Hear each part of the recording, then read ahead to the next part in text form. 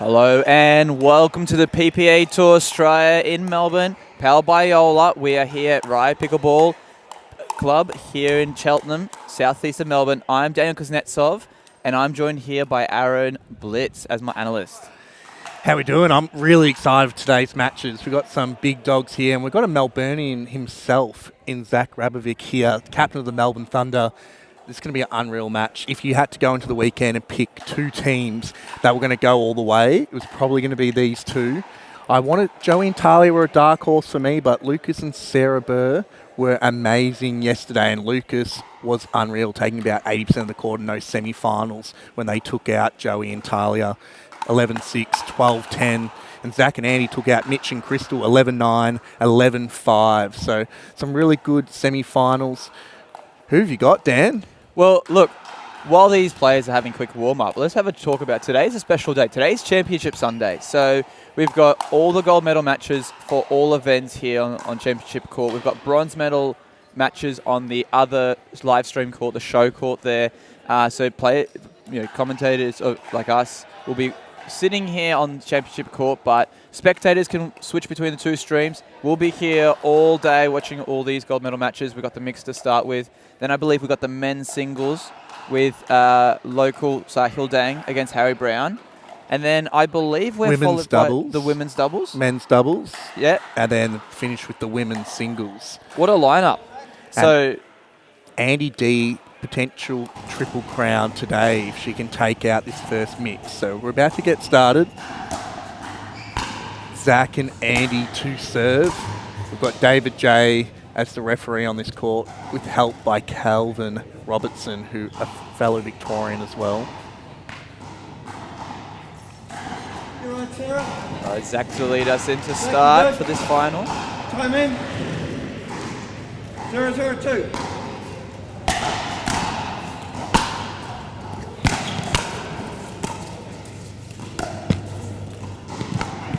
Bit of luck early for Lucas Pascoe. Look for Lucas and Zach, both very similar styles in mix, play huge and take up a lot of the court. So Andy and Sarah will probably be straddling that sideline as much as they can, exactly like that.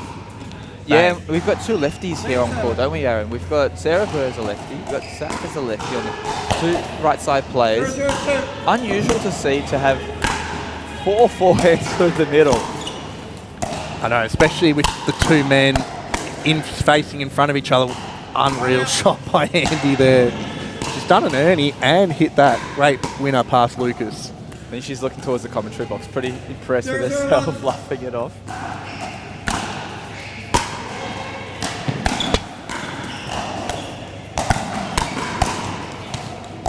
There you go. I think both teams going to be just trying to work out the men and try and get it back behind them, both and make them work hard. Get them out of the play.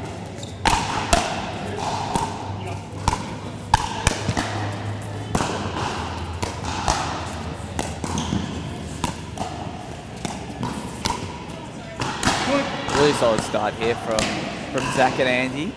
I just remember yesterday Crystal was making Zach work so hard. She was a dinky machine. See if Sarah and Lucas can do the same.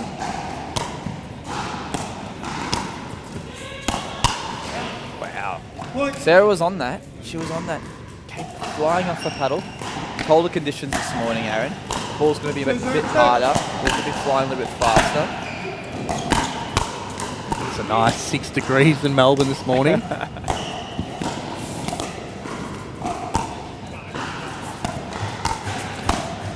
Really good ball there from Lucas. It's what Lucas does so well. They're going to try and pin Andy in that corner, and Lucas is just going to wait for that pop-up. 0-2-1.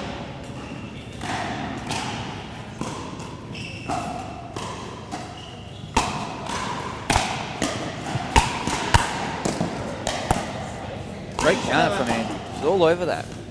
Right down to Lucas's feet. 0-2-2.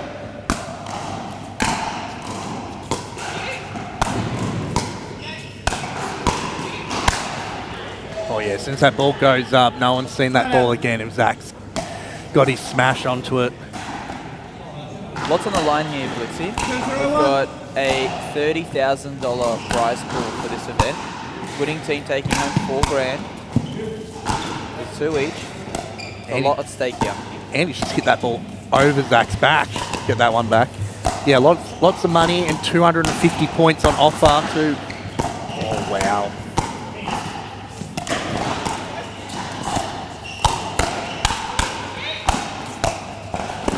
Oh no, he had it on his paddle there. He just jumped a little bit too early. What a point. Lucas' Wow. ATB defense was craziness there too.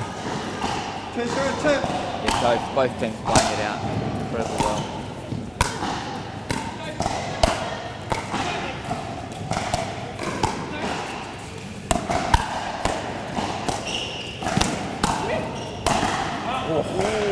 Inside out Goes for a smash. little trick shot there. I think the Ernie count's at about 5 already. I don't know what the odds were going into this. Plus or minus 15, I think. Over under.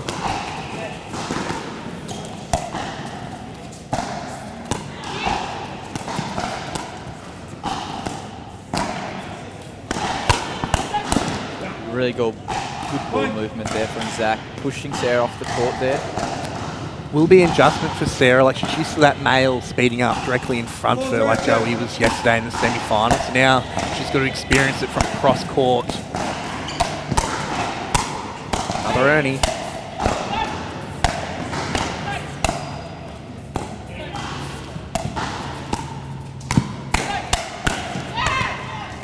Definitely going to be over 15 at this rate on the Ernie count. What was that, 6?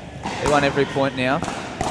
There was talk in the comments on YouTube yesterday calling the shot the Bernie after Sarah all the Sarah Bird's Ernies yesterday. She does sit on that right side, doesn't she? Always looking for that forehand. There we go again. What I'm noticing in this final here, Blitz, is the amount of ball movement. There's not a lot of power. They're dialed down. They're probably not hitting anywhere close to 80% pace until it's a real put away. I've seen them really slow their shots down, really put the ball into a really good spot. What's mean all their hands are so good. As soon as you start that fight, it's just going to come back twice the speed.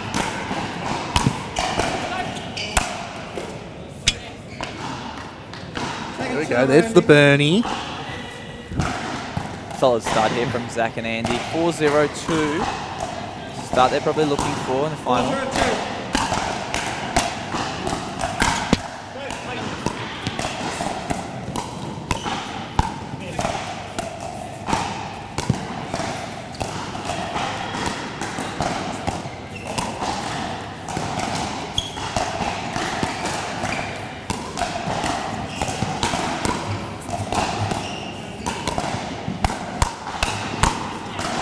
Wow, what a point. Really good ball movement there. Zach taking over a little bit more of the court there, moving the ball around, exposing some of the opportunities there in the court.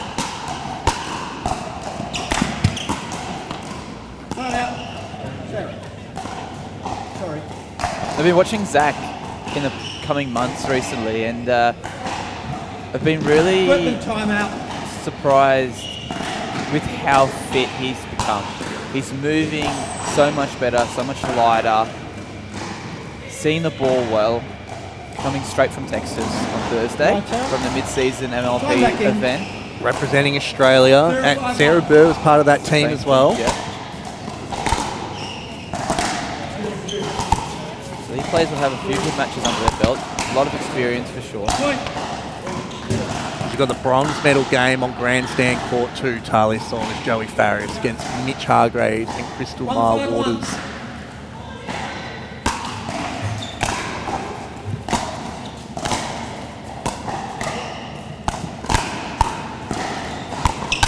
Wow. Back. Well, great point. Andy seeing that Ernie so early, and the way the ball counted off her paddle into Lucas, she actually paused for a second. She couldn't believe it came back. Yeah, I think she was a bit changed. She was like, sorry Lucas, I didn't mean to hit you that hard. And the ball came back. She's like, wait, I've got to get you playing the plan. 1-5-2.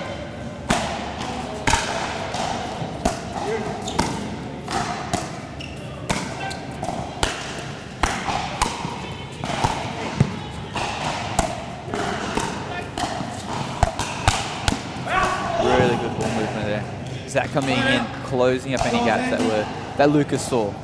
Yeah, great poach by Zach. And I know he's been working really hard off the court ever since he had a few injuries last year. I know he's on the bike every day, getting that cardio up. You can see it. You can definitely see the way he's moving, the way he's taking the kick. Well, he looks confident in his body, which is great to see.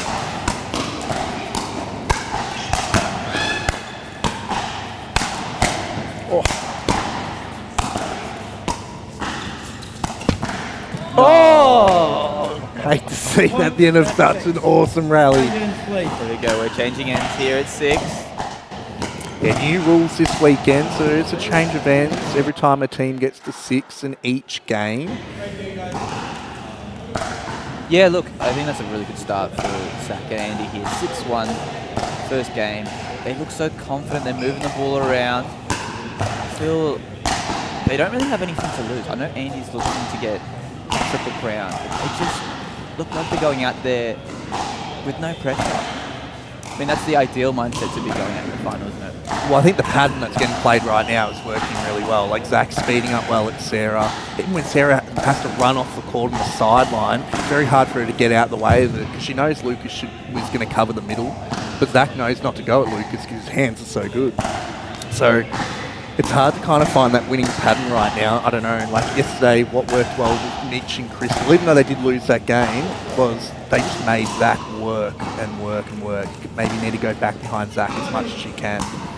But harder to do, easy to say. So you're saying Lucas Basco and Sarah Brewer have to really start going back behind Zach a little bit more often. I feel like they're switching that ball over to Andy too soon, and Zach's having time to re-establish. Yeah, because he's hovering in the middle so much. I think if you go back behind his backhand, like it's not going to be in front of him. He's just going to have to play defensive ball over and over again.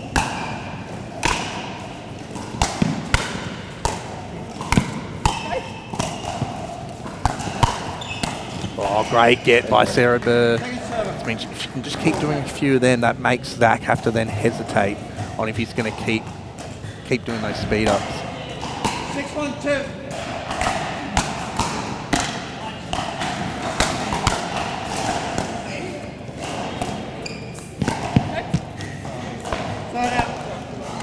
It's good pressure there from both Lucas Pascoe and Sarah Burr. Going to Andy and really closing her opportunities there. 1-6-1. She really felt that. Point. Nice easy point for Lucas and Sarah. I like to say that's in the budget. You can throw in a couple loose areas here and there, especially when you're up 6-1, or now 6-2. Yeah, that ball's never coming back. Nearly hit us in the commentary booth. I was stuck in the cover, mate. 2-6-2.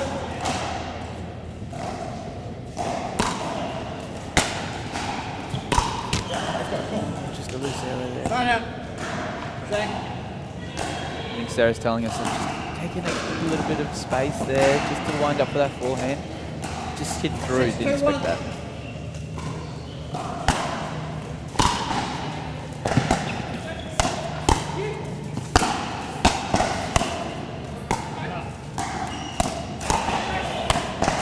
Oh, Yeah, good. great Found the middle. He did. Zach had to really cover that angle there. He knows Lucas can rip that wide.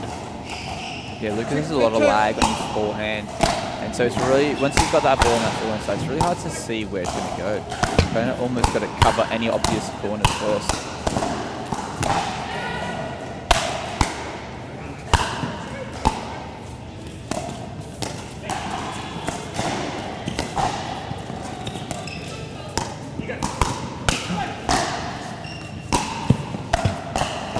What a point. I think Lucas hit that smash like left-handed in the middle of that point as well. That point out everything. I'm just paying attention to how Lucas is just holding that middle of the court where Sarah's coming out to her right side. They're really squeezing Andy here. And it's quite interesting where Zach is maintaining his hold on his right side. Lucas is really squeezing that center line. It's almost like he's playing singles. 2-7. You're right, we got you. 2-7-1. We'll try again. Wait.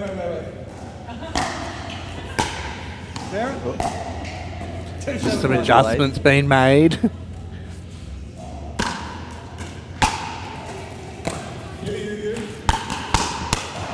That's a great counter there from Sarah. Knew that was coming. She was ready for it. I think she's happy with that one as well. Well, the game plan is definitely Andy Zach just trying to speed up this ball at Sarah. She's doing a great job of blocking every ball back.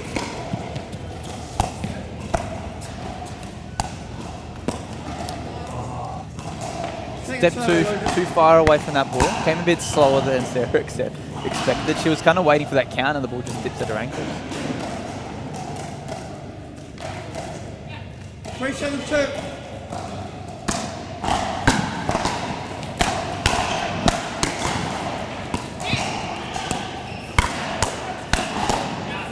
Yeah, great play there. Point. And he's struggling to re-establish after prepping for the Ernie. Got caught back on the heels there. 472. 7.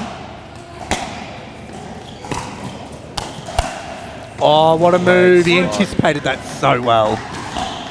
Zach trying to find the middle. Lucas, he's got the forehand ready to rumble on that one. 572. Lucas and Sarah getting a bit of confidence here. 5-7.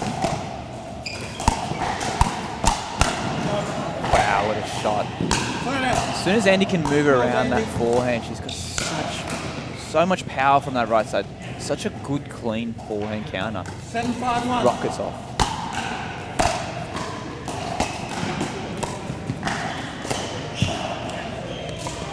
Second server, Zach. There's a couple of loose errors from Zach and Andy on their serve. Just can't 752. get a few extra points here.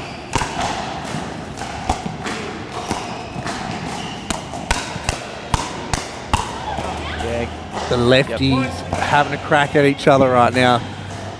I think Sarah was just yelling at herself. One of those balls was going out. She countered that ball back, and that was it. Lost a bit of focus there. It's so hard when it's coming at that speed. It's actually anticipating if it's just going out or if it's still going in. Wow. Wow. This is a really good counter from Andy there. She almost had Lucas there. He did not expect that ball to come back. And you're right about the decision making. Like, we're talking about milliseconds here, especially in these firefights, and where that ball needs to go.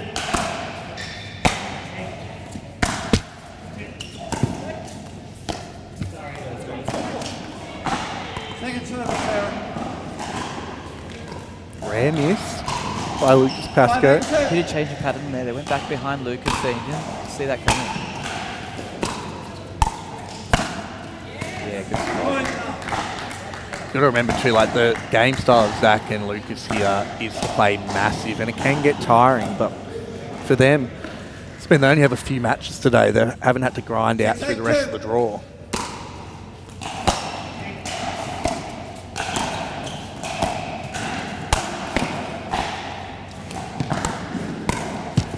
Yeah, great play. Nice. I like that Andy slowed that ball down. I was just about to say last point.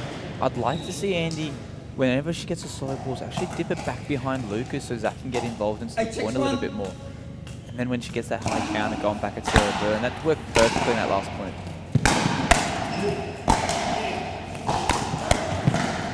Give me that all day. Second server, Andy. Zach a bit frustrated there. Felt like he was all over that counter. 862. Played a bit too soft.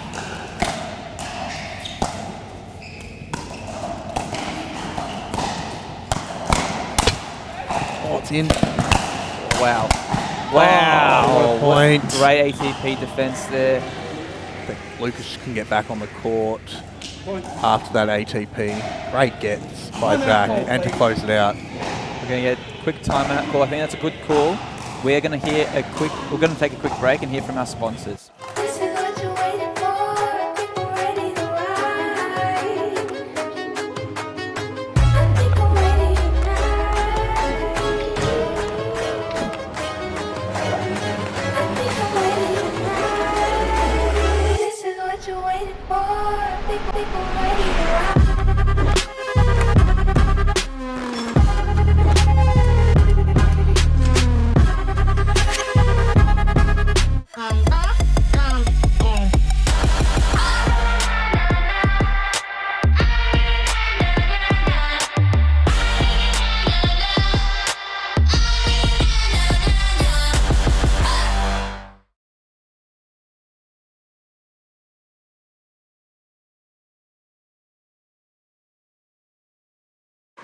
Welcome back to the Pickleball PPA Tour Australia here in Melbourne, held at Rye Pickleball.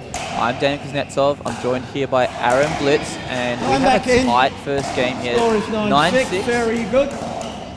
Right, Andy? Second end to serve. 9-6-2.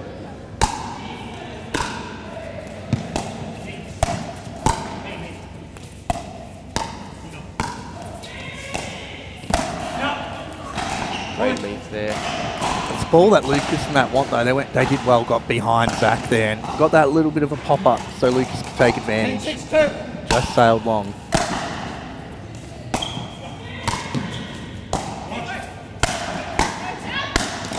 Oh, great. Inside out smash. Sarah's screaming out. Lucas is like, don't worry, I got this. I'm going to put this away anyway. Good side out here. What do you think Lucas and Sarah were talking about on their little timeout there? Because it seems to work. They've got 2 points in a row. I think just going back behind Zach a little bit more. Just got to give Lucas as many opportunities as you can, get him pop up. Oh yeah, that almost went close. between Dan and I's head in the commentary booth. We almost fell out of our high chairs here at the commentary booth, dodging that ball coming at speed. I knew it was coming. I wasn't expecting to get body bagged by Zach today. Not if you're off the court. 6-10-2. Not an error you want to be pulling at this time of the match. See if Lucas can refocus here. 10-6-1. Game point.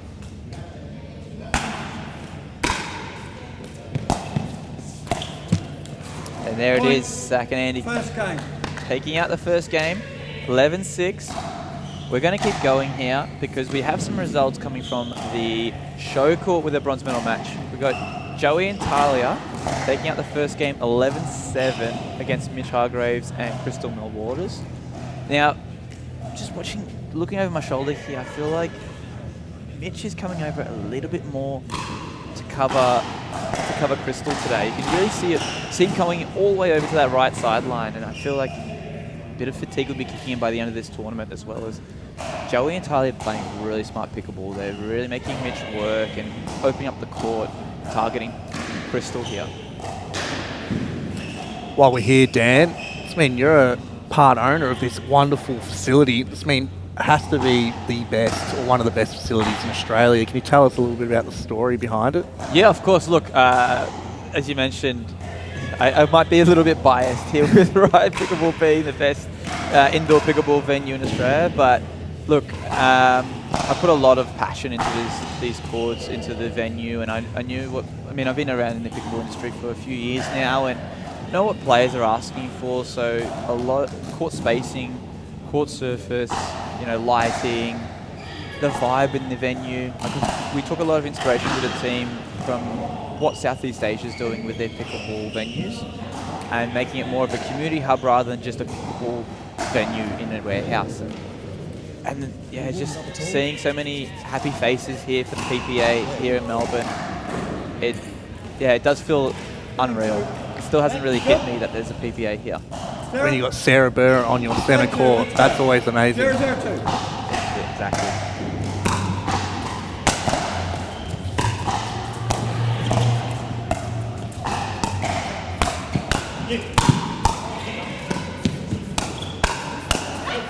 Oh, good leave there. Is this a change-up? Sarah now on the left. She was countering with her backhand there. She was like, what's going on here? I need my forehand.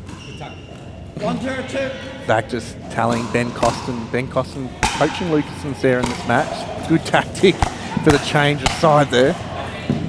Great ball there. Zach getting it on the line this time around. 0-1. 0-1-1.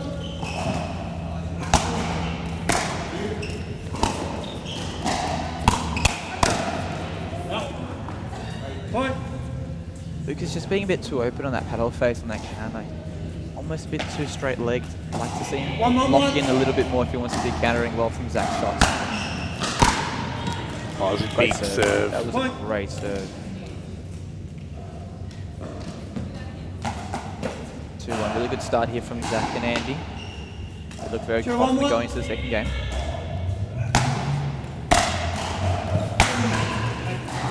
Just wide. Forehand. Would have felt great off Zach's paddle there. Just wide. So probably a little bit too much lefty side spin there. Just a tad too much. Literally just bounced next to the line. 2-1-2.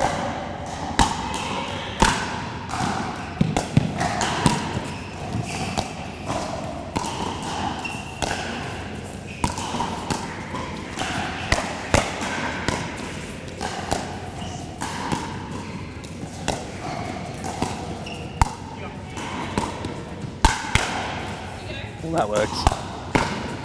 Oh, she almost got away with it. Great digs by Sarah Burr there. Nice change up, but Andy was all over it. She's leaping up into that smash, and then Sarah's obviously, okay, bad decision. Managed to counter that smash. Left foot. No. Side out. Andy got called for a foot fault here with her left foot. As you step across. So Andy was just moving over to her side lane, probably feeling the pressure of Zach coming across on her right side. Just moving a bit too early before she hit the ball, stepping on the baseline then.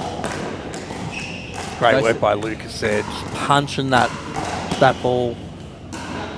Yeah, Lucas and Sarah probably just can take advantage of this moment here where Andy's just a little bit unfocused, a little bit rattled from the call.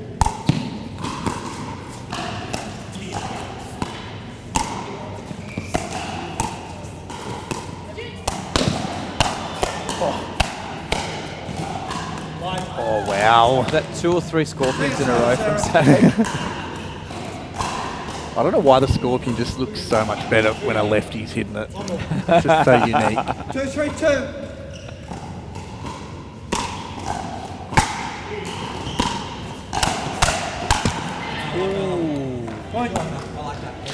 That's good. Andy would love that one again. Yeah. She moves on from those little mistakes so well.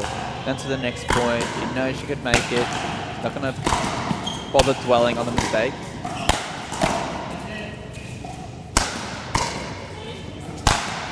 Wow. Shit, how it comes off that left hand of Zach. I'd be checking the ball after that smash. He's going to have arthritis in that shoulder at 40, I think. We won't tell him about it. He's on a good run at the moment for a gold medal. 4-3-1.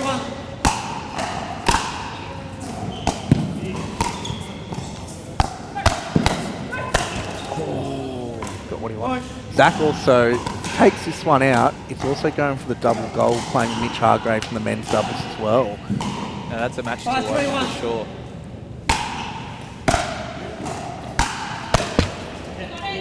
Got it.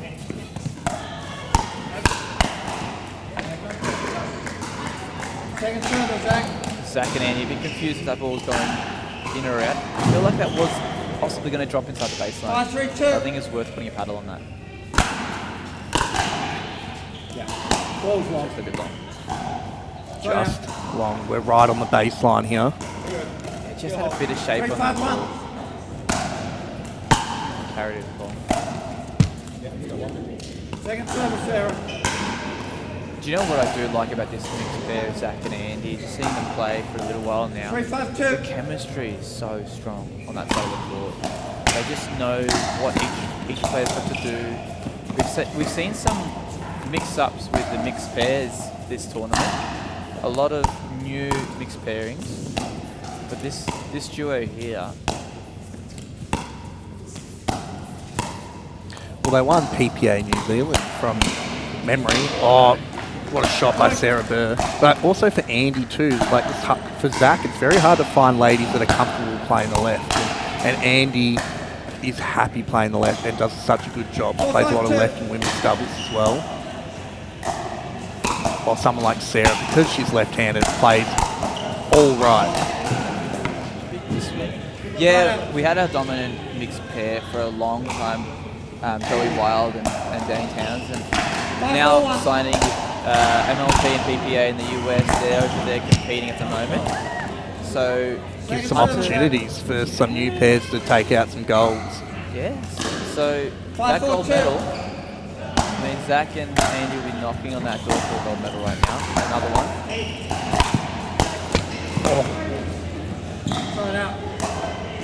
Sarah can't just push that, Ernie. Change of pace. Zach was a bit surprised with the slow ball. 4-5-1. 4-5, still a close one here in the second game.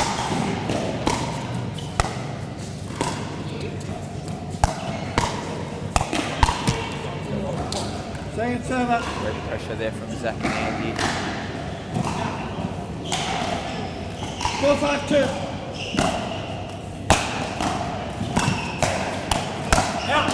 I couldn't imagine the pressure Sarah would be feeling that right side with Andy and Zach really breathe down towards that right side.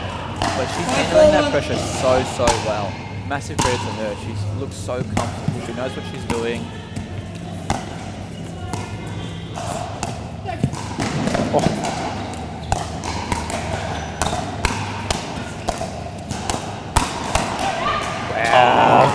Great scrambling by Sarah and A Lucas. little miscommunication, and Lucas really digging that ball. Really good play, neutralizing that point and then taking it out. 5-4-2.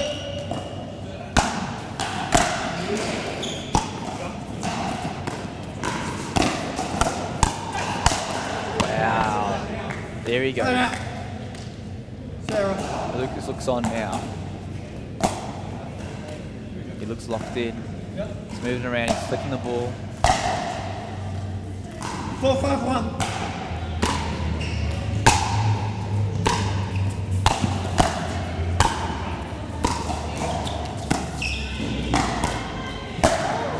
Now I'm looking at Lucas Pascoe's paddle here. He seems to be the only player with no added weight on his paddle out of all 4 players here.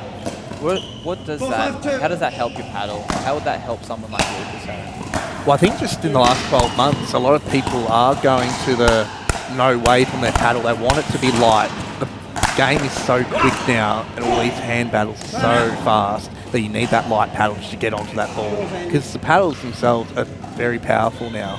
You don't need that extra weight. You probably only need it maybe more for singles. And correct me if I'm wrong, they're also much more stable now with the latest technology. So you don't need that added weight to give you a bit more security. Especially the JOOLA paddle, because we've got the new Pro 5s.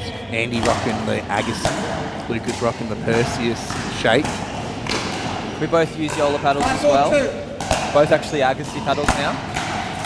Yeah, I was a Perseus guy for years, but on the Agassi. Bit of a leg court to give him a change of ends here. 6-4. We're going to have a quick short break, a bit of a breather. We'll hear from our sponsors and be right back with some more action. This is what you're waiting for. I think we're ready to ride. I think we're ready tonight. I think I'm ready tonight. This is what you're waiting for. I think we're ready to ride.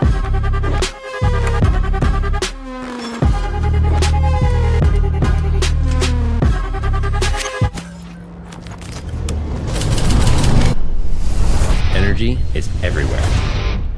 In the hit, in the bounce. It's in the crowd, the people holding their breath, and then losing their minds.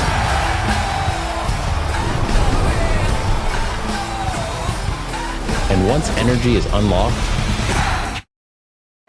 Welcome back to the PPA Tour Australia here in Melbourne. The PPA250, we've got $30,000 on the line today. Championship court playing all the gold medal matches, and we have an incredible first gold medal match coming up with a 11-6, 6-4 lead to Zach Rabovich and Andy.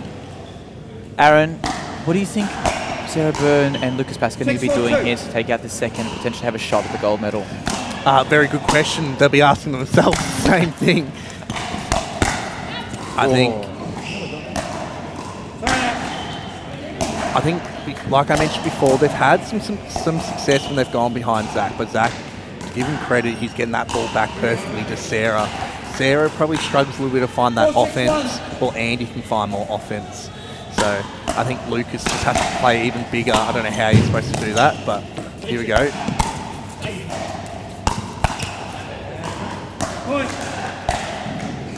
Yeah, they probably have to remove Zach out of the play a little bit. He's been really dominant around that kitchen line, and him and Andy really putting a lot of pressure on Sarahville on the right side. How do we get Zach back onto his right corner? Get him out of the play.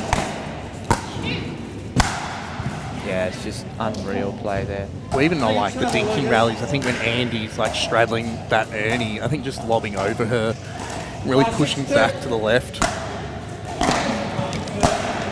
I know, you've got to try some little things here.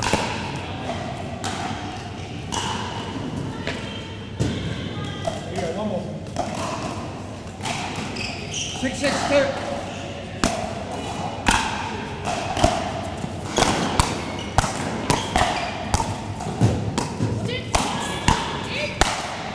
Wow, good play there. I feel like Lucas and Sarah just need to slow the ball down a little bit. Just get to the kitchen line, work the point just a bit more before they start pulling those triggers.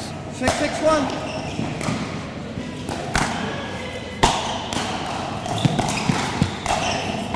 A couple of errors here from Zach, but I think for Sarah too, like she is stepping back a lot in some of these rallies, so it's just giving Andy and Zach a safe spot to hit to. While Andy stays on the line.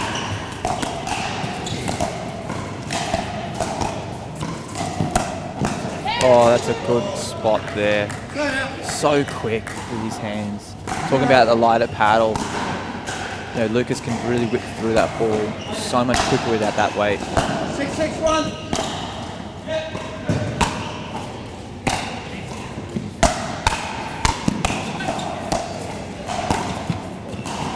There you go, some points in a row here for Lucas and Sarah. Yeah, they just picked up the intensity after that change of ends.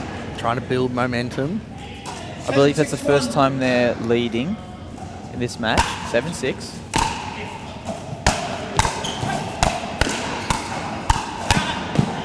Yeah, great counter there from Sarah. Good work. Timeout call from Zach Rabovich and Andy. I think that's a good call. I think there's a bit of momentum shift there at the change of ends. And you know, Lucas and Sarah coming out with, you know, you can see Coach Ben Costin there, just giving them a few tips, and they've come out swinging in that change of ends. Coming back from 4-6 down, now 8-6. Yeah, I don't know what the little differences were there. I think just Lucas and Sarah made some really good balls, and Zach and Andy just leaked a couple of errors there, which just gave opportunity for Sarah and Lucas. It's been at this top level of the pros. If someone drops off by 5%, that is the difference. Okay, their floors are so high and their ceilings are really high. So as soon as one ceiling drops a little bit, it gives opportunity for the team to get back into the game. Update on Grandstand Court, it's 10-10 in the second game. Talia and Joey Farriers taking out the first game. Yeah, who gets the bronze medal over there. That's a close one. It is a PPA250 event. Quite a few points on offer here. There's only a few of these in Australia for the year. 8-6-1. All right, Sarah serving for 8-6. Be looking to get back into the third game here.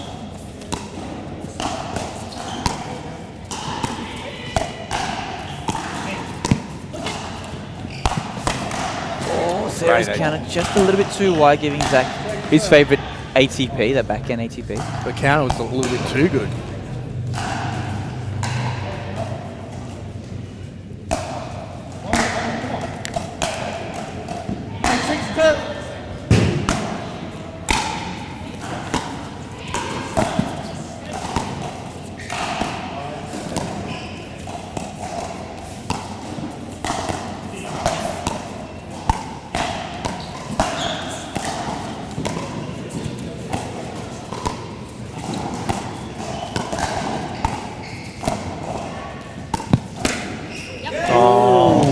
Got it. The Bernie. She was waiting with the paddle out there, but you can just see suddenly Zach and Andy have gone, hey, let's just put 100% of the balls towards that right side of Sarah. Luke's didn't see a single shot there in that last point.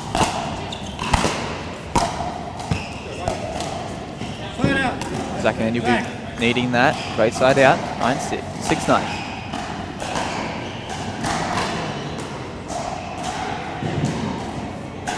Close second game there on show call for the bronze medal. 11-11 in the second game.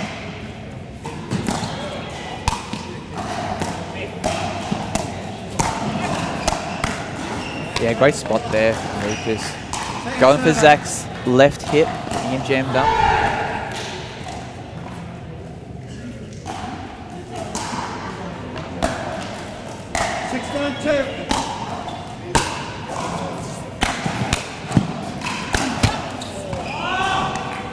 Sarah's jumped up for that, and she was on the sideline when she blocked that one back. Would you call out a Burt coming from the returning side of the left court, coming across that right side with a counter backhand?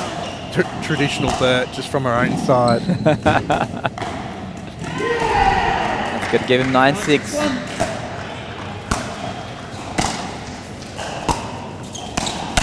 Oh, Wow. Lucas was there waiting. He's done that a few times this match. I think Zach's going to have to go behind Lucas occasionally, just keep him honest. Yeah, just slowing it down, dipping into his backhand corner, get him out of the gameplay, and then go for it. Joey Farris, Tarly Swans just took out that second game. So they are the bronze medalists this weekend.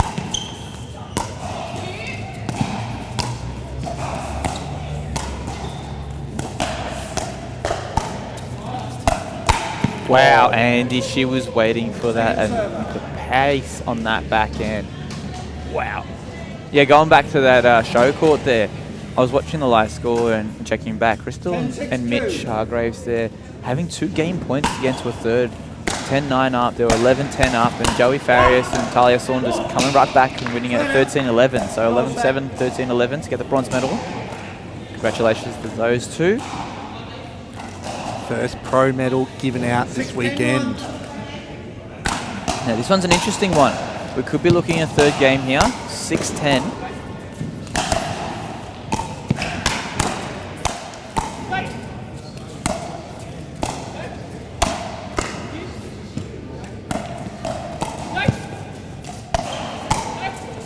That was better play there from Andy, putting Lucas back into his left side. Sarah, I feel like the pattern has changed now. She's getting and waiting for that Ernie, whereas before she was anticipating the Ernie. Now she's like there waiting for it, kind of saying, hey, I'm there if you're going to go back to me. You know, like even Andy's shot there, she can't just go down the line now. Sarah Bird's is waiting for that ball. So putting a bit of pressure on Andy to really tuck her dink in behind Lucas. If it goes any higher, Lucas is flicking that ball right back at her.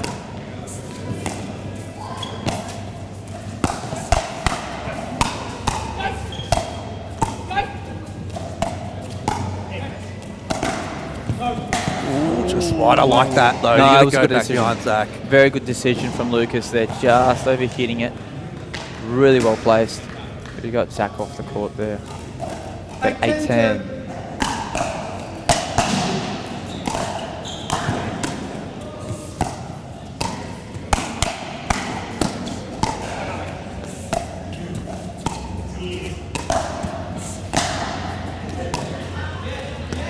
Oh, miscommunication there. Oh no. There we go. Sarah serving for game point here, 10-8. See if they're taking this to a third.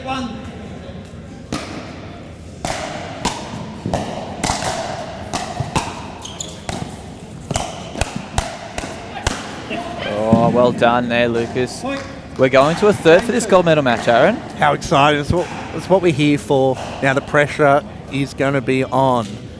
Alrighty, we'll be right back shortly with the third game here for the gold medal match. Don't go anywhere. We'll have a quick bit of a breather. Energy is everywhere. In the hit, in the bounce. It's in the crowd. The people holding their breath and then losing their minds.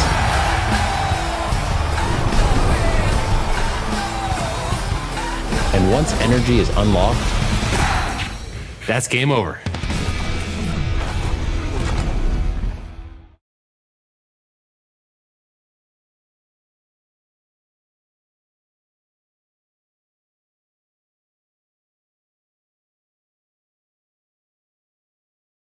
This is what you're waiting for. I think we're ready to ride.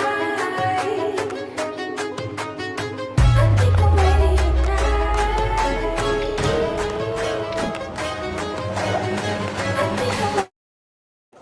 Welcome back to Championship Sunday here at the PPA Pickleball Tour Australia in Melbourne here at Rye Pickleball. I'm Daniel Kuznetsov. I'm joined here by none other but Aaron Blitz. Time back in, game 3. We are going Sarah, to a you tight good? third game. Zach, you right? Zach to serve us in. 0-2.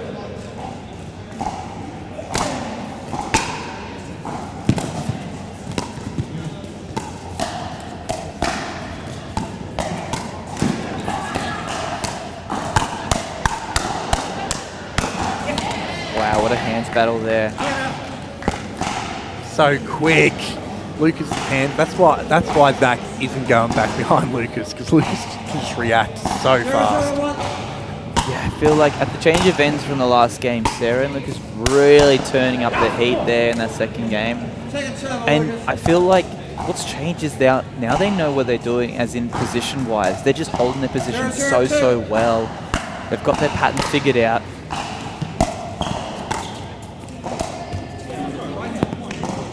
I'm assuming Sarah and Lucas will probably not be changing much in this third game, whereas Andy and Zach probably would have had a bit of discussion here at the break, at the end of the game. Change up a little bit of the pattern.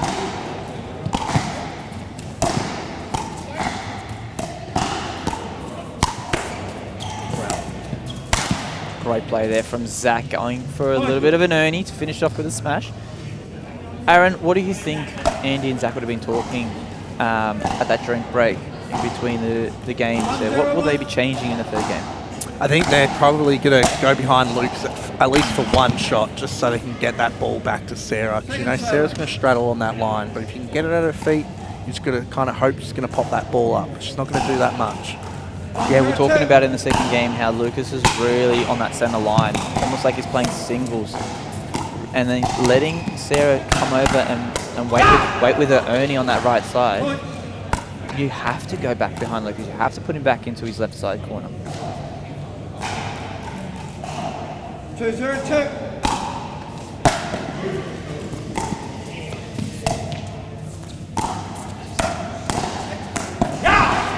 There you go, that ball back behind Lucas. I think they just have to go back to his backhand every now and then. Then that's getting them that ball at Sarah. 3-0-2. Or an error from Lucas.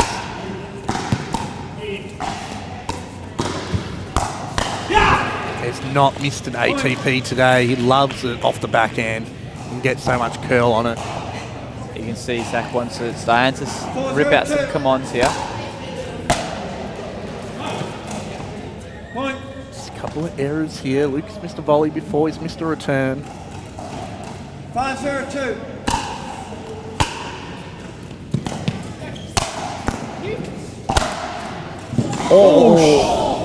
Whoa. That's just gone over the fence. Overcommitment. Wow, the paddle went over the fence.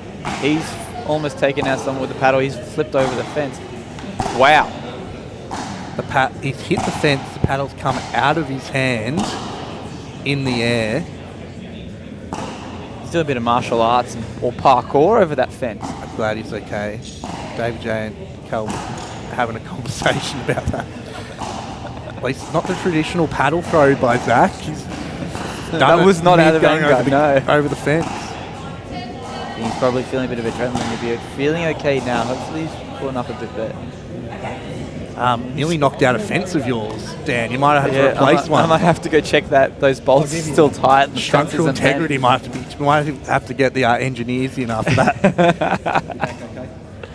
Look, I tested that when we built the fence. I was like, Zach, can you flip over him? Is that a good height for you? Yep, good, perfect. We're safe. Damn, that. Been in pickleball for a long time. Have not seen that before. No, that's shocking. Tell you what else is shocking. I felt like Sarah and Lucas started so well in this third game, but it's a 0-5 scoreline at the moment. Really good start from Andy and Zach. Exactly what they were wanting in this third game. Ooh, that's all right. They've got that in the budget. They're gone for a little bit more now. I think they're a bit more relaxed. Loosened up after a really good start here in the third. 1-5. I think, yeah, you need to keep that foot on the pedal, especially against a team like Sarah and Lucas. Really good spot there from Zach coming over with the Ernie. Don't want Sarah and Lucas to get rhythm again.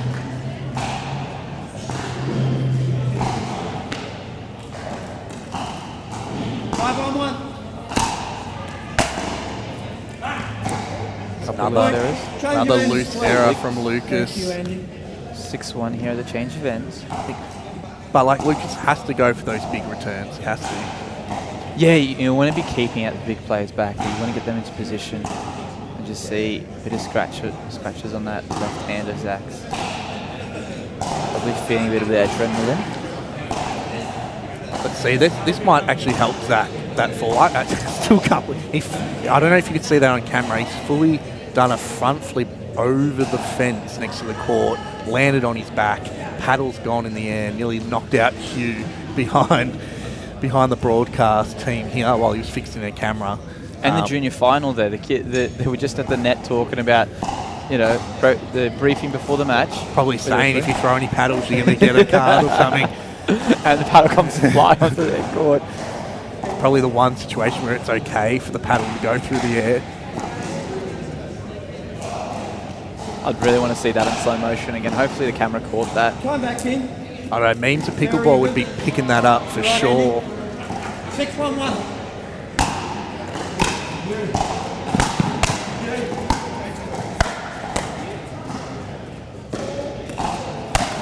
Yes. Oh, perfect. Second server. 6-1-2. 6-1-2.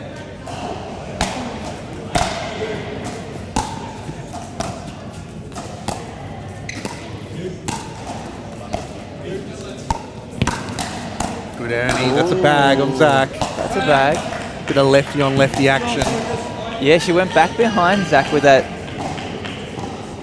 Ernie there. I think everyone was anticipating the ball coming straight towards Andy. Nice change up there from Sarah. 1-6-1.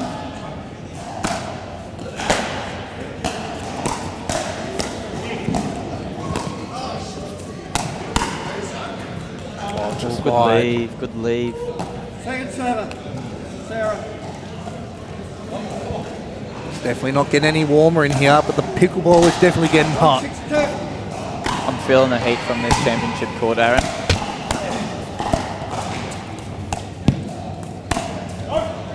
Just overhitting. Just a little bit too much.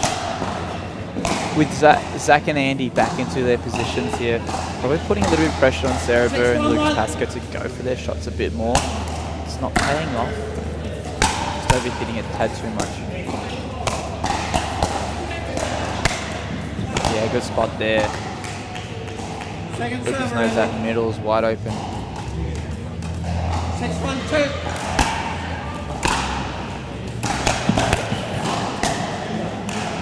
Point. Great shot there from Zach. Really threading that drive down that line, stretching Lucas on the falling volley.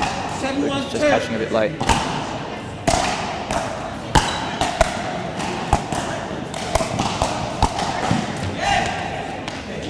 Try it out. See what Lucas and Sarah can do here. Can they get some momentum back their way?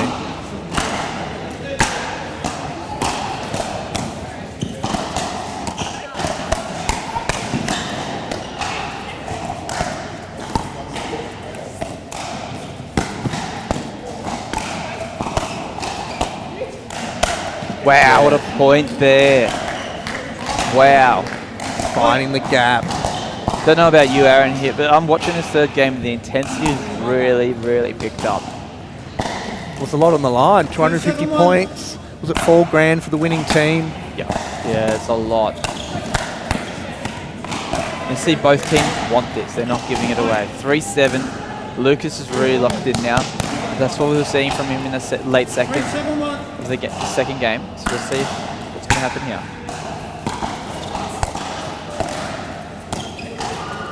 That's a great ball there. Nice little roll back behind Lucas. Bringing him back onto his left side. 3-7-2.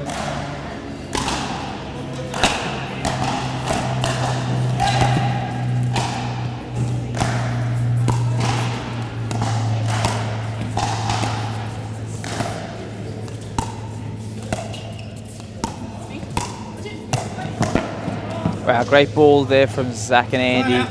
Zach bring Lucas right back over to his left side.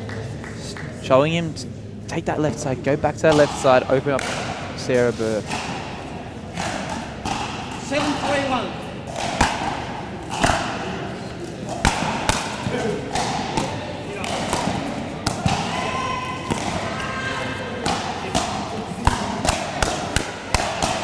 Great hands there from the boys, Zach and Lucas. Lucas coming out on top with his hands. Finishing off with a high volley. 7-3-2.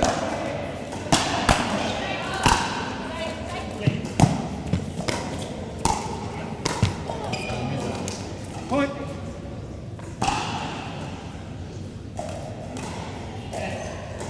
Eight, 3.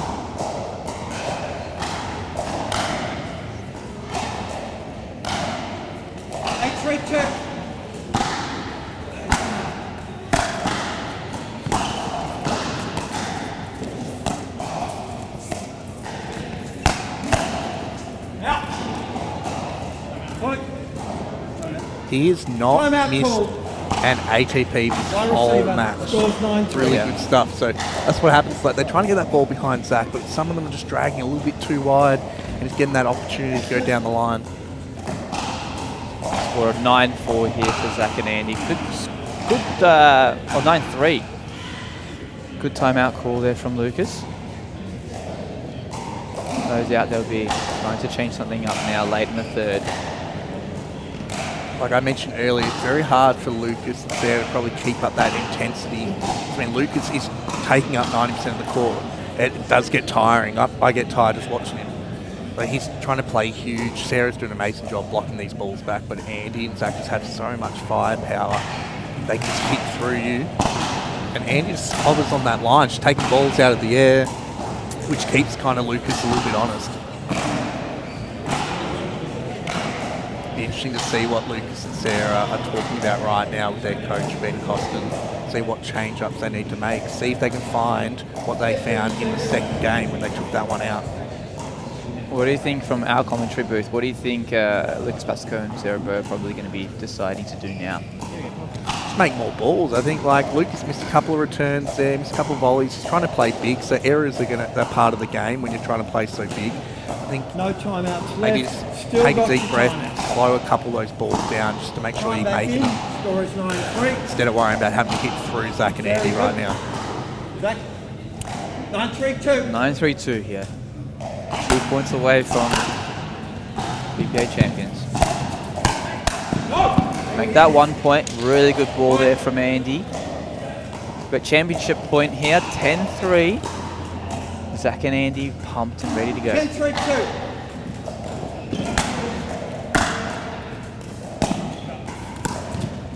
No block.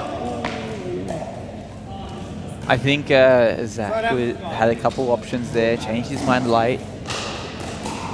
Feeling the tension of championship point. He always loves finishing on a bang, Zach, but he just stepped on the kitchen line there, but missed it long.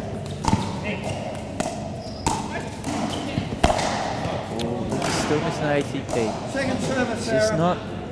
It's almost like he's just dropped it. Feeling a bit off in that late in this third. Good pressure from Zach and Andy then.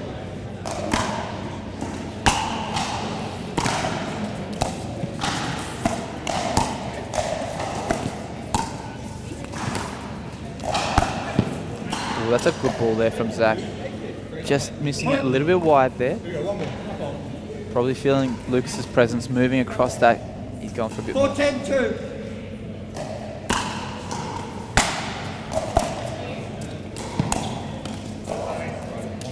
Communication there. Great spot there from Zach. Rolling it nice and slow. Score, Zach. Giving them side out. 10-4. Another championship point. 10-4-1.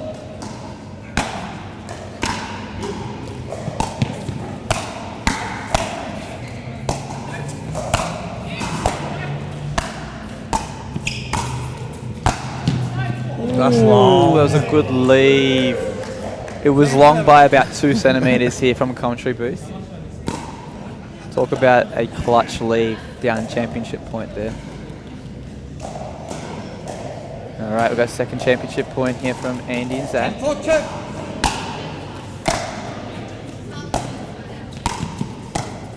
Oh, Zach Grabovich still himself. That was a tight miss. No doubt he'd be feeling that pressure. He wants that. He wants it. Wants Yeah. this gold medal, especially in his hometown of Melbourne.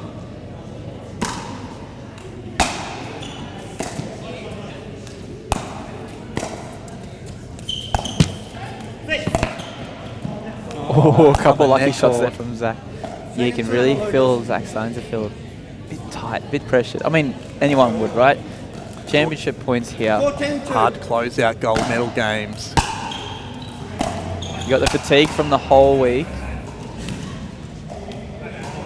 So it all comes down to this point here. And opened themselves up another championship point, 10-4. All eyes on Zach's serve here. 10-4-1.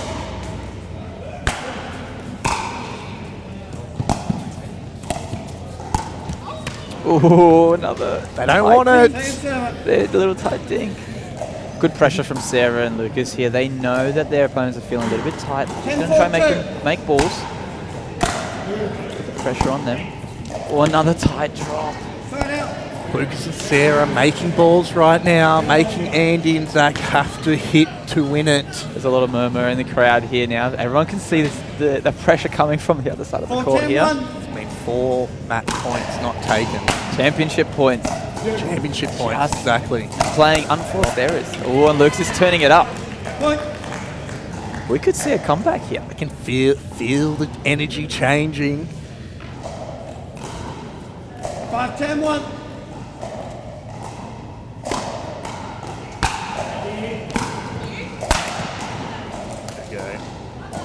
Huge smash by Zach. Sarah not running into the fence like Zach did before to Doing go a get that flip one. over the fence. No, she knows where the edge of the court is, knows the limits.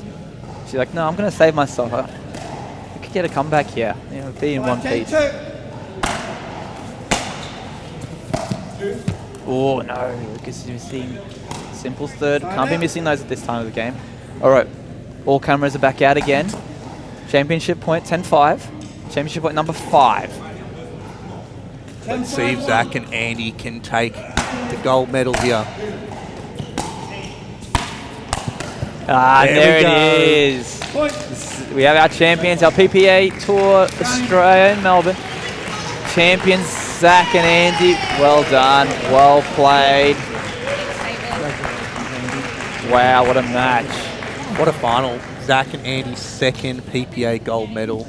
Hopefully we can see this partnership continue.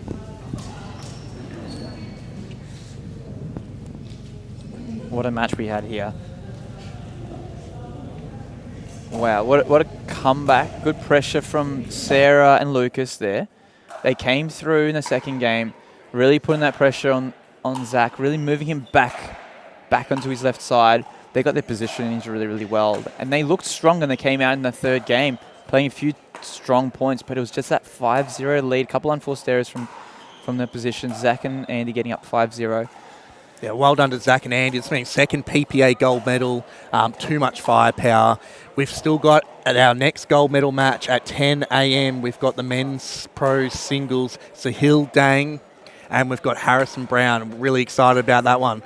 Check you out at 10 a.m. This is what you're waiting for. I think we're ready to ride. I think I'm ready tonight. I think I'm ready tonight. This is what you're waiting for. I think I'm ready to ride.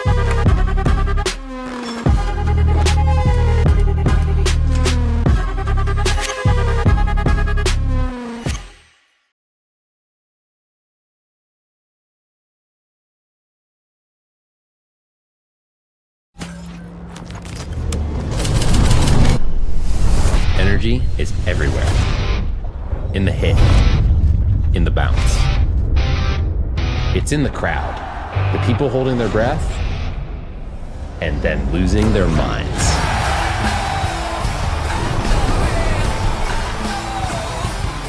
And once energy is unlocked, that's game over.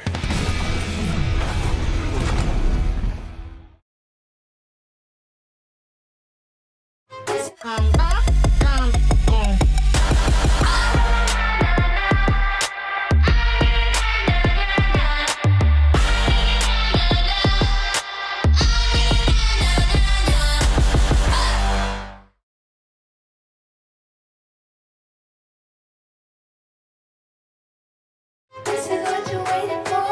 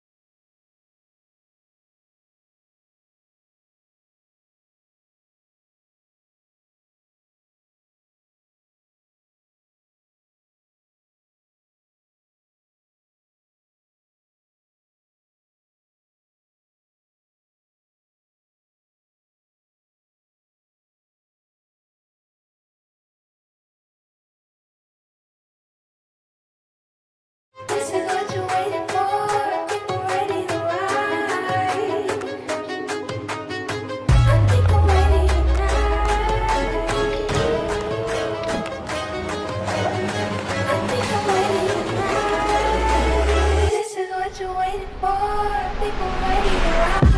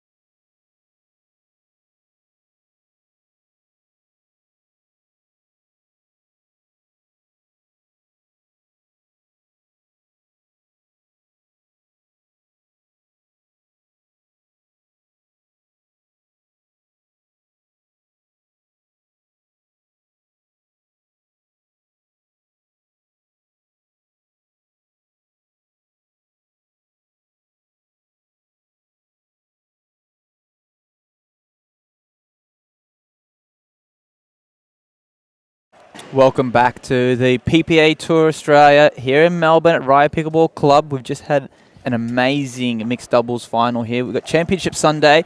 I'm Dan Kuznetsov, and I'm joined here in the commentary booth by Aaron Blitz. Look, really excited for this one. We've got a hometown hero in Sahil Dang up against Harry Brown. Both of them winning their first PPA single golds this year. Harry Brown, obviously, probably the number one Australian singles player over the past 12 months, but it's always just lost against like a Jack Wong or someone really good internationally when they've come here. Sahil winning his first one at Redcliffe earlier this year at a PPA Brisbane, and Harry Brown taking out PPA New Zealand. He also won the men's doubles. So you'll see Harry Brown later on with Lucas Pascoe trying to beat Zach and Mitch for the men's gold. So Harry's got 2 gold medal matches today. First one here with the singles. Bit of tension here with the singles match. Bit different. You can't really bounce any energy or nerves with the doubles partner here. It's all by yourself here on the court. Bit like a tennis match. So these two boys have played a fair few times together. I don't know what the head-to-head is. I think Harry is in front. I don't know if Sahil has beaten Harry. He has, yeah. He has. I would agree. He did at that. Yeah, the Queensland. event that Sahil won, actually, he beat Harry, didn't he? The PPA at Moreton Bay. early this year. They actually played, I believe it was a quarterfinals or round of 16 early in the draw. Sahil coming out on top. He had a really difficult draw. Then he defeated, I believe, Daiki in the final there. Is Zach pulling out in the semi-final? He had a bit of a twinge on his body. So Daiki came out a little bit fresher, and Sahil came over. He had a big Victorian support crew in that match. Big Pickle. Yeah, and we're all here. Vic Pickles now taking up the stands, now ready to support the hometown hero. And while this match is warming up, we do also have on show court the bronze medal match there with Daiki and Stefan Georgic, another hometown hero. He's done an incredible run this tournament. Knocked out the #1 seed, Mitch Hargraves. Yeah, his second round. So Steph had obviously played Oliver Gray first round 32, took him out in 3, and then comfortably beating Mitch Hargraves in straight games there. And then Carl Stoker. So that was a really good couple matches there. And unfortunately, losing to Sahil 11-3, 11-6 in the semi-finals. But hey, that for Stefan, that's a huge run. Sahil having beaten Brian Tran in the quarterfinals. Now that's a tough quarterfinal for Sahil. Well, the singles draw was so deep. Like, just look at a few of those names. You got Josh Barber, you got Kyle Stoker, you got Stefan, you got Brian Tran, you got Daiki, Sahil, Harry, Zach, Mitch, Lucas. That's the mean. Liam Jesperson playing unreal singles too. Matty Kuz, he took Harry Brown to 3 games as well. Michael Massey's still a very, very good singles player. The men's singles draw has been stacked at this PPA250 Melbourne. Powered by our friends at JOOLA. Yes, JOOLA. We love a good JOOLA Pro 5 paddle, don't we? Both using the Agassi. Love the 14mm Agassi. Great sweet spot. And loving the rally shoes, the JOOLA shoes. Not wearing them right now. I'm in my comfy shoes right now. I'm not playing today. I'm the same, mate. I was using them all weekend. Really, really blown away with the longevity of those shoes. So excited to keep repping the JOOLA brand for years to come. I'm just so excited that we've got a Victorian in the gold medal match and the bronze medal game. Like, it just shows you how far Victorian pickleball has come. And venues like this that we're at, Raya Pickleball Club, is a big reason why the level in Victoria is growing and growing and growing. These pros need a space to hit and train world-class facilities, and this is one of them. In all seasons of the year, right? It's a bit of a chilly one today, so it's probably going to suit Sahil's game a little bit more. 0-0. Alrighty, here we go. Championship game.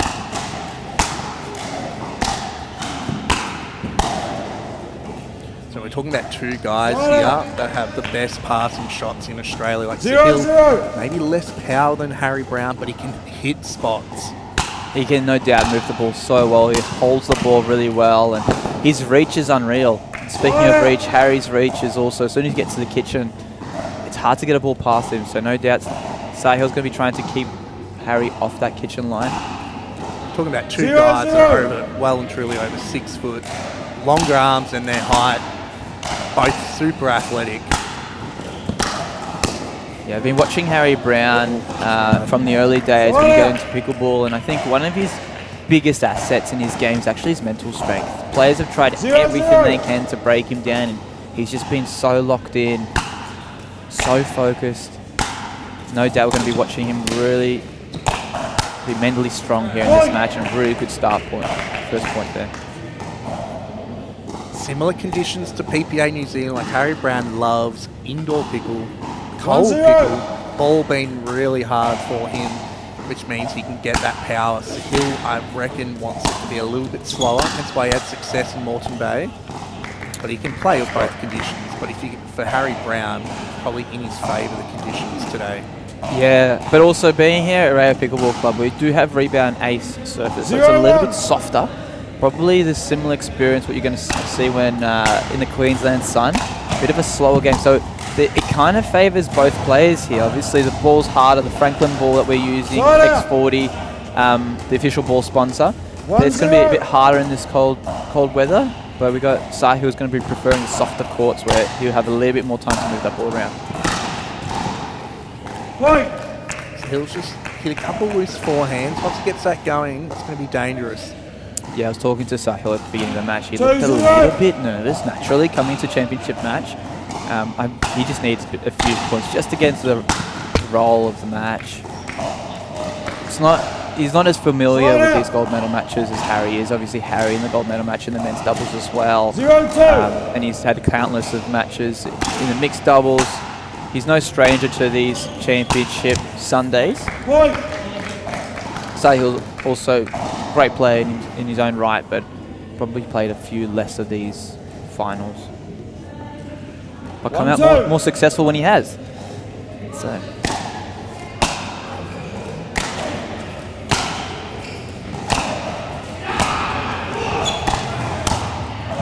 Oh, there's that forehand. Harry just guessed it really well. What's always good about singles is like the first half, the first game is always just feeling the ball. They're just trying to find their strokes right now, and then they start making them, and that's when we get the ball game started. 2-1.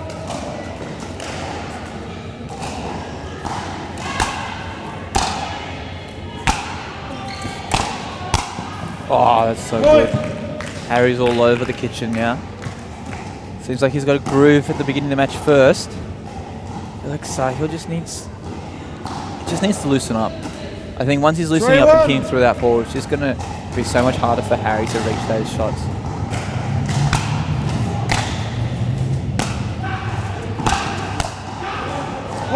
Right now, Harry's making Sahil stretch. Sahil's hitting some good passing shots, but Harry is just there and just hitting it to open space. There's not much more Sahil can do right now. 4-1.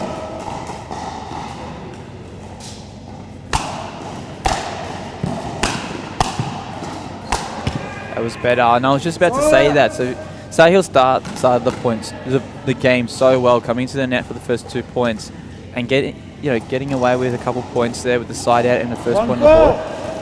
And then he's just held back on the baseline, being a bit tentative and letting Harry come forward. So that's given Harry a few points there. It's just so hard to get past him. So I think from Sahil's point of view, he needs to start looking to get to that net as much as he can. Doesn't matter where he goes towards Harry. If he can get to that net, hold that kitchen line with his reach.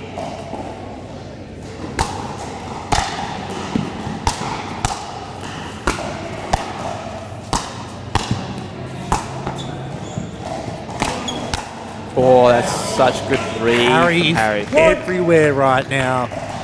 It's so hard. Like, Sahil is hitting good ground strokes. It just, Harry is getting to them and hitting to the space well. 5-1.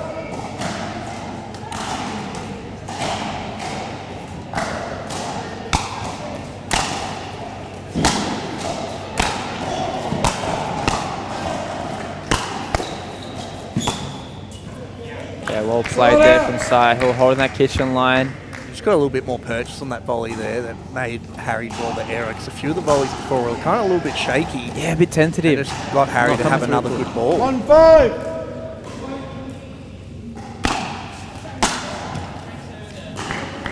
That's what you need to do in singles, big serve. That's the one thing I would say that still needs to work on. Is like, he's unbelievable in every aspect, but I think he's having a bigger serve. That's what separates some of the top guys. 2-5. Probably what's helped him develop his passing shots is because everyone's been moving in on his serve and he's been able to learn to pass them. Whoa, that was a nice change of direction. Side out. Just missing that ball. Yeah, Sahil just needs a couple points on the board here just to loosen up and start going for his shots and have a bit more faith in his own game.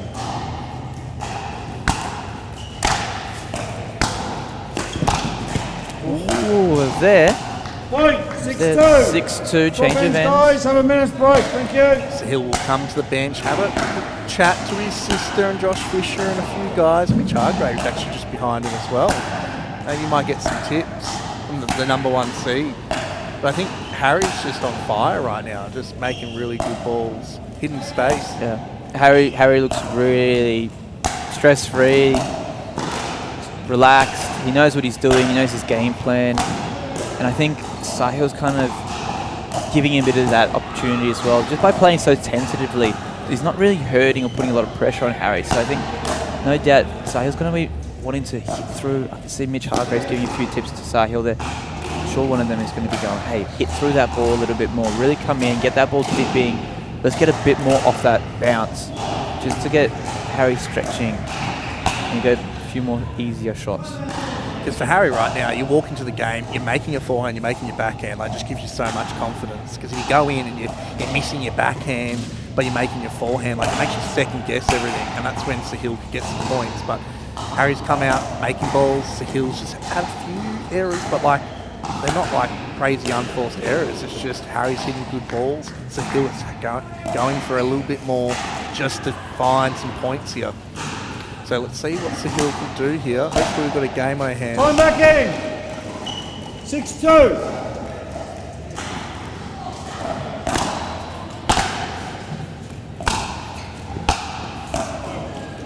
Just going long, just over hitting. Sahil looks like he's on that back foot as well. He's not getting onto that front foot. He's not 7-2. hitting through that ball.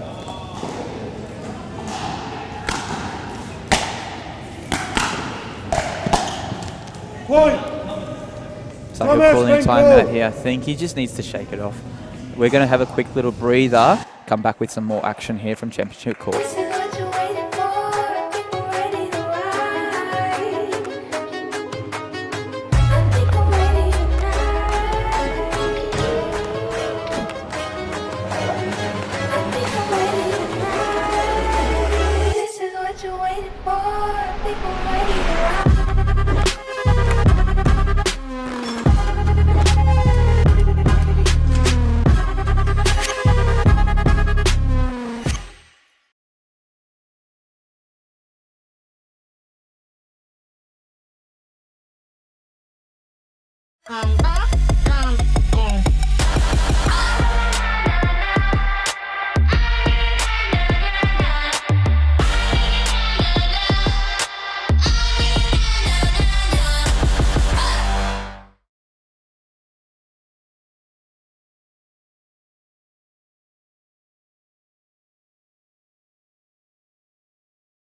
Welcome back to the PPA Tour Australia here in Melbourne. The PPA250 held at Raya. I'm Dan Kuznetsov. I've got Aaron Blitz here with me in the commentary booth, and we are currently with this gold medal match for the singles, men's singles. We've got Harry Brown serving at 8-2. What do you think? What do you think Sahil needs to do here? He's obviously called a timeout. He's a bit tentative here. He's had a few strong singles players come in, give him a few tips. We had Mitch Hargreaves, we had Matt Kuznetsov, Josh Fisher, and Zach Rabovich.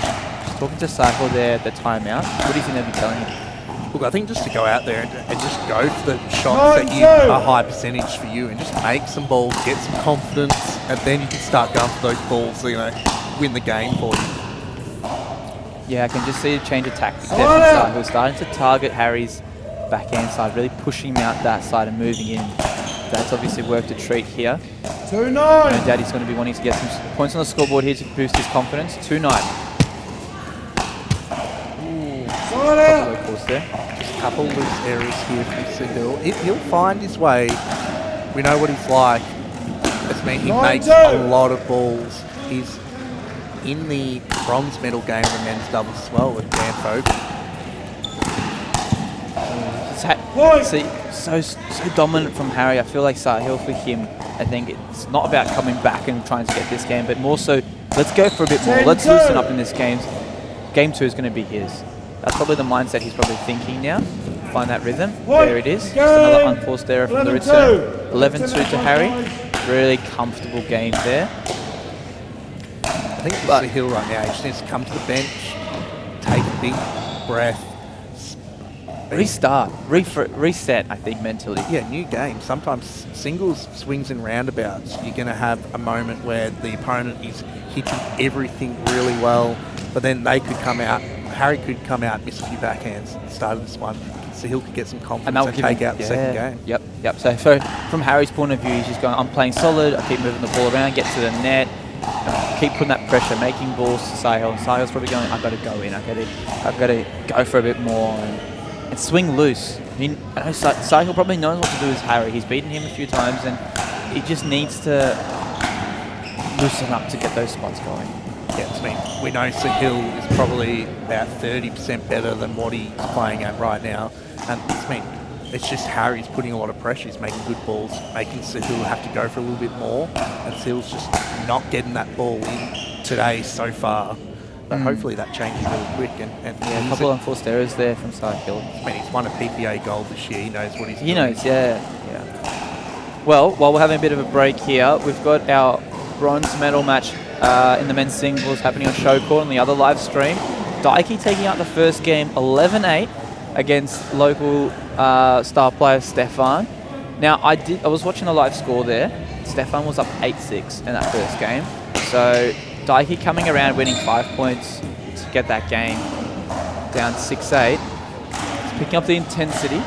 Someone like, let's talk about Daiki for a second. We're talking about someone who probably got into pickleball probably September, October last year and has just run with it. Him and Brian Tran took Zach and Mitch to 3 games a few PPAs ago. Daiki, I played him in mix this weekend, takes 90% of the court, which is unreal. Quick hands, does not miss a drive. He's a very good tennis player. He's got unreal Game touch two. and timing Zero. there, so he'll hit his passing shots so well. Alright, Harry to service in for second game. we go Generous again. call there from Sahil. I think he was a bit second thinking that wide call. Maybe just clicking the line from Harry. 1-0.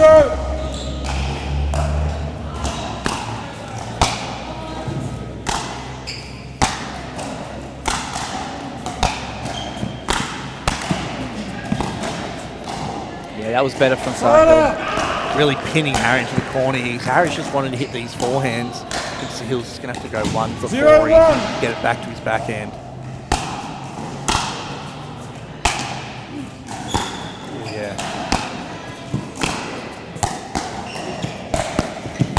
That's better play from Sahil. Very well structured. Moving Harry around side to side a bit more than he was in that first game. I think Harry was expecting that ball to go a little bit wide. He was going to go for the ATP and just had to flick it up last second. 1-1.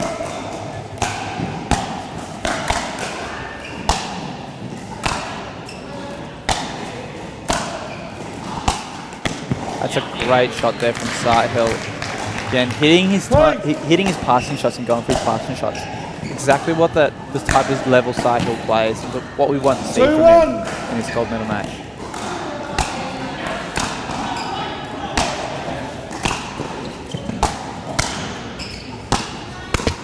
Oh, a bit of a leg caught there.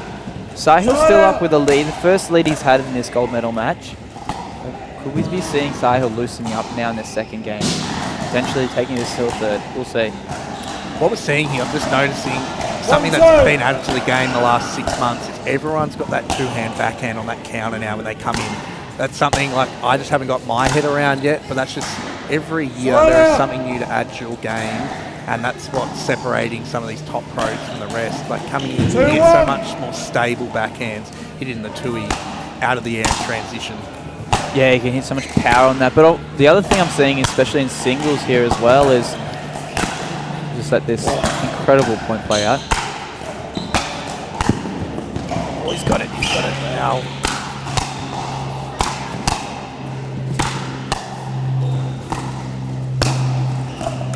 Wow, what a point.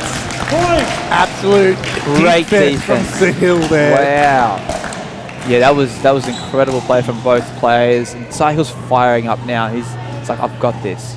That's better. And that's the game that Sahil needs to be playing to get past Harry here. Both players taking the 15 seconds. Just get their breath back. 3-1. Sahil seeing a 3-1 lead here in the second game.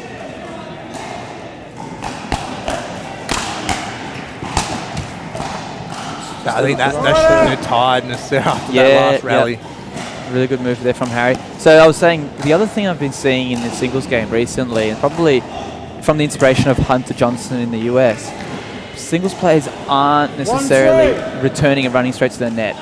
And that's because people have become so good at passing their shots. Players passing so comfortably. So we're seeing... Ooh, just missing it wide.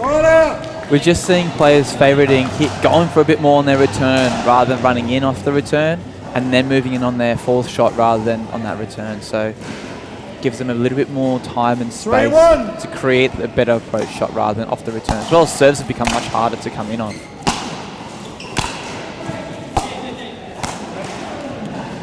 Just overhitting it there, Harry. Sahil's getting up 4-1. That's the lead he wants to be feeling. He wants to once again, it's that confidence, and that lead's going to give him a little bit more breathing room to build that confidence for this match. 4-1.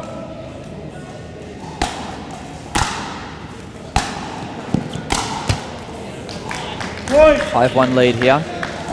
Really good ball movement. Sahil's just adding a little bit more spin, just a little bit less power, really targeting that backhand side of Harry Brown here. Which is making those balls that he knows and loves now. Really putting Harry under the pump.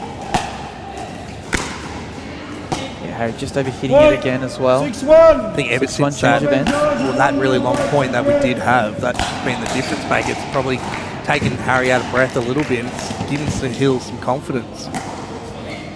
Alrighty, we're going to take a quick bit of a breather as these players change ends and hear from our sponsors.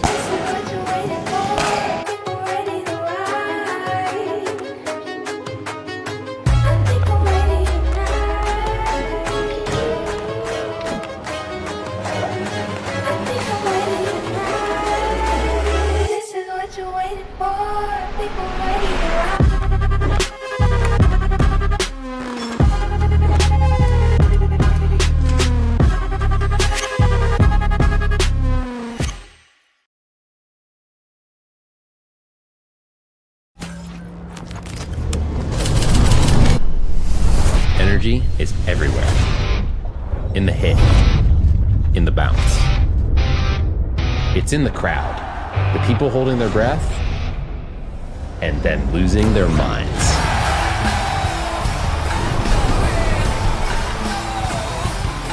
And once energy is unlocked, Welcome back to Championship Sunday here at the PPA2 Australia in Melbourne. We're held at Rye Pickleball Club for this PPA250, and we have the men's singles gold medal match here. Aaron, what a start from Harry there, 11-2, but we just saw a few too many mistakes there from Sahil, just playing a bit tentative and giving Harry a good run. But this changed now. Now the ball's in Sahil's court, 6-1. He's leading at this change of end. I saw Ben Costin pop over to Harry Brown's bench there, giving him a few tips. What do you think Ben's going to be telling Harry, or what do you think Harry's going to be implementing here, being 1-6 down? Probably just, I think he just needed that rest break, to be honest, Harry, and a mental reset. So Hill just went on a bit of a burner then and just made some good balls. Harry just had a few loose errors. I think just Harry to make a few more high percentage shots again, get the ball back on his own terms. But that backhand, he took a bit of top spin off that. He just flattened that out, just kept that ball low through the court. Yeah, moved straight into it. So obviously his goal is going to be trying to keep that ball nice and low for Sahil, so it's hard to pass and just run straight behind that.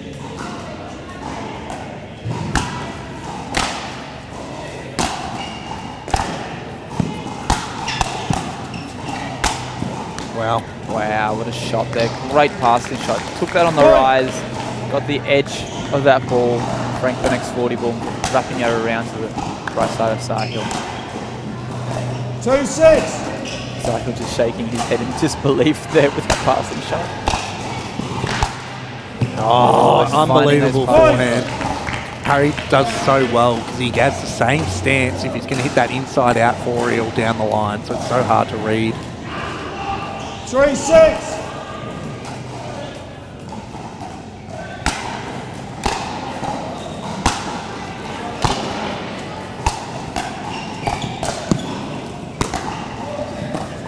Just dropped in that ball. Point. I thought that was going to float long too, and it's just dropped in like a good couple inches in too. Not even on the line, just before the line. Yeah, yep. Sahil's a bit tentative. Harry having a good run here, getting 4 points in a row to get the side out and then 3 points down the serve. 4-6. Big serve. Oh. Harry would love that one again. Yeah, Sahil needs a few points on the board just to build that confidence. I still feel like he's a bit tentative here at the change of ends. That's exactly what Sahil needs to build some confidence. Great serve from Sahil. You can see Harry was trying to rush that net after the return. Ball skidding through from Sahil's serve. Forced the unforced. Oh, it's a great backhand.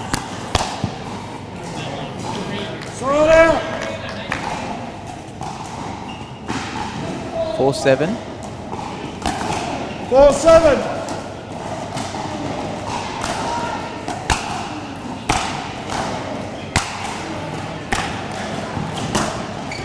Nice attack there from Sahil into Harry's backhand. Yeah, it kind of seems like right now the match is just on like Harry's paddle in terms of if he's missing, this means Sahil just gets on a run. But then if Harry's on, like he's just winning those points. So Sahil just staying consistent now, making some good balls. There's 8-4. And You can see two that- return errors from Harry Brown the last 4 points. And you can see Harry going straight back to his towel box there. Both players utilising the towel a lot more here. It's not necessarily because it's hot. It's actually really cold out in here, but it's more so they're trying to refocus, trying to find their rhythm again.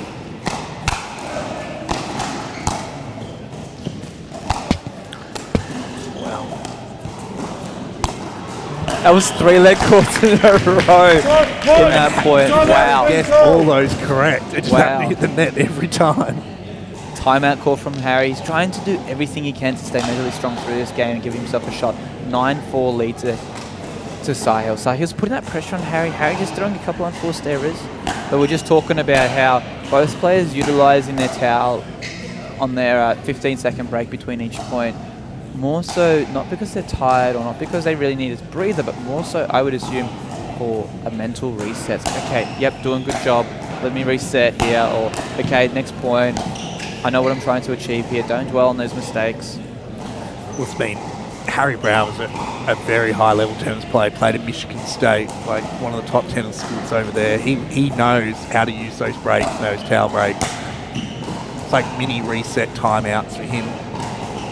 But look, lots of positives for Sahil right now. I mean, Harry's leaking a couple of errors, couple of return errors. Like Sahil's going for a little bit more on the serve, but they're not massive.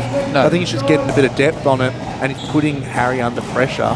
And that maybe Harry's second guessing what shots he hits now, and Sahil's taking advantage of it, which is great to see. And he's making good balls. You need to hit Sahil off the court, which is what Harry needs to do to win this game. Sahil's just going to grind it out and make good passing shots and make you have to win it on your own paddle. Sahil serving at 9-4, no doubt looking to get an extra point here to give him game point.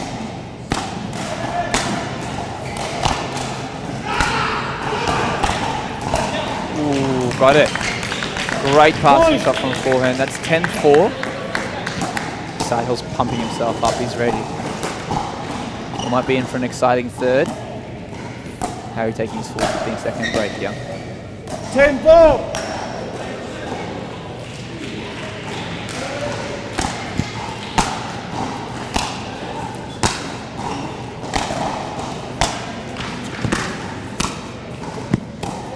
Wow, what a point there. Well done from Sahil. 11-4. One game all. 10-minute break, guys. Third game to Thank come. you. Don't go anywhere, guys. We're going to be right back with some more action for this gold medal match. Energy is everywhere. In the hit, in the bounce. It's in the crowd. The people holding their breath and then losing their minds.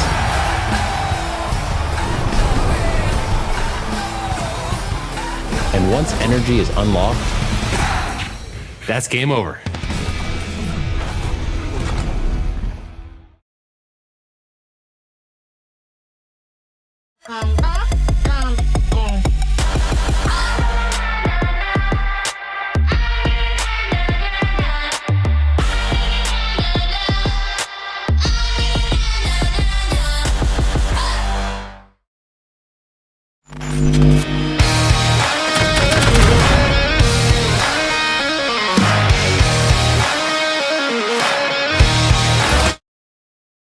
We are back here at the PPA2 Australia in Melbourne at Raya Pickleball Club. We've got the gold medal match here on Championship Sunday. I'm Daniel Kuznetsov. I'm joined here in the commentary booth by none other but Victorian ambassador for pickleball, Aaron Blitz. That's all I am, just an ambassador for pickleball. I mean, love the sport, love that this PPA event is in Melbourne. No accom and flights to be paid for us this weekend, but it's also just good for the players or amateurs and the community here in Victoria to see such high-level pickleball. It's always amazing to see. Like, you would know, when I started that first venue in Victoria, like those painted courts out in Pearcedale, which you've played at, Yes. the sport has come a long way. This means that was state-of-the-art courts back then. Now look at this. Look what you've created. Yes, lots of inspiration from Pearcedale days. Unfortunately, we don't get the sunny days that we used to get out there because we are indoors. But But you don't get the rainy days. no, and it's a little bit warmer in here than out there. So we're going into a third game here. Game 3. Both plays are 0-0. on. Both feeling good. Know what they're doing. Let's see what happens in this third game. Oh, that's a great That was shot. a nice Right. hold from Harry there. Really smart play. Just pulled his body to the left like he was going to go that inside out and just ripped it down the line. 0-0.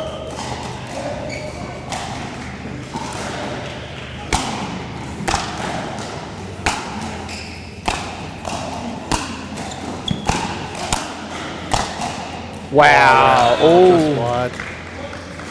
Yeah, a bit of a correction here. So from our commentary booth, we did see that ball on the line.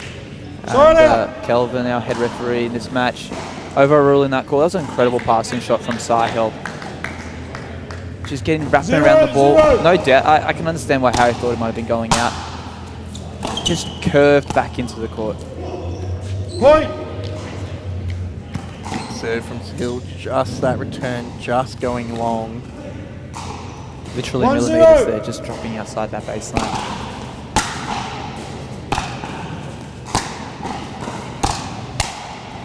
Oh, Harry just Point. over-hitting that ball.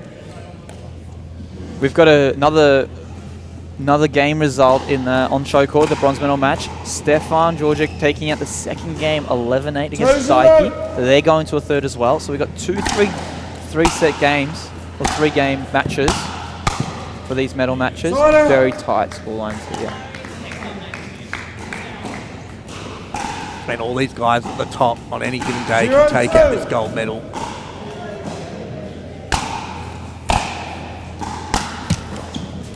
Side out. They're just hitting a couple unforced errors there. Just giving away a bit more confidence to Sahil here. Yeah, I feel like Harry's just missing balls he was 2-0. making in that first game. And now Sahil's making all those balls he was missing the first game. Shows the pressure's on both sides. And sometimes it's all about making that ball, isn't it? You definitely see, though, that Sahil is staying back a lot more on all these balls now. Because Harry wants to pass Sahil. Sahil's not giving him that 0-2. opportunity. He's just going to stay back, try and grind him out, wait to pass Harry. That's a great ball there from Harry, finding that outside sideline. Getting a point on the board there, 1-2. Both players having to hit the line, 1-2. get these balls into a spot that they can't get back.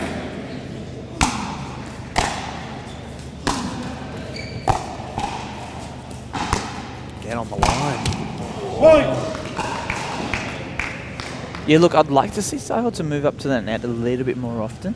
Maybe he's a bit worried about his volleys. Maybe they're not coming through as well, but you can't be winning a match from the baseline all the time. Yeah, it doesn't matter how good your passing shots are. You do want to be trying to come to that net and put a bit of pressure on Harry here.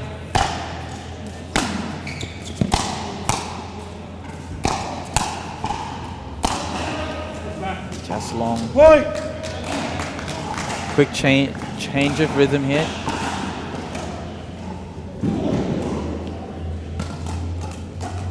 Harry up 3-2. 3-2.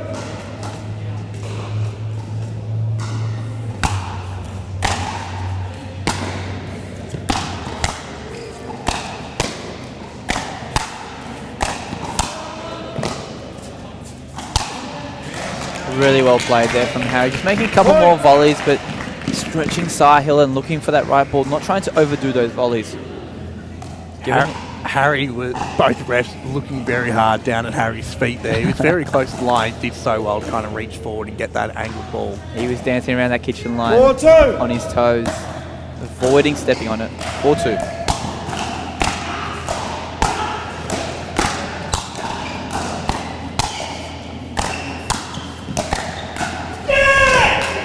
Point. Harry ripping out a come on after that point there. 5-2. It's 5 points in a row from Harry. He's just found the momentum now. The He singles has. is all about that momentum. That momentum shifts so quickly in singles, and it just could come back to Sahil, but he does need to 5-2. find it. He needs to put a bit more pressure here on Harry. Hit a couple good spots. Just a bit long. Both players heading to the towel box here, refocusing. Resetting for the next point. Utilizing their full 15 seconds. This is where it comes down to. It's not only endurance, it's a lot of mental strength needed in this match, especially in the third game like this. 2-5.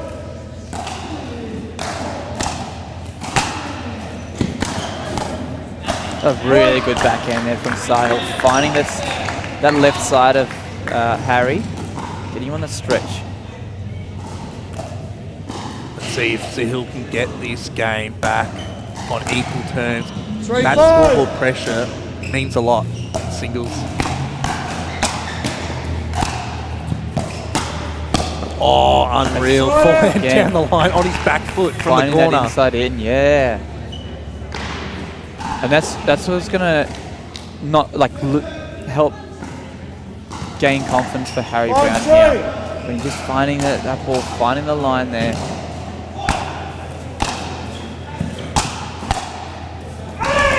There it is. Point. 6-3. 6-3. Players going to change ends. It's probably good that with these new rules this weekend, like Sahil now gets that almost an extra timeout just to switch ends, have a mental reset, speak to his support team and figure out what he needs to do next. Yeah, I just feel like Sahil needs to get to that net. Harry's hitting incredible passing shots, and Sahil's losing a bit of confidence getting to that net, but he needs to put that pressure on Harry. Otherwise, if Harry gets to that net, it's so much harder to pass. Yeah, I feel like for Sahil right now, you're exactly right. But I feel like Sahil needs to do it on the right balls. If he gets that return deep enough, then come in. Otherwise, Harry's just going to take full advantage. If you're going to come in, you need to come in off that Harry's backhand. But Harry does love running around that backhand to hit his forehand.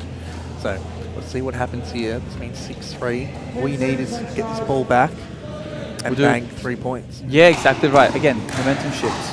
In singles, it goes so quickly, and anyone can take this momentum shift.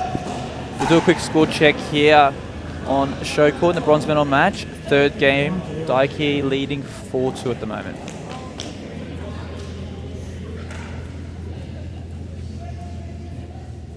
Harry's fired up here on the change of ends, 6-3. Harry wants this goal. Time back in. You can see it. 6-3. Just as I said that, Side out. it's almost like he doesn't want it. As soon as I get the camera out, bang, serve miss. I think you can see from the commentary booth. 3-6.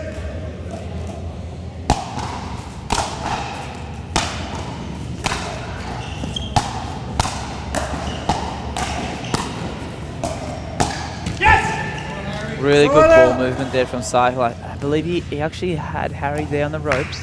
Harry finding the line with his backhand roll, and Sahil just being caught out with that deep ball. Harry doesn't realise the ball's rolled behind him. Let's see what Harry can do now. He's got to serve back.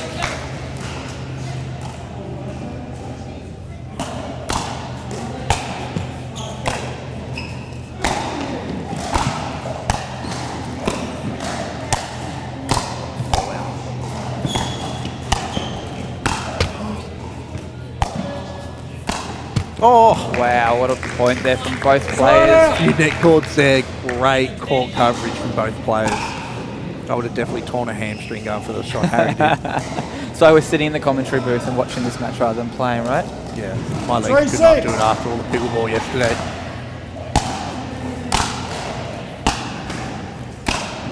There it is. Sahil's pumped. Now he's got a point on the scoreboard.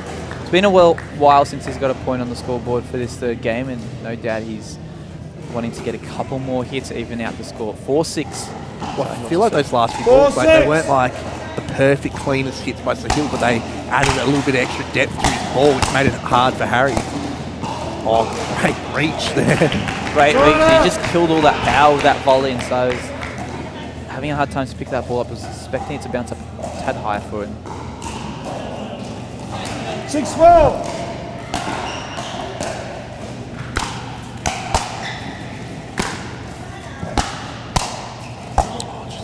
I feel like Harry right now just needs to go for more depth on his serve.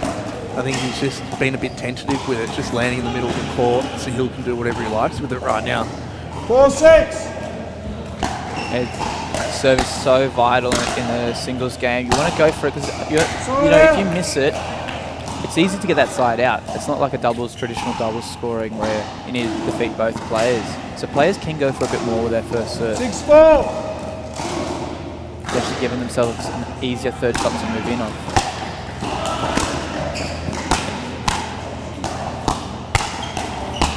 Perfect example there. Harry going for a bit more with his serve, getting that shorter third shot, and then be able to move in and put the pressure on Sahil. 7-4. I've always told Harry previously he needs to go big for his serve at the end of stretches. I felt like whenever he played Jack Wong, he just wasn't get that serve deep enough. See what he can do here.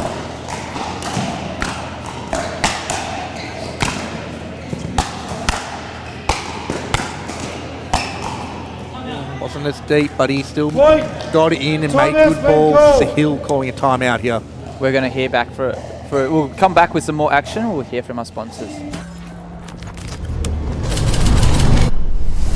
Energy is everywhere. In the hit, in the bounce.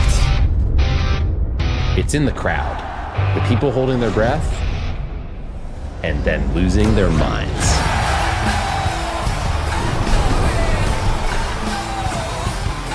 And once energy is unlocked, that's game over. This is what you're waiting for. People ready to ride. I think I'm ready tonight. I think I'm ready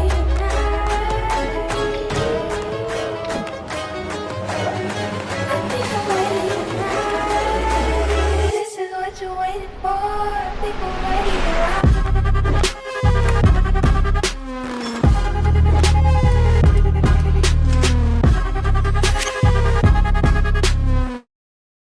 All right, welcome back to this gold medal match in the men's singles here at the PPA250 in Melbourne.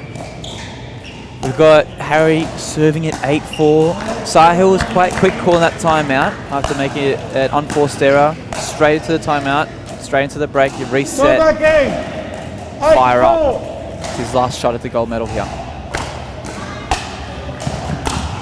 Oh, that's an unreal passing shot there. That's what Harry. You want coming out of a timeout. Harry just unloading a forehand down the line. Yeah, Sahil came to the net, which is good what I saw, but I didn't feel like he was set at the net. It wasn't looking for a volley there. He got surprised by that passing shot. And that passing shot wasn't necessarily too far away from him either. It just came in quicker. Sahil's no doubt taking advantage of this unforced error from Harry. Get a couple more points on the scoreboard. Just wide from Sahil there with his forehand again. Another unforced error. 9-4.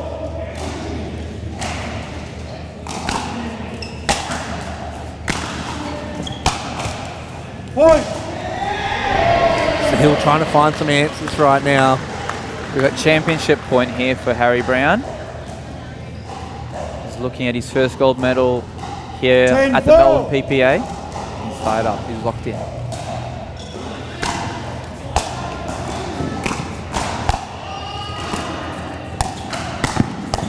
Oh, great get from Sahil, well played.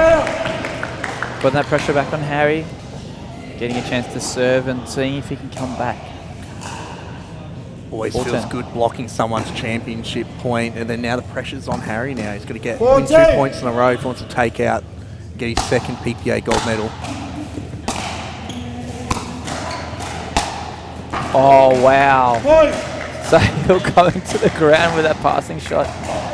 Redoing his shoelaces there. Unloaded a forehand. I think just fell on his ankle a tiny bit. I think it's okay. Yeah, he looks okay. I was a bit worried. I thought that might be coming a little bit more.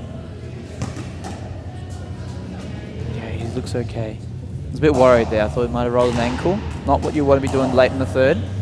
5-10. 5-10.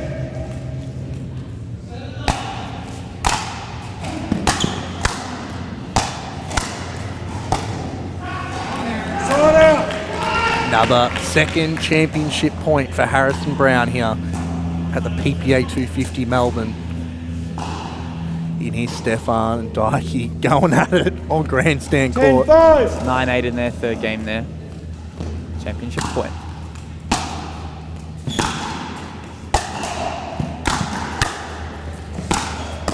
There we have it. Harrison Brown is our men's singles champion here at the Melbourne PPA Tour Australia.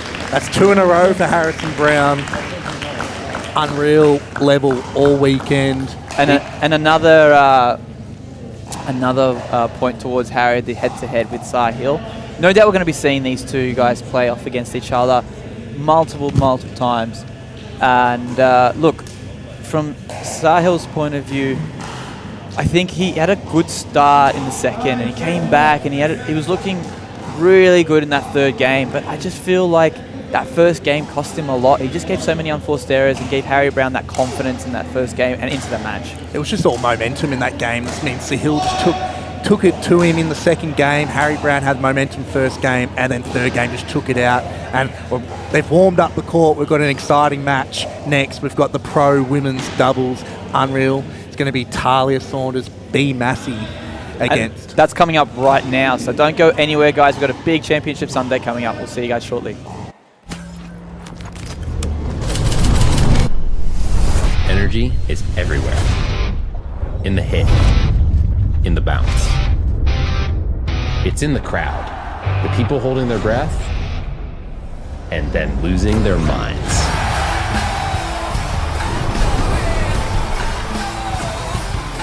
And once energy is This is what you're waiting for. People ready to ride. I think I'm ready tonight. I think I'm ready tonight. This is what you're waiting for. People ready to ride.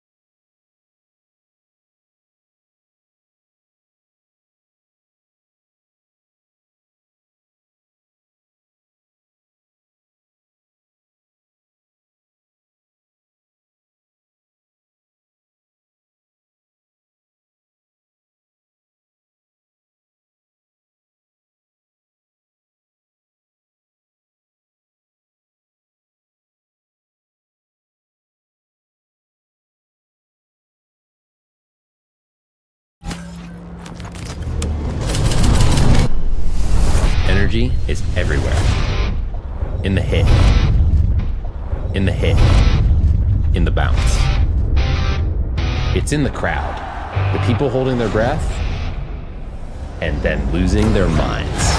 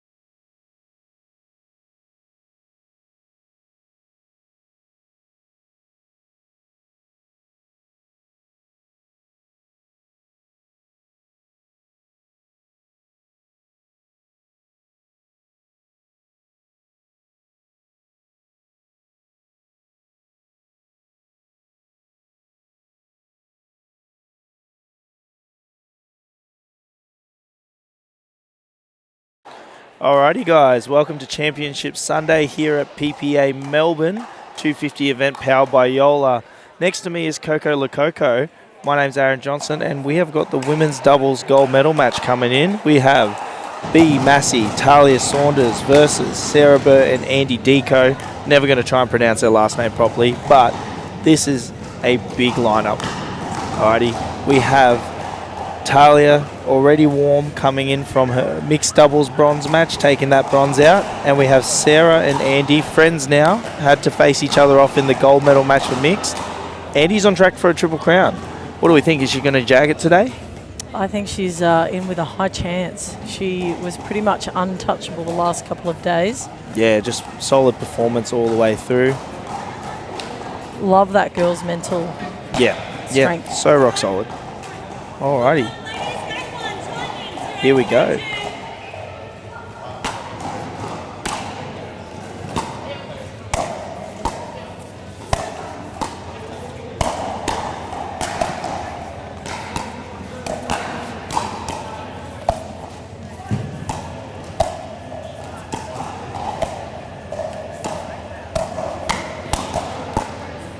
Great Great work. backup.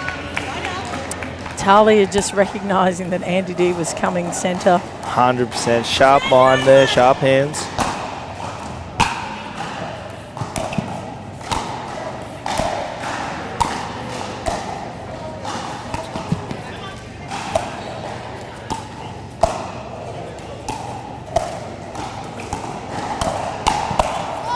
Oh, it's up She there. got what she wanted. I think it might have actually been floating out, dare I Yeah, say. it's cold courts today. Balls are rock solid. Oh, Wow. Surprised she didn't break the Franklin X40 there. It's a cracker of a drive. oh yeah.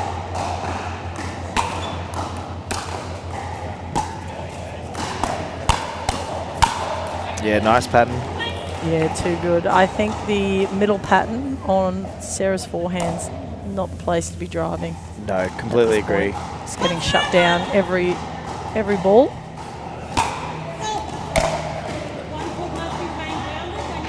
Oh, fault. Yep, we've Foot had a fault. few people getting called for that, jumping as they do their service motion. Lucas had a few issues in his singles match.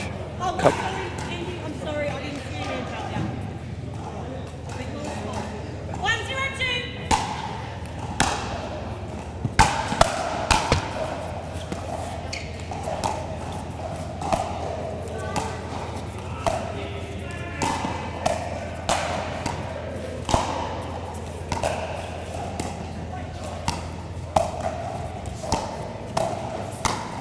Well, good leave.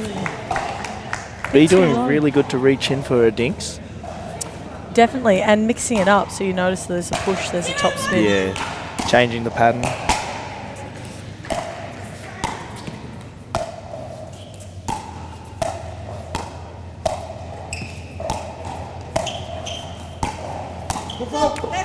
Oh, bugger. That's why she hit such a good volley. It was Snuck in hers. there. It was hers though. It was. B doing really good to work the point there, moving the ball around. I like the pattern. I mean, obviously, like Andy D and Sarah, two of the best dinkers in the business, right? So Yes. you're not really going to get an error off their dinking patterns. No.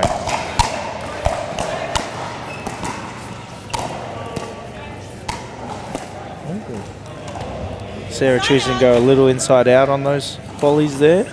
Smart. It caught Talia. She It thought it was did. going middle. Yep.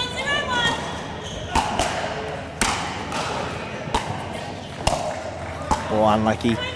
And yeah, as players get used to standard patterns, it does help to have some tricky options there. Sarah's a very crafty player.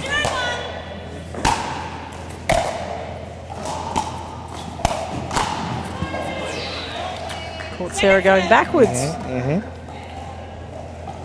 B getting a bit of a better shape on that fourth there compared to the one prior.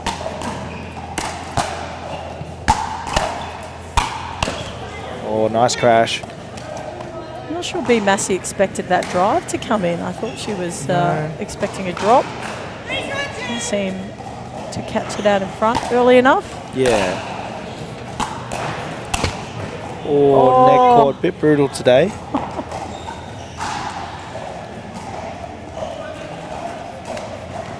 Right. 102. Oh, Oh, and there's a there neck you caught go. in her favour. And a little fist pump. She'll take it. She needs it. 0-4. A lot of work to do.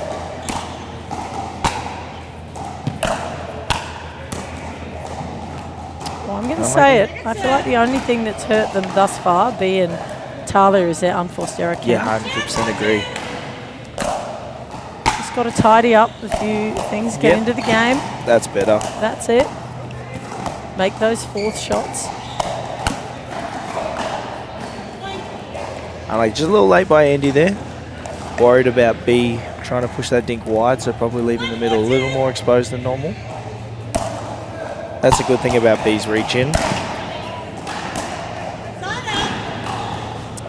But unfortunately, you can't take your foot off the throat like that. Rip an unforced error straight out. Exactly, can't waste those thirds. No. Just put 80%, get them in the court, get yourself in position. That's one thing Sarah's really good at, just very patient on the play. Oh, good pick up. Nice attempt. Really good look there. 5-1 on Great. the one. Yeah, great synergy from Sarah and Andy. Yeah. A lot of experience together.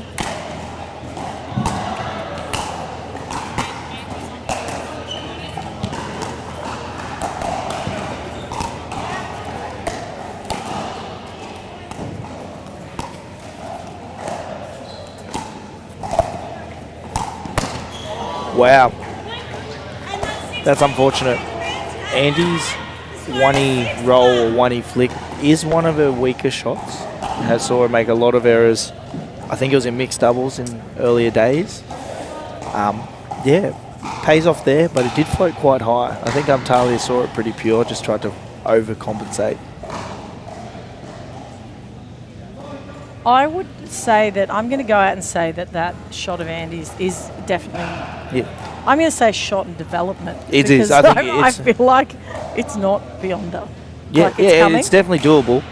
But yeah, I agree that it is definitely one of her weaker shots at the moment. But what I admire is the fact that she tries it. Yeah, she pulls it out every time. And Yeah. look, she missed it a few times in that match I'm referring to a few days ago, and she kept persevering. And yeah, she did start finding her rhythm on it.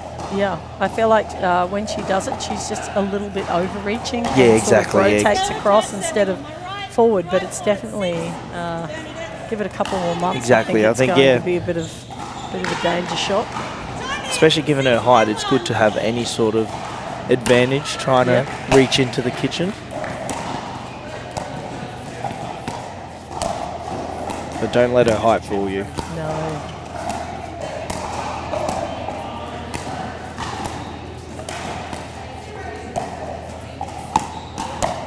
Oh, that's a nice little poke there. That was beautifully set up by Yeah. B Massey, just drawing Andy D wide first, keeping her there, and then hitting middle. Exactly, yep. Creating the space.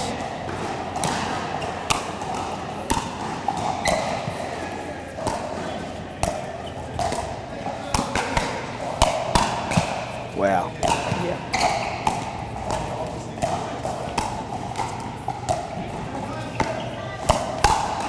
Well, unlucky. Yes. And can I say half the battle here is going to be hiding it from Andy D and Sarah. Like you just saw Andy read that perfectly. Yeah, exactly. She found herself in position, right? So B Massey and Talia have really got to try and hide what they're up to. I think Talia is a very deceptive player. There Oh, you go. nice approach, nice attack. And change it up like Yeah. that. So it's not just dinking and it's, Yeah, hit exactly. your spots differently. Because if Andy D spots your pattern, or Sarah, you're in trouble. Yep. Got to keep him guessing.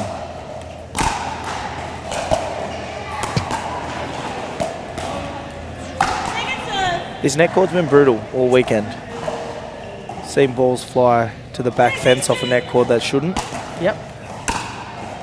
Others just dribbled just over.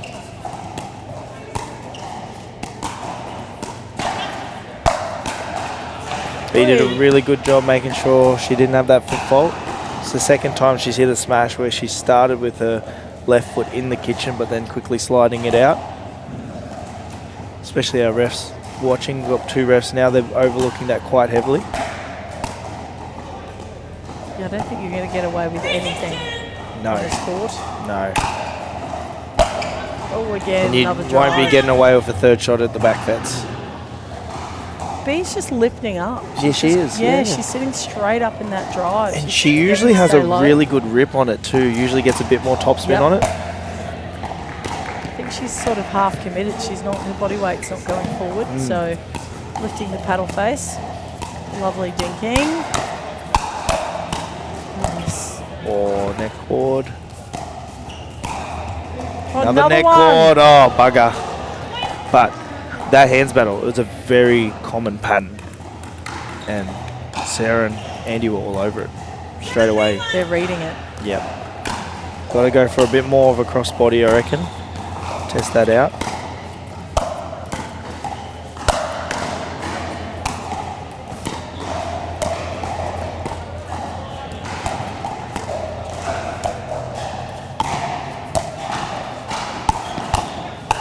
What a Oh, pattern. wow. Really good pattern. Held it as long as she could before she ripped that line speed up. And that's the beauty of disguising the shot. Like, it just caught Talia so unaware. Yeah, 100%. And because all we've seen so far is Andy didn't play that cross pattern, yeah. Bit of shock value there.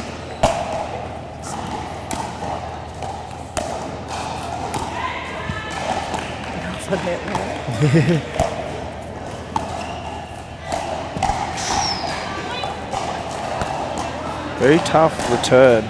Catching the back of the line there. Hesitated a bit on that, but she managed to get that third quite solid. Haven't seen a timeout yet. It's 9-3-1. I think they missed their opportunity a few moments ago. I feel like if I'm B at this point and Talia, you know, B's got such a heavy drive on her, which we know. Yeah. As she comes forward, I think I'd start being... I feel like B's, their first game, is trying to be too safe. Yeah, a bit tentative. I really would like agree to with just that, see her let loose a little bit and be more assertive. 100%. And like you're looking at the way she's hitting her roll volleys, there's not as much whip on it as she normally would. I feel like she's not finding the confidence yet, or maybe she's not willing to test the waters, worried that the quality of her opponents might catch her off guard. Definitely. Now But sorry, go. you go. No, I was going to say we might hear from our sponsors. Yeah, 100%. We'll have a little Yeah, yarn we've in the gotta have a look at background, them but we'll let 'cause them we- have a geeze as We well. love them all. So we'll be back shortly with more action. Energy is everywhere. In the hit, in the bounce. It's in the crowd, the people holding their breath, and then losing their minds.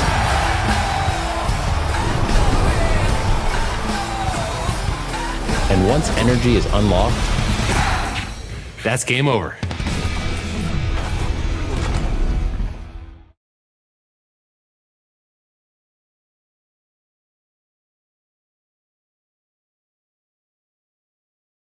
Alrighty, we are back. PPA Melbourne 250 event. A lot of points on the line, powered by JOOLA. We just finished that first game. Pretty convincing by Sarah and Andy, 11-3. Alrighty, Talia and B looking for some answers here.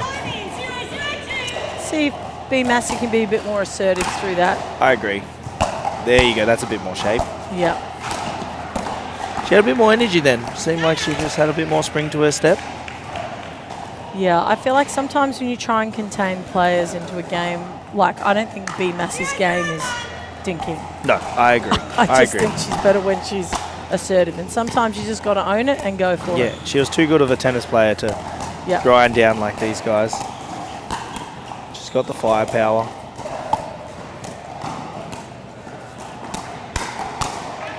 She also hasn't taken her jumper off yet. No. But Cold I'd also conditions. like to see B Massey be the instigator of the speed up, yeah, not agreed. Talia at this point. Yeah.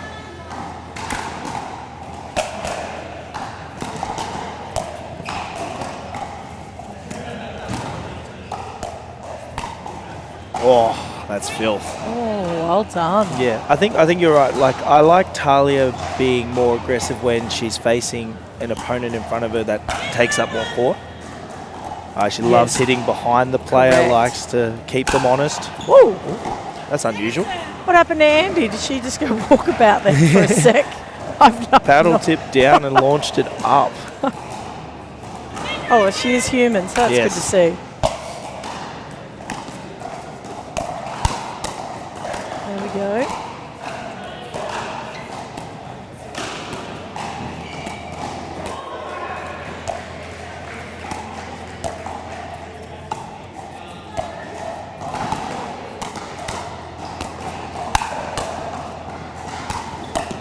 Oh my Scramble. goodness. Oh, wow. Wow. What a way to dig out of that situation. But look what they've got to do to get the ball.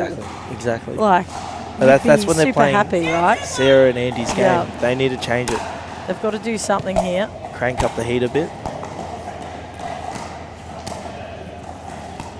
One of the 3 points they won from the last game was from a shake and bake. That was better. That's a good counter. Yeah, Talia was sitting forward that time, not so much in Yeah. defence. which was great. Read it well and took barely a backswing. Just met the ball Exactly, in just front. a good punch into it. That's it.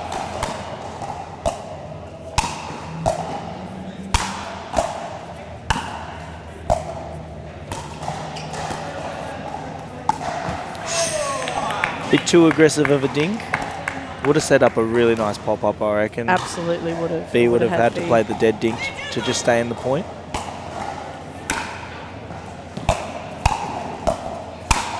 Unlucky. Again, that's the pattern I don't like. That Yeah, middle no. ball pattern is not working. They get shut down within 2 balls straight after. Exactly. So they've got to keep it on the wings right there. They've got to start working the ball round. Come in behind Andy sometimes. There we go. Just keep her honest.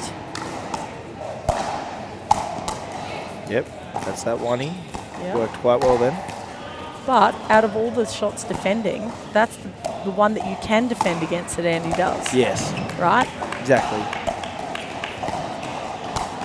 Oh, Oh, unlucky. she got what she wanted. See, that's where I think a bigger player, bigger presence player, would try and lunge at that because they're so far middle. Andy was balanced, she was composed, she could see that it was going out and just got to make their out calls. 2-2-1.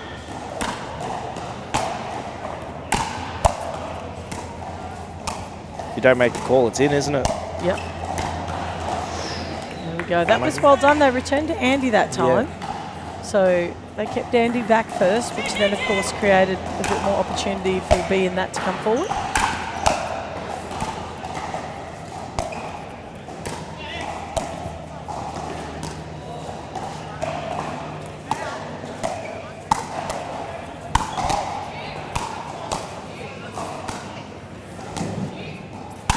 Yeah, Oh, too good. unlucky. Talia scrapped really well then.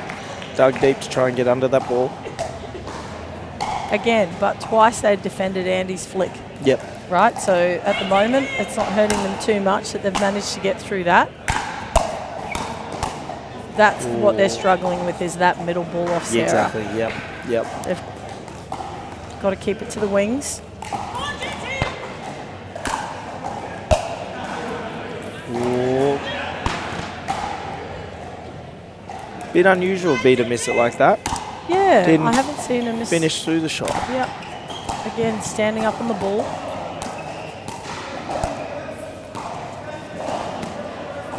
That's a good shot. Yeah.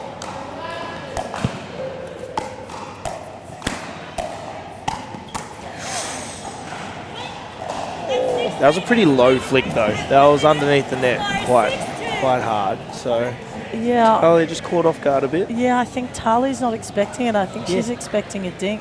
Yeah, exactly. And Yeah. her paddle's down, and that's, I think Andy D is recognising that and going, Yeah. Andy's patterns let's are have a look changed. at this one. Exactly. Yeah. Test the waters. I think like as University's plays, these guys have a lot of match history. They've faced each other so many times. Yeah, you've got to keep evolving the game. They can review the footage. They can do their research. Every time they come into it, they might have a game plan or two ready to go. And then if they face some different problems, well, they've just got to improvise on the spot. And that's really the presence of Andy Deco right now. She's just deciding to test the waters with her new shots.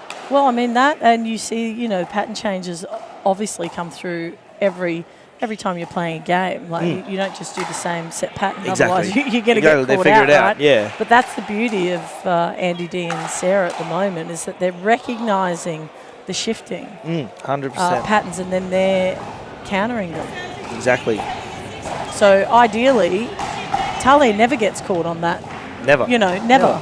But because her paddle's down or she's slightly off her back foot or expecting a lob, she's getting caught. Time in 6-2-2. That's lovely. Wow, there that's we better. go. She maybe had a word to herself. Much better assertiveness from Talia. 100% agree.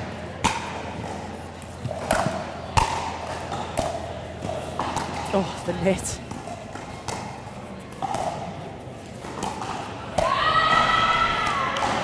Well, it sounds like Katie Hart on the other court. Wow. Good reach in there by Talia.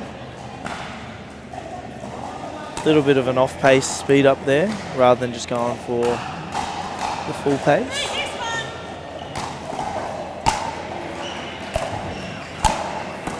Oh, good pick up. Oh, and G'day, we have mate. B in the How are crowd. How you B? doing? Want to have anything to say there? Hey guys, hope you guys are enjoying the All right. so far. He's come flying into the commentary booth. Wish we had a side view. We had a big collision by Zach Grabovich Oh, earlier, that didn't we? was- That was elite. Was that caught on camera? No, you can see his paddle Oh. flying in the corner. But you can't see him flying over the bar? Yeah, you can't see him flying over the bar. My goodness, that Hugh, was... Hugh had a pretty good interaction with that, our producer. Nearly copped the paddle in the air. All right, quick side out here. 6-3-1. A much better fourth. Just a bit more conviction in that one.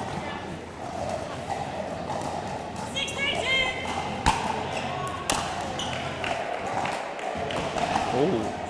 Unusual from Sarah. She lands a lot of thirds. She just lands a lot of balls in play. We'll allow it. She's human. We will.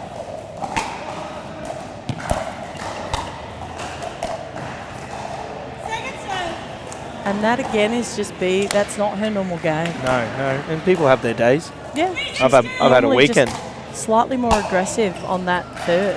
That's a better serve. Nice That depth was a on good that. serve. Yeah, I think they're falling into their opponent's game style. Well, Nice try. yeah. Not a clean winner, so Yeah, always I good feel to like- see that she's digging. Talia and B have got a strategy, but the problem do. is it's Execution's the issue. it's flat. There's not a lot of like intent. Oh, Oh, ball's good. Okay. Good return by Talia. Good Yep. depth. I feel like it's lacking intent behind it. Like Exactly. they've got to have conviction that they're going to make it. That's lovely. Oh, she's Oh, got wow. it. Oh, wow.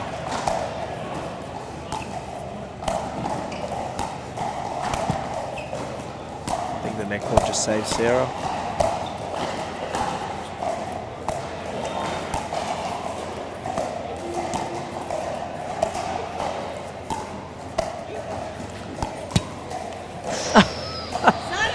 That front on dink's the hard dink.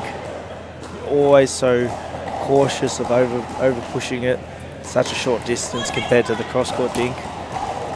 Very delicate shot. That's a That's bit more better. like B. Yeah. Bit of aggression in the transition zone. The flying Massey.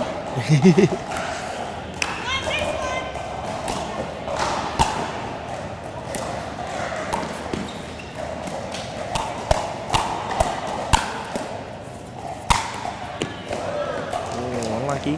Hands battle was quite even for a bit there. Can I say though, normally B would have Should have like crunched it. yeah, would have run across and taken Destroyed it the ball. absolutely, but she's very reserved. Oh wow, that's great.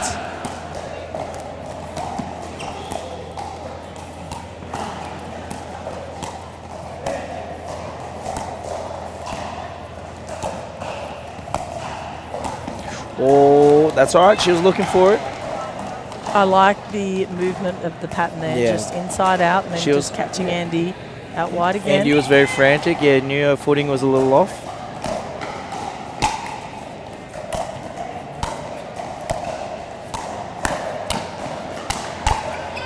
Oh, unlucky. So yeah, that's another one where usually you'd see left side player really try and crunch it. Miscommunication there, but that's okay. Talia was very far off the kitchen though, like she Yeah. was transition. I would have liked to have seen her up. I think she's too busy trying to defend, Yeah. and I want to see a bit more assertive. It's a better return. Oh, Andy missing that drive. Little bit of a sigh of relief from the side over here. That's unfortunate. That's difficult. I think, as I said, we've said it game 1 and 2. The unforced errors is hurting them a little bit. Yeah. Taking the foot off the throat. Oh, Oh, Sarah Burr. that's what B normally does. Exactly. Sarah's going, oh, I'll do it then if you're not going to do it. Andy D's clapping because that saved her having to do anything. Exactly. Quick point. Nope. That's a Boom. good exchange there. They're pumped up. You can't give Talia a lob. No. I think that's the best smash in the business. I was about to say her badminton background helps a lot there. Oh, good dig. Oh, Andy's pushed back.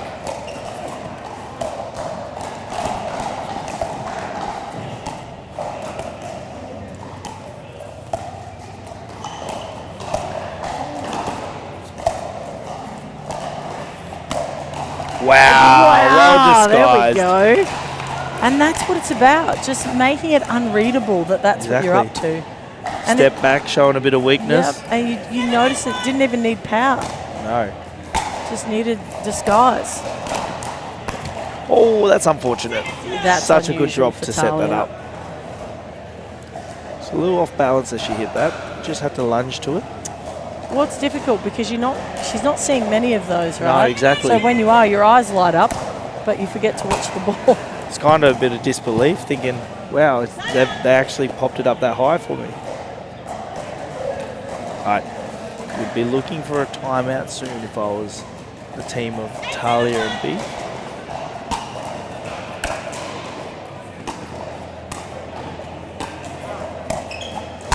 Oi, Wow.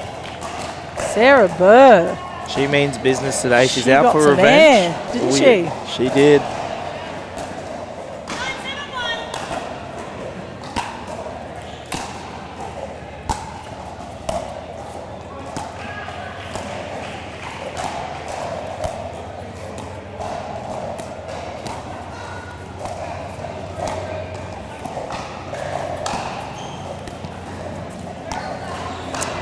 Smart lob. And got Very on. smart lob. And that sets up a match point. Sarah Burr and Andy Deco.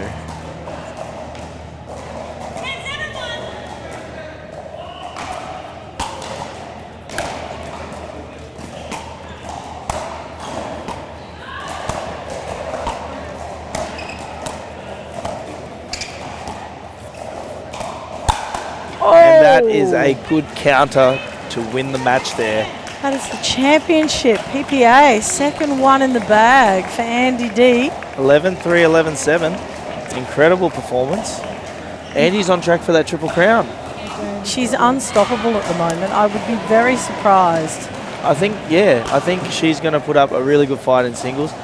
Honestly, I think Andy and Sarah's presence was really the contributing factor there. It wasn't necessarily the fact that they were hitting great quality shots. I feel like they just had that presence that intimidated B and Talia, made them a bit more reserved in their play. Kept me very quiet, didn't they? Yeah, it like, did. so usually she's coming across and she's taking that Exactly, middle ball yeah. and she's crashing, but And, you know, Hat off to sometimes it them. comes down to, giving the players a bit too much respect. And that's what happened there. It doesn't matter who you're facing on the other side. You've just got to play your game.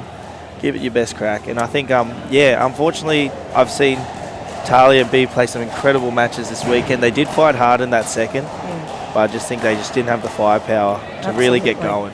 And how about 2 golds for Andy D? Like Yeah, I on know. a PPA Congratulations to Australia. her. Like, my goodness. She's just unstoppable these days, isn't she? I just find it incredible Yeah. the way they're hitting. And Sarah as well, getting airtime through the air, crashing through the middle. Exactly. So big in the Hope- centre there. Hoping to see Shannon post some clips of it, hopefully, I'm on his sure it story. will.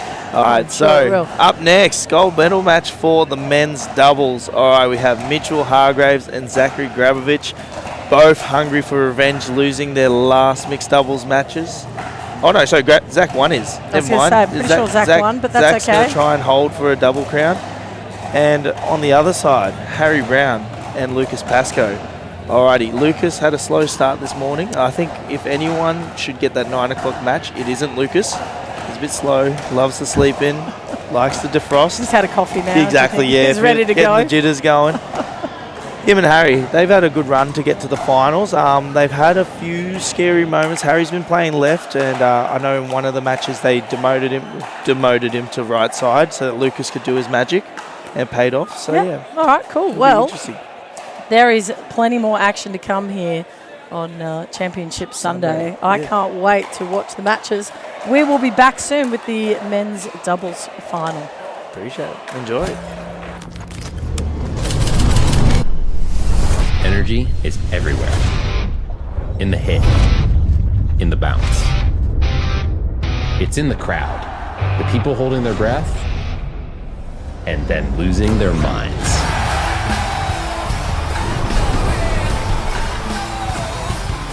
And once energy is unlocked, that's game over.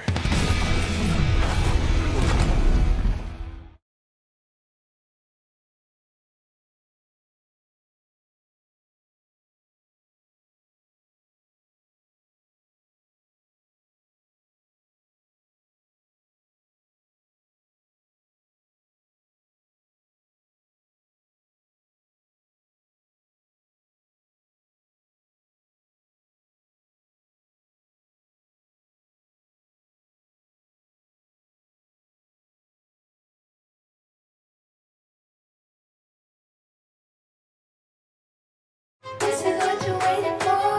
People ready to ride. I think I'm ready tonight. I think I'm ready tonight. This is what you're waiting for. People ready to ride.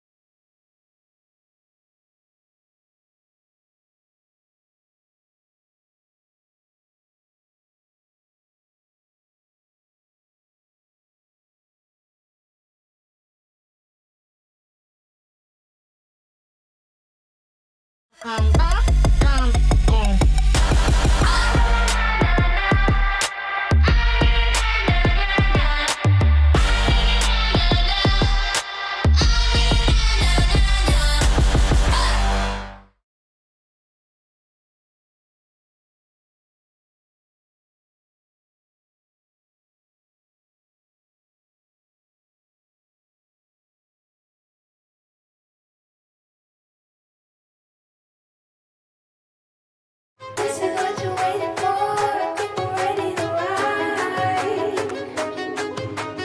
I think I'm ready tonight. I think I'm ready tonight. This is what you're waiting for. People ready to ride.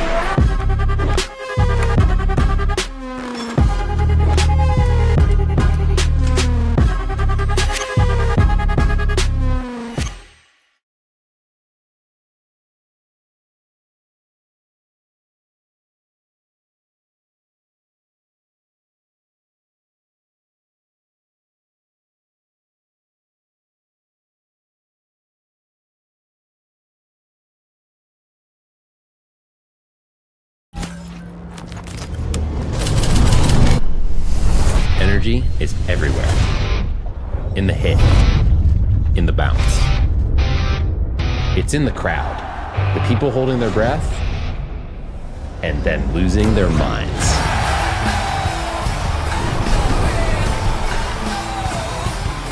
And once energy is unlocked, that's game over.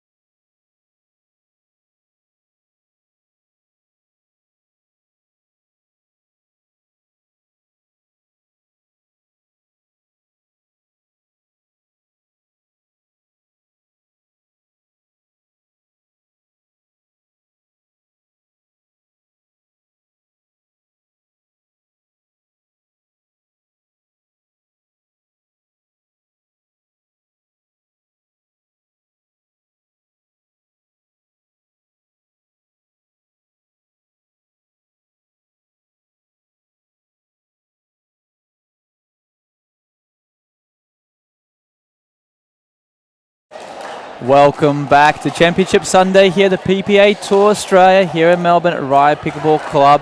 I'm Daniel Kuznetsov and I'm joined here in the commentary booth by Aaron Blitz. Happy to be here. Looks unreal facility here at Rye Pickleball for Melbourne's PPA. Cold conditions. I think it's over 10 degrees now. It's better than a couple of hours ago. Look, it's warming up in here. I think the insulated roof is helping. Once all the courts now with the other events filling up, the body heat's keeping us warm here. I can feel the temperature. Huffing and puffing of everyone running around the court, warming up the area. But look at it. We've got the pro men's final right now. It's going to be a heavyweight matchup. We've got Mitch Hargraves and Zach Rabovich, who made the final in New Zealand. And guess who they lost to? Lucas Pascoe and Harry Brown, who they're playing against today. So maybe a bit of redemption for Zach and Mitch. And they had some match points in New Zealand too. So they're going to be coming out with some vengeance. Lucas going down to Zach in the mixed doubles as well. So Zach's already got a gold medal under his belt today. Harry getting a gold medal in the men's singles as well against Sahil Dang. Mitch just missing out on a bronze medal there in the mixed doubles as well. So all four players have been on court this morning. So they're well, warm and ready to go. Looking back through the draw here, I can see Mitch Hargraves and Zach Rabovich. They've had a pretty comfortable run to the final, starting from round 16, defeating Josh Fisher and Steph Georgic 3 and 5, and then going against my two brothers, Timothy and Matthew Kuznetsov, 11-0, 11-7, and then a solid win against Sahil Dang and Dan Fogel-Coolidge, who are now playing the bronze medal match. I watched that semi-final and I felt like Mitch and Zach were in control majority of that game, but Sahil and Fogel were just making ball after ball and just kept on their toes, and that's why the game ended up, 12-10, 11-8. It was close. Very close game, but yeah, you could see, I totally agree with you, it was all very one-sided. And then looking at Harry Brown and Lucas Pascoe's draw, they've, again, also had a very comfortable few rounds. First round 16, playing Ethan Butts and Ethan Chung, defeating them 12-10, 11-4. And then playing Michael Massey, Josh Barber in the quarterfinals, 11-0, 11-7. They had a bit of a challenge in the semi-finals, though, against Joey Farias and Nick Malagananis. It's a 3-setter battle. It was a 3-game battle. That was a crazy semi-final. Joey Farias doing all these trick shots, and Nick Mel's. It's got to be some of his first kind of medal matches at the pro level. He's been up and coming for the last 2 years and played a lot in Asia. earlier this year, and I know he's been doing some training with Joey Farias, and I assume that might be a pairing we will see more of. But Harry Brown and Lucas Pascoe were too good in the end.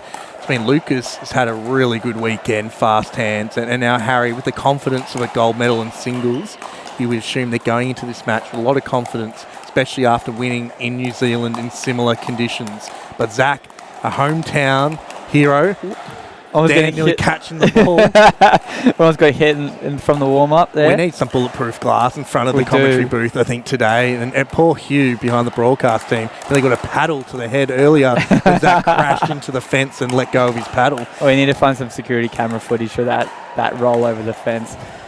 But luckily he pulled out okay from that match. So we have an exciting match up here for the gold medal. Again, a PPA250, 250 points on the line, $30,000 on the line as well. So winning team getting $4,000. That goes a long way. It does. That gets you on a few holidays or a few more trips through Asia and America to get to some of the other PPA tournaments. I know we've got the PPA Australia Cup in October as well, the PPA 1,500 points. Now we're talking. Now that's going to be a heck of a tournament 4 to tune digits. into. All the US guys will be here too, and hopefully a bunch of these Australian pros too can be successful, hopefully in the main draw and maybe getting through. And there's going to be definitely some footage of the Zach going over the fence at some stage, or Hugh nearly copping it.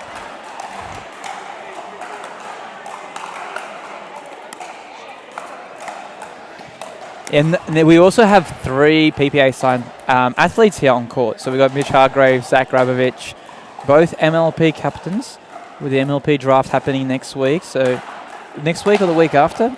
This week coming. This week, yep. Zach and I have been working closely on that. I'm the general manager of the Melbourne Thunder, and Zach is the captain. He's the brawn. He's the athlete. Surely you've put me back on the list there, being the OG captain of the Melbourne Mavericks. No one's off the list. It'll be Zach gets the final say, but all I can do is suggest. And I'm really looking forward to that draft. And for me, it's a bit different. Normally I'm there as a player, figuring out a team to put around myself or help me. But I get to now develop a team for a juggernaut in Zach Rab. So I'm really excited about that. And Mitch, obviously the captain of the Sydney Smash and one of the founding captains, which is amazing that he's still playing at this level. And obviously playing a lot in the US as well. They just both represented Team Australia in the MLP in the US and did an amazing job against some of those top 6-0 plus pros.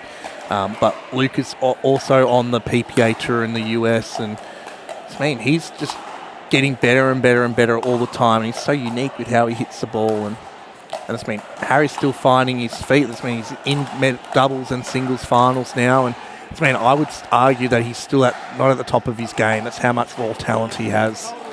So I'm excited to see how all these 4 players look in even 12 months' time. Yeah, I mean, Harry is probably the player who's played the least amount of pickleball out of the 4 players here on court today. Both have, or all other 3 have over 4 years experience on the pickleball court. So I remember Lucas Pascoe when he was 16 years old or 15, came down to the Tasmanian Championships. Mitch and I were playing at that event, and we both played Lucas in singles, and he was just a little tacker, scrawny little thing. And look 14, at him now. 15 years old back then? Yeah, and he's just dominating now. So it's really exciting to see. And that's me, he's only 19 himself. So like Zach, similar age to me, we're both 30, or he's already 30. I'm nearly at unk status at the 30-year-old range. Harry Brown just probably, I think, about 26, and Mitch about 28, 27 years old. So that's means some of these guys just in the prime of their physical capabilities, which is exciting to see. And we do have a really exciting match up here for the gold medal match. And on the other court, on our other live stream show called, that bronze medal match, just as exciting. We've got Nick Mal partnering with Joey Farias and then Sahil Dang, Dan Fogel-Coolidge. Now, Sahil Dang, Dan Fogel-Coolidge, a new pairing that have just come up. They've locked themselves in for a few tournaments together. Quite an interesting, exciting pair.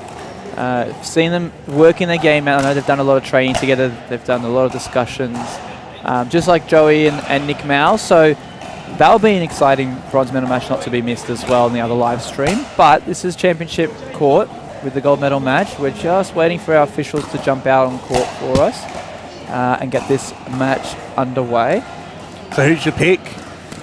Look, looking at the draw and looking how solid Mitch and Zach Radovich have been this tournament. Also, they just got back from Texas, so playing in the mid-season MLP event against all the US teams there. They've had plenty of reps together. They've understood the game well, and no doubt, I think they're going to be the team to beat here in the final. Yeah, I agree, and I think with Mix being played first, that gives Zach's already got a game under his belt, and he's a confidence player. Needs to have a match under his belt. I feel like he's going to come out here and play his best pickleball, which is really important. Well, maybe previously he's probably had the men's first, maybe a little bit colder. So hopefully just go in, have a lot of momentum. That'd be my pick too, but that's mean. Harry and Lucas beat him at the last event. Can't count him out. It's going to be a 3-setter, I reckon. Yeah, and look, again, last event, the New Zealand PPA. Colder climate, really cold climates, hard courts. Obviously, Franklin, official X40 ball for the PPA Tour in Australia. It's going to favour them, but the courts are softer here at Raya. So they are a rebound ace, so the ball does bounce a little bit slower, a bit lower, potentially allowing Zach and Mitch to be a bit more aggressive there. Final tips there coming from Ben Costin, the coach of Lucas Pascoe and Harry Brown. He's been here all tournament, no doubt understands what to expect from Zach Rabovich and Mitch Hargraves, and giving them a few pointers on this pairing. I think we're just still waiting for the official to walk on court. I think both teams already warmed up. But this gives us opportunity. Next PPA event, the PPA250 on the Gold Coast, will be in Tweed Heads. I'm really excited to escape the cold of Melbourne and head up to that event. Yeah, so make a little holiday out of it. I believe registrations are closing soon, so get in on that. Blitz $10 off. We'll plug that into the comments there. Plug as well. that in. Just want to save everyone $10, but go and play. You get to see some of the pros. They've obviously got the amateur divisions too, which is really exciting. We've got some of those on play right now. I mean, 8 courts in this facility. It's really good to see the all courts with lots of players and really good pickleball. I think it's the 35 plus 4.0 that's on now for the mixed. I saw Brendan Lee, the Pickleball Australia Executive Officer, on court before, which is really cool to see. It's great to see he's still playing around. I know he's got a lot on his plate, and to be able to jump out on court and compete still. Some people don't know, he is the original Tui. He came into the game against a lot of us players, like Mitch and I. We all had the one-hander for years. Brendan came along and he kind of just showed us the Tui can get so much spin, especially when the paddles were kind of developing during that time. It's a different ball game now. When I first started, it was the fiberglass paddle, just absolute dinkfest. And for me, I've had to develop that faster game too. And now, me unlocking that double hand backhand, I think I use it a little bit too much now. Yeah, talking about too much. I remember playing Brendan Lee in the singles events back when he was prime time as well. And he would run around his forehand side to play backhand. I've never seen that before. So I was like, okay, if you're going to commit that much over the backhand, I'm going to pull you over that way and open up the other court. He loved that backhand. On the run, it was a weapon. He'd hit his spots. Yeah, so no doubt a weapon of choice coming into today's game. Like I mentioned,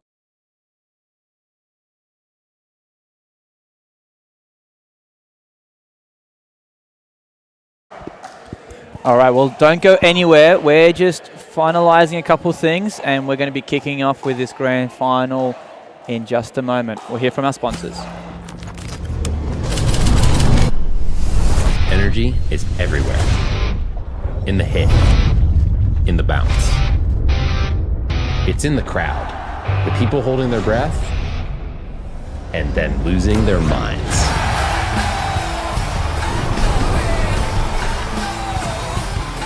And once energy is unlocked, that's game over.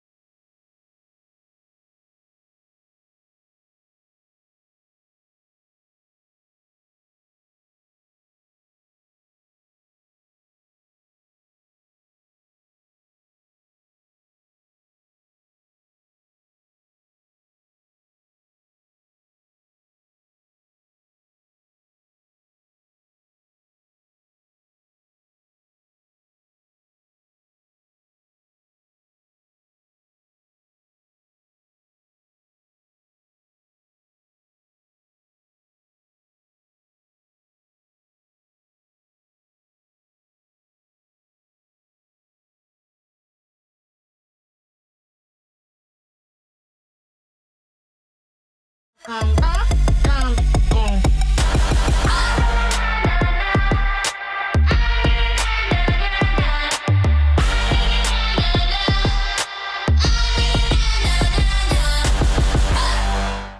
is what you're waiting for. People ready to ride. I think I'm ready tonight. I think I'm ready tonight. This is what you're waiting for.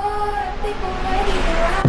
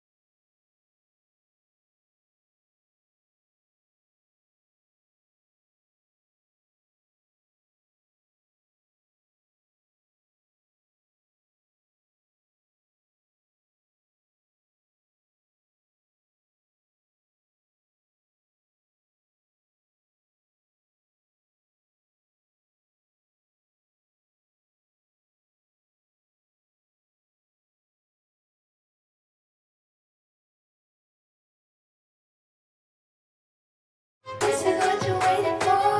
People ready to ride. I think I'm ready tonight. I think I'm ready tonight. This is what you're waiting for. People ready to ride.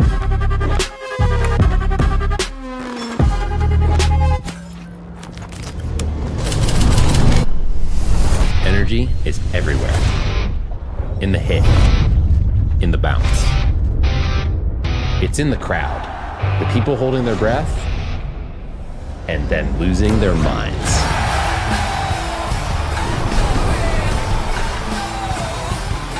And once energy is unlocked, that's game over.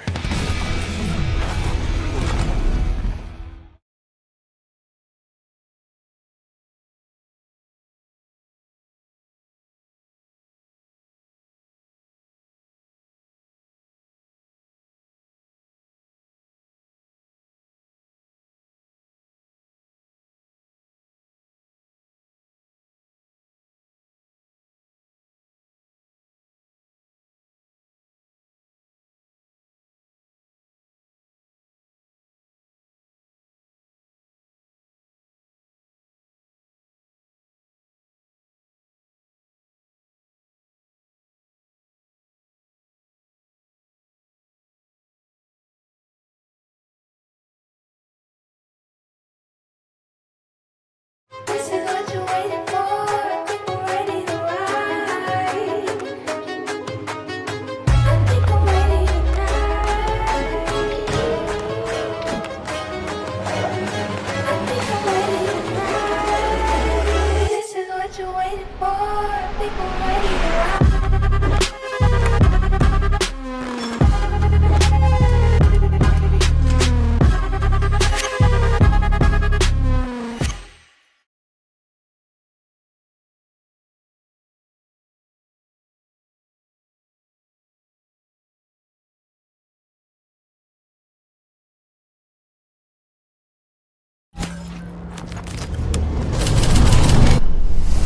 Energy is everywhere.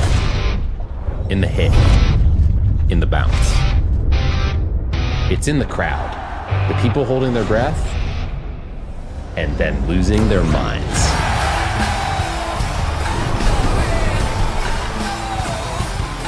And once energy is unlocked, that's game over.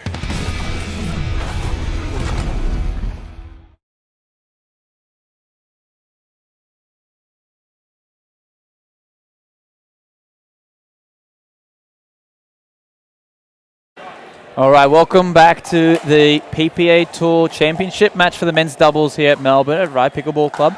Players back on court, warming up. Referees are ready to go.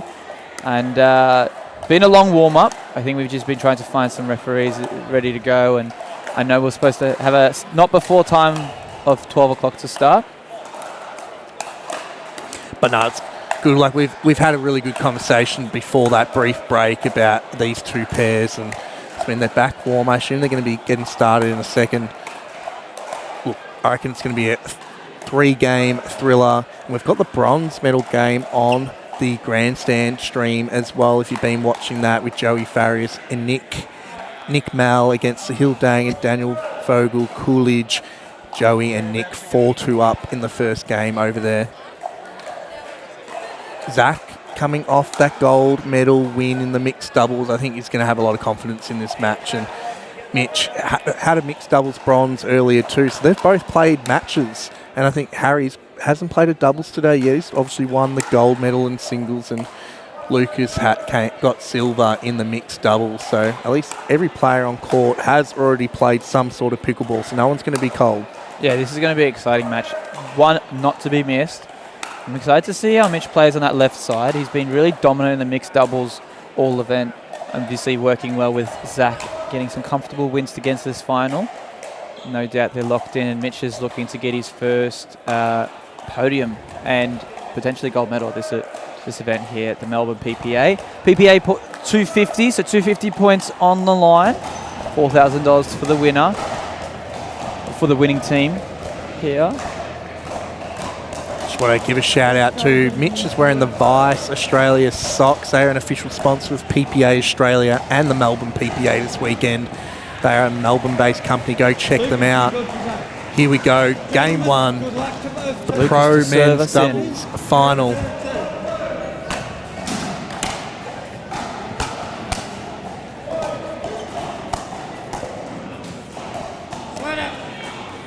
Start getting the serve. 0-0-1.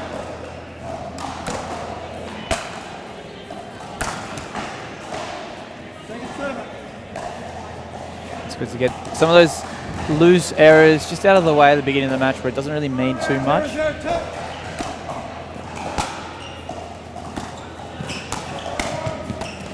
Oh, good poach off that backhand by Zach. Lucas now playing a big right. He's been playing huge left all weekend and mixed.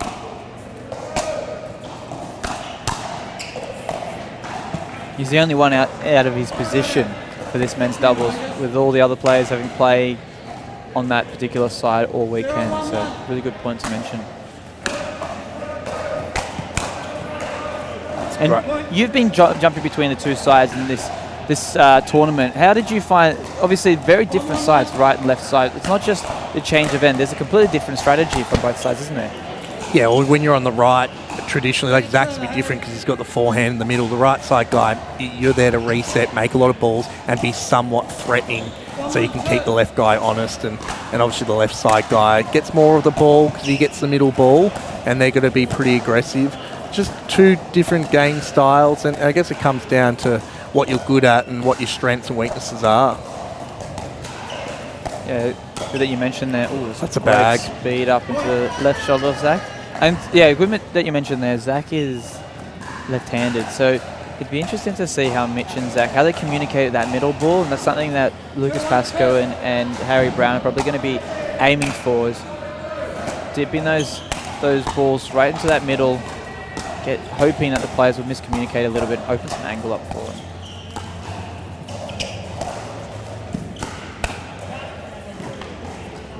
Just long by Zach, but you're exactly right. This means we've got two forehands in the middle. It is deadly, but also miscommunication can happen.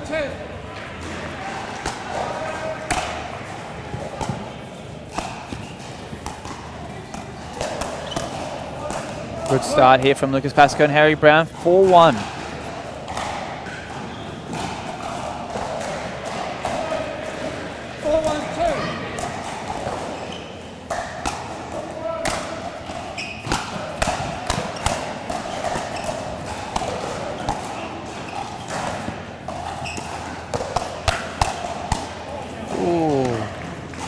He got the ball that he wanted, Harry. Yeah. Lucas did so well. It was like mid-air, just punched that, like, just down enough. Zach getting that one back on serve here.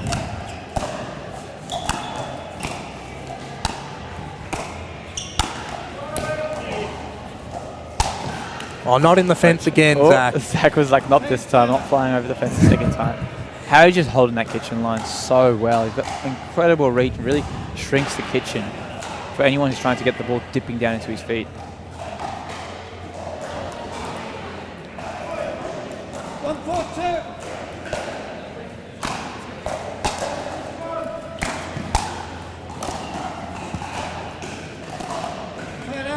Solid side out here for Pascoe and Brown.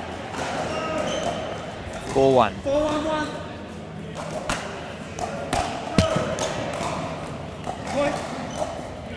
Couple loose errors coming from this side of the court.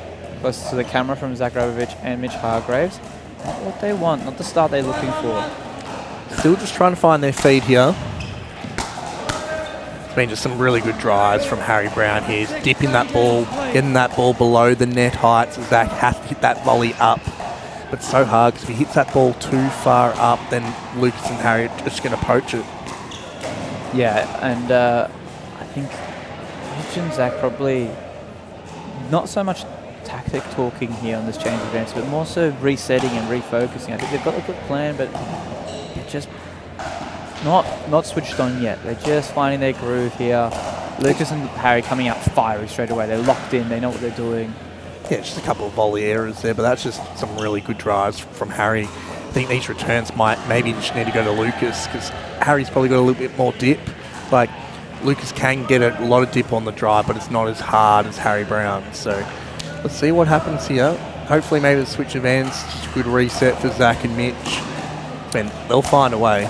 Yeah, we'll see what happens here. But I think going back to that return as well, they're sometimes returning to the person who can dip the ball well.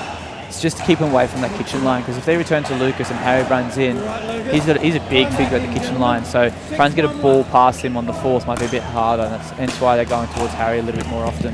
Pick your poison. That's it.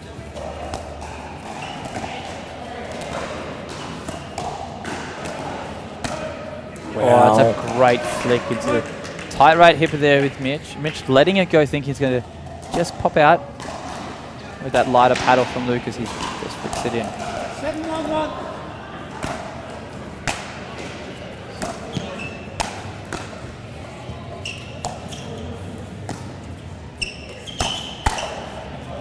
Nice change up there from Mitch. Looked like he was going to roll the ball and then decides to speed up at Harry. Harry seemed to be all over it, but just overhit it. 7-1-2.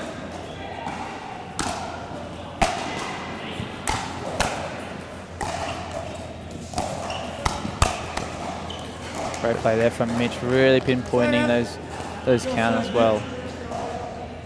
That's the game you want to see Zach and Mitch be playing, because this is what they need. They've got a bit of a hole to get out of here in the first game. I mean, Harry and Lucas have not made an error really at the start of this game. So they're just giving Zach and Mitch nothing. And there's just been a couple of missed balls here and there from Zach and Mitch. You can feel the energy levels on this side close to the camera from Brown and Pasco. It's just a little bit switched on. They're ready to go. Harry. 7-on-1.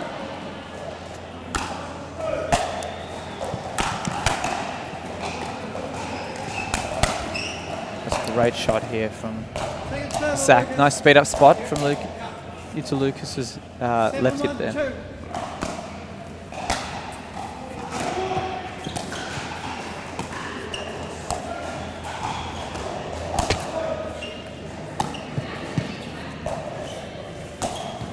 The line. Oh, wow. Oh, great get. No, great point. A bit all over the place, but managed to get through it. Harry somehow got that ball before, just going to lob over Zach and land it straight on the sideline. 1-7-1. Mitch and Zach looking to get some more points on the scoreboard here. Even out the game here.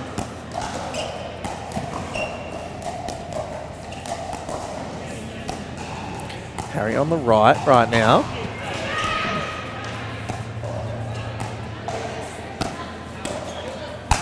Oh, Zach for going for all out there. Yeah, it's quite interesting noticing there Harry and Lucas not calling the switch here. I'm assuming because of the serve coming through. So much harder. And both Mitch and Zach have incredible drives trying to pull the switch with a big drive like that. Catch you out at sometimes. Well, that's a great speed up there. But it's just sometimes the straight up play is to just not give Zach and Mitch any patterns to kind of just get comfortable with. Like if you're both playing in different spots, they've got to go to a different person each time and have to really think through their points. Yeah, Zach and Mitch being quite traditional players. They do like less scrappy doubles. I'd say Lucas and Harry, really good players. They know that they're just going to kind of make it really uncomfortable for Zach and Mitch, not giving them too much rhythm.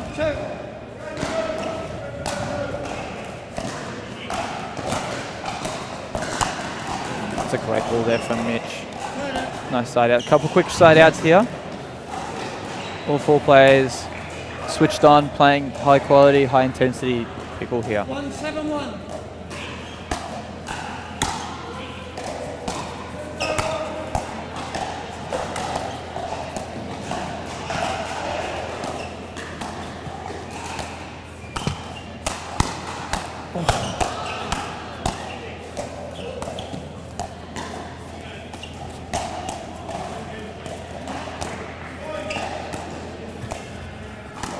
Oh, that's so good.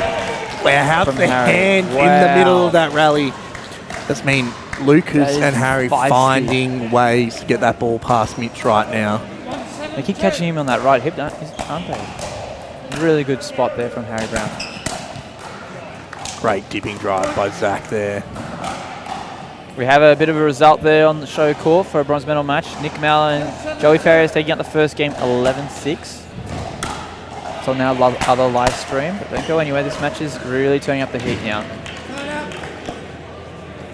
Harry. 7-2. Interesting, they're not even stacking here on serve. 7-2-1.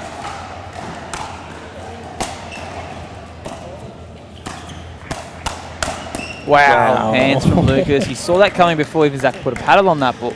I Combo. just saw that in the mixed all day today and yesterday as well. Lucas's anticipation is second to none.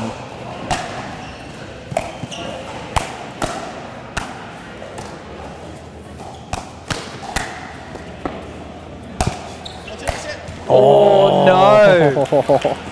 That Ernie just sat up for Lucas to hit a smash off and dumped it in the net. Everything's just coming off really nicely for Harry and Lucas so far in this game. 8-2.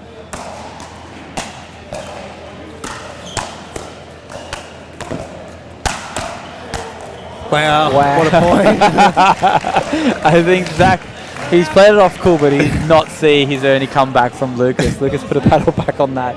Zach's was like, not let me put away expecting that. one more, yeah. He was not expecting that at all, but he just got clipped. That's a good clip for him.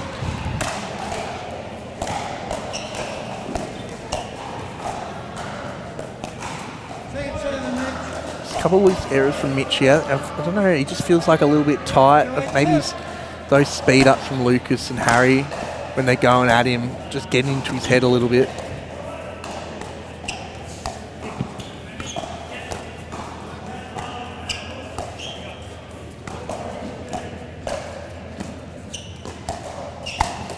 Oh, another crossbody speed up right into the right hip of Mitch there again. He's getting caught out in that right hip, isn't he? Harry's doing such a good job with his speed ups. They're so quick out of the air.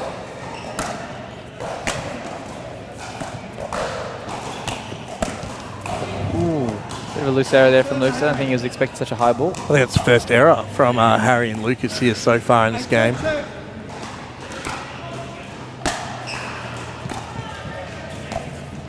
Great dipping drop there from Harry. 9-2.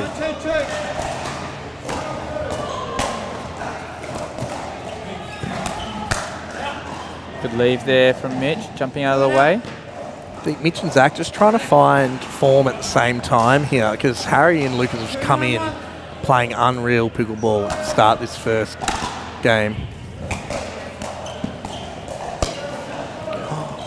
Flying that line there. Good lead from Harry. Signature backhand roll from Mitch just sailed wide.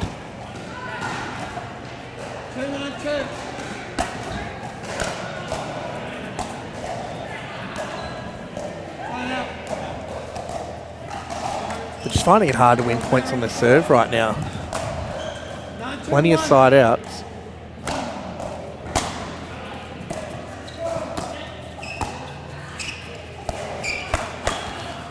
Again, the right hip for Mitch. He was ready that time, still catching him out. Really good hands there. So, Aaron, what do you think, Mitch and Zach are probably going to be looking to do now? How will they get themselves back into the points?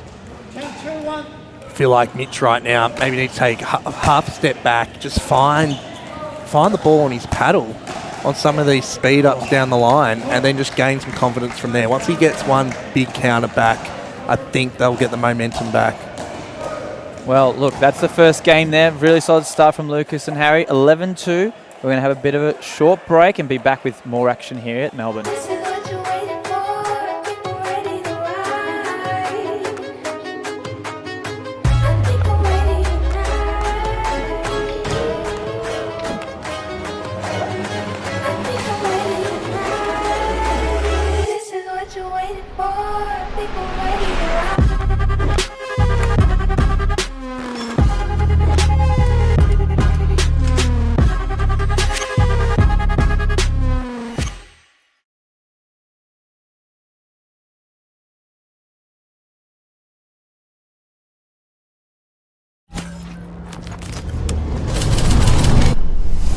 Energy is everywhere. In the hit, in the bounce. It's in the crowd, the people holding their breath, and then losing their minds.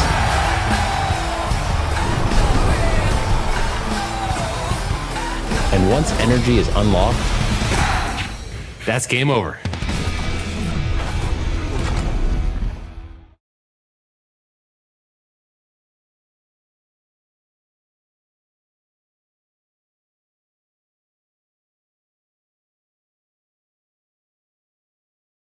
We are back here for the PPA2 Australia here in Melbourne. We've got the men's gold medal match. First game going to Harry Brown and Lucas Pascoe, 11-2. Got Zach leading us into game 2.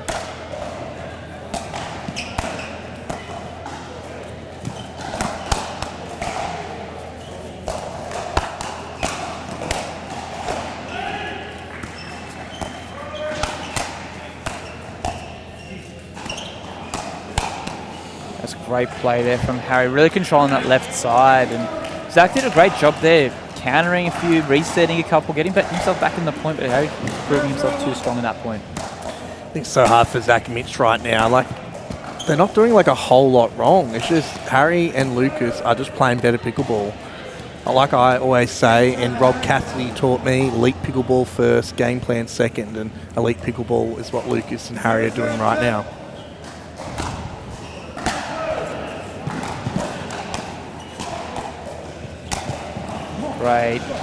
Great little Ernie, Scorpion Ernie from Zach there. Wise words from Rob Cassidy. And I think it nails the nail in the coffin, doesn't it, here, where Mitch and Zach being the favourites to win this doubles match, but Harry Brown and Lucas Pascoe really showing what they're capable of here. There we go. That's the one Mitch needs. He was ready for that one.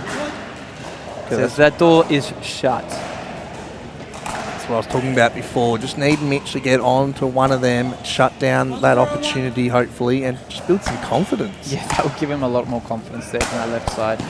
There you go. Mitch was looking for that poach there. He probably wasn't doing that before. No.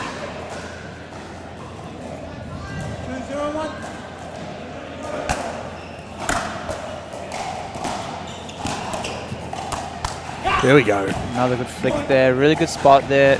Jamming Harry up a little bit. First time Hargraves and Grabovich leading in this gold medal match. 2-0. So correction, it's 3-0 now, it's 4-0. This is what Zach and Mitch needed. I told you, just one counter from Mitch and then Zach. And Mitch's energy will rise to the occasion, and hopefully we've got a really exciting ball game that goes 3 games here. Yeah, 5-0 there. There was one error before these 4 errors have happened from these 2, and now it's given Zach and Mitch some opportunity to get back and some momentum. And that's the thing, like this is what you have to sometimes do. When your opponents play so good, you just got to ride the wave and just keep pushing them, because they're not going to last. And if they last the whole match, then it's just too good. I like the move there, Yeah. just couldn't connect. 0-5.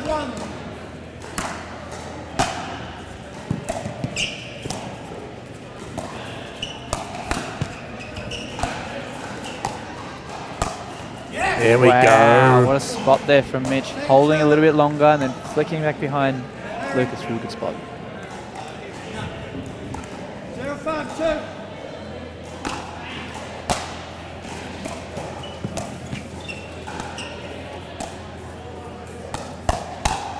There we go. Wow. Winning the 50-50 hand battles now. Great side out from the boys. On the other end, 5-0-1. Surprised Harry and Lucas haven't gone to what they did in the first game, which was Lucas on the left for a little bit. oh, that's a good find there from Harry. Really good Ernie. Seeing a lot of Ernies today, and it's just amazing to see where the level of pickleball is coming, where players are starting to anticipate those balls even before they've crossed the net.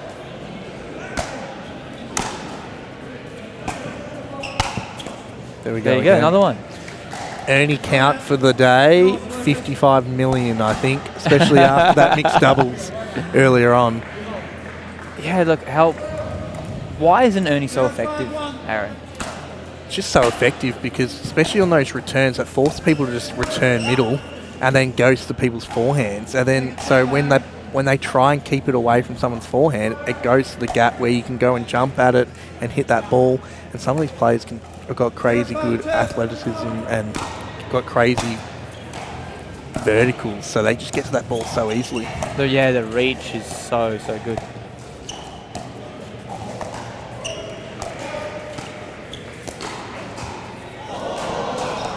Oh, that was a tight one there. Ball deciding to go the other way. Yeah, I think the other thing with the Ernies, you're obviously hitting the ball inside the kitchen, except your feet are outside the kitchen. So the ball is coming back quicker. You're catching it out in front, often surprising players, giving them less time to react and finding little spots there that didn't necessarily exist beforehand. Great speed up down the line by Zach. Now keeping Lucas honest. Let's see, now we've got Lucas on the left now, so they're trying to go back to what they were doing earlier. Yeah, that change-up might not necessarily be effective, but it's effective in a tactical way. Gets the opponents thinking a little bit.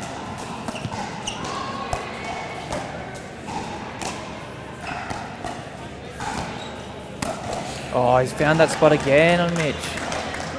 It's so hard to read that flick from Lucas when he's holding his wrist so long, and the sheer speed of that flick.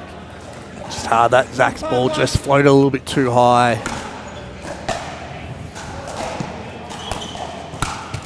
That's a good ball there from Zach. Holding his the left side a little bit to help Mitch on that unwinding of the stack. 152.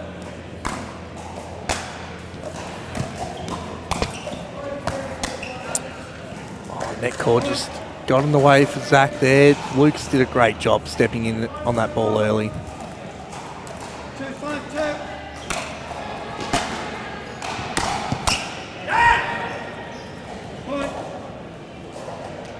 3-5. Harry Brown really firing up here. 352.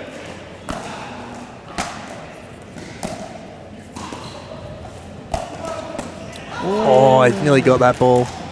Don't know if that was going in though. From our end, when I watched Lucas, I mean, I have faith in Lucas's lobs, but I felt like that might have been sailing a little bit too far deep.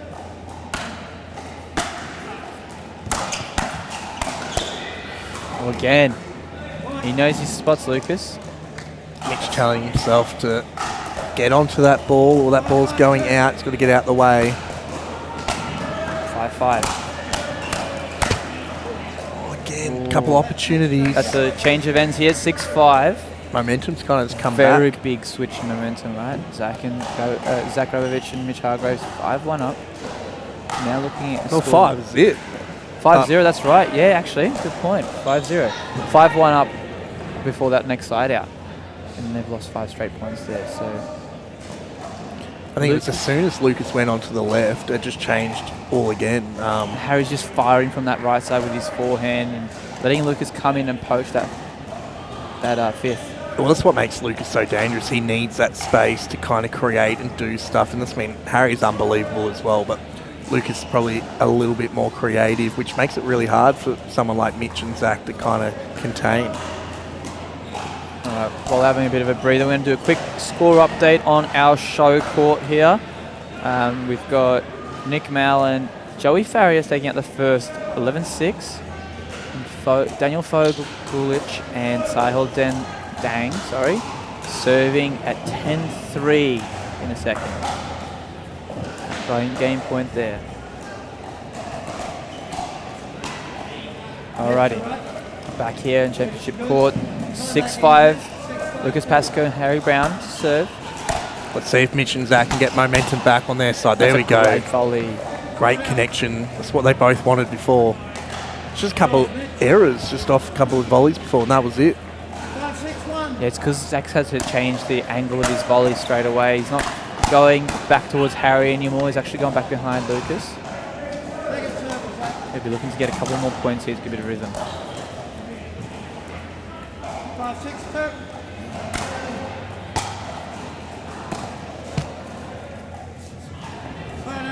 Not the loose errors you want here at this point of the match. Because like Zach and Mitch looked so dangerous before when they were just connecting on all those balls. Well, that works. Good get from Zach there. Lucas just being caught out there from a high volley. 652.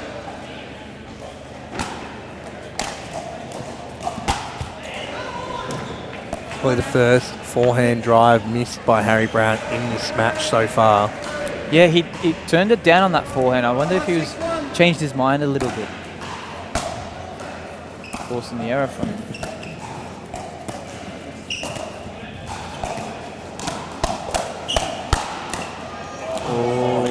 Mitch was like on top of that one that time. He Harry was. just get into good spots. I think Zach was on the back foot. It was a higher volley and he was on the back foot. He couldn't really attack off it out to reset that ball. Was forced to reset it. Didn't really work again. Quick side outs here.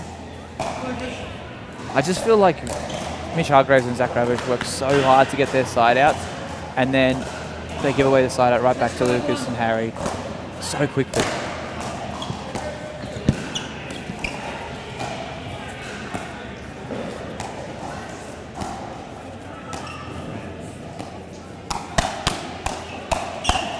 Oh, there we That's go. a great hands battle there from the boys, and no doubt pumped. The hands battles Mitch and Zach want right now to get on top of.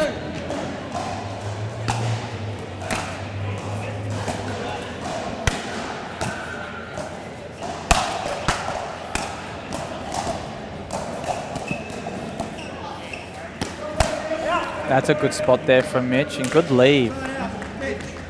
While we're having this side out, quick score update on show court, the bronze medal match. It's 1 game all.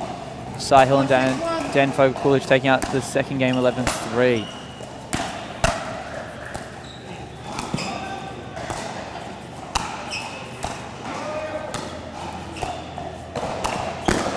Ooh, a bit of miscommunication. That's what we were talking about at the beginning of the match, is who's got that middle, who's taking that middle.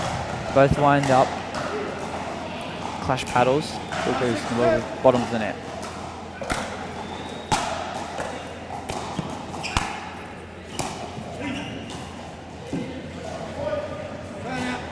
Harry doing a lot of damage from the left side. They've gone back to their original positions now on the other side there. Harry really taking over that kitchen line. Yeah, I think these change-ups have been good. It just keeps Mitch and Zach out of rhythm.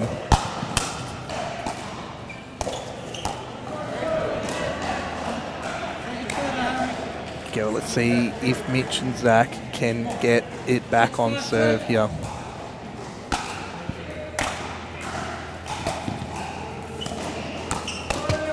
It's a great flick from ankle height by Harry Brown. That was an incredible attack.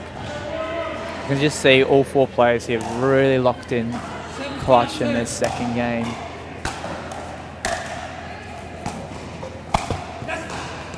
Oh, that's not a typical error Mitch is going to be making. Timeout called by Mitch. I think it's a good timeout. Reset. Not the game we expected from Zach Ravage and Mitch Hargraves. At the beginning of the match, we obviously said they were the favourites here, but they're just making a couple loose errors. They've picked up the intensity, but I think that change up from Lucas Pascoe and Harry Brown, consistently changing sides, changing rhythm, changing pace, they're always in the back foot. Yeah, I think it's just making Zach and Mitch have to second guess some of their shots, and that's where some of those errors have come to play. And it's brought Lucas and Harry Brown back into this second game. Remember, they were down 0-5 and have come back 8-5 up. So it has been a while since Mitch and Zach have been able to get a point on their serve. Now, if you just tuned in as well, Harry Brown, Lucas Pascoe playing lights out pickleball in the first game, taking it out 11-2. They started a bit slow in the second, like you mentioned, 5-0 down. But they've really picked up the pace, and if you just tuned in now, it looks like they've just been steamrolling this match, but this is still anyone's match. Let's see if Mitch Hargraves and Zach can refocus and get this side out. Back in. 8-5-2.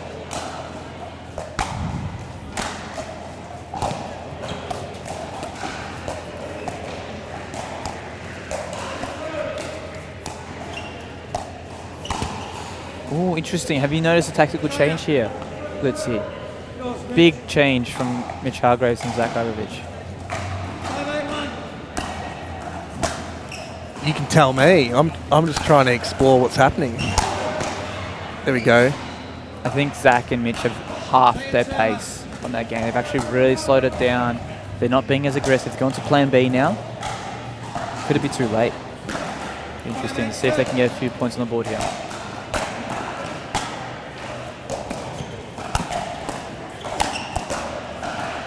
Great shot making from Zach from around the back.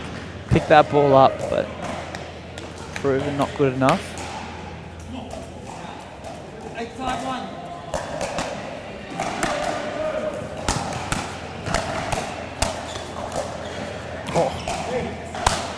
Wow, great communication there. I thought Mitch and Zach were going to clash paddles on that smash there. Did you see Mitch's pick up and the counter? It was behind his body and managed to get still dipping him before the baseline there. Incredible hands.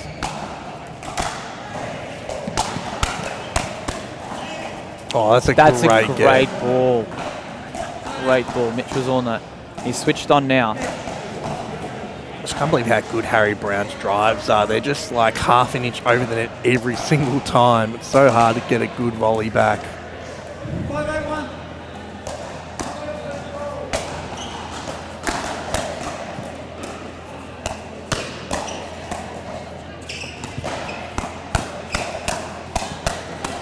Wow.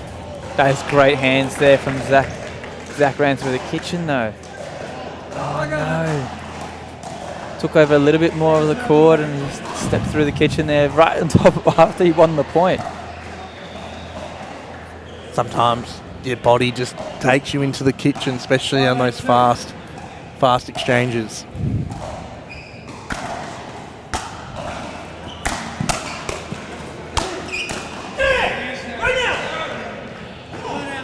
See the frustration from Zach here on this side, close to the camera.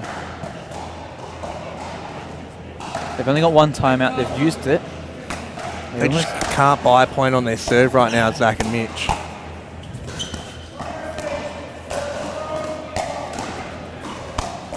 Whoa, Harry Brown doing a couple matrix moves, almost going through the fence there as well. I think for Harry, he was a bit late getting back into position, and it probably worked out in his favour. He stayed on that sideline. He knew if that ball's coming at my chest, I'll get it out the way. There's one of those drives again. Oh no, that's set up. Championship point here. 10-5 to Lucas Pascoe and Harry Brown.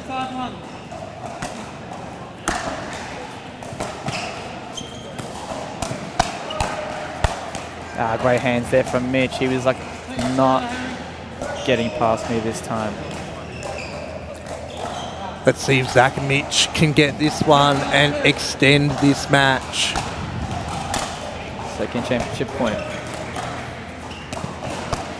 There we go. There it is. Flick. Great flick back behind Lucas. They're going to shake it off. They've got no timeouts left. They have to reset on these side outs if they get a few more points. Bring it back in.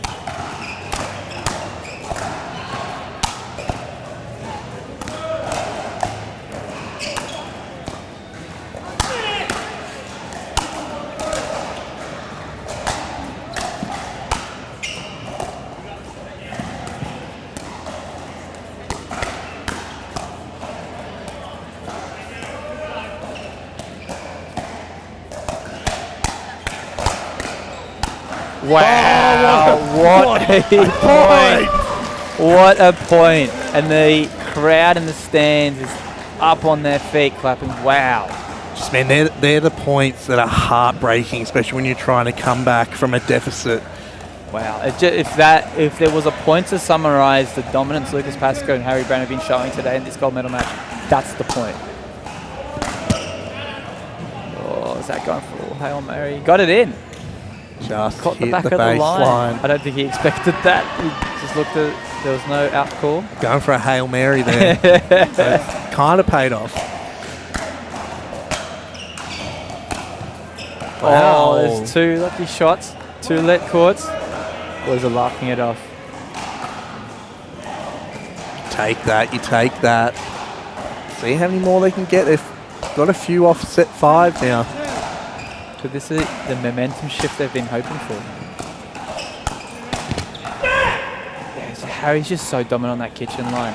As soon as he's on that kitchen, it's almost like the kitchen disappears. You can't get a drop down. The guy's all over that net. Match point.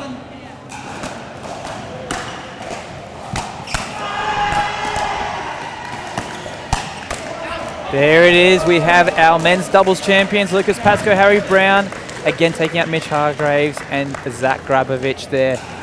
What a win for those two boys. Look, looking at that match, I mean, Harry and Lucas did not do anything wrong that whole time. That was an unbelievable match. That was some high quality pickle. I was actually blown away with that. I mean, going in, we're talking about how the favourites were Mitch Hargraves and Zach Grabovich, and they had a faultless tournament. But coming in today, I couldn't believe the level that was played from Lucas Pascoe and Harry Brown. So that's Lucas Pascoe and Harry Brown's second PPA gold medal, back-to-back PPA New Zealand and PPA Melbourne. Outstanding tournament for Lucas and Harry. Harry taking out the gold in the singles and the men's doubles. Two gold medals. Double gold is super impressive. Next match that will be on championship court, it's going to be Andy D against Mahika Yadav.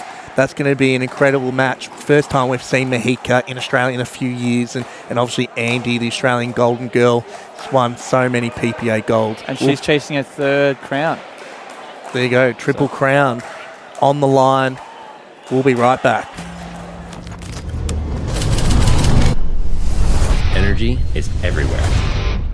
In the hit, in the bounce. It's in the crowd, the people holding their breath, and then losing their minds.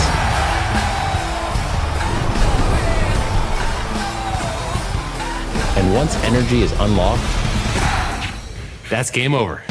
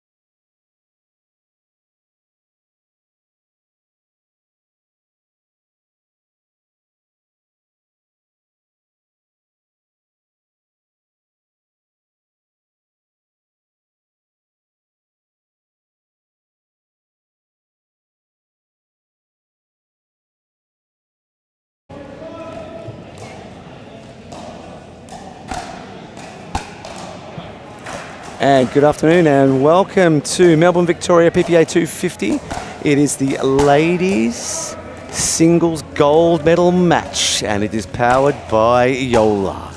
We have obviously a household name here in Australia. We have Andy D. Has had an incredible morning so far. Gold in the mixed and a gold in the female gender. And it's against Mihaka Yadav, well known in India. But I'm actually joined with Crystal. So thanks for joining and yeah. Of course. Yeah, this will be a good match. Really, really good ground strokes from both the girls. I'm just watching this warm-up. Footwork's great. Swings are technically perfect. So, yeah, I think we've got a really good match ahead of us. I think you're right there, Crystal. I think you're going to see a lot of the girls staying back at the base until there is that moment. And here we go. Let's kick it off.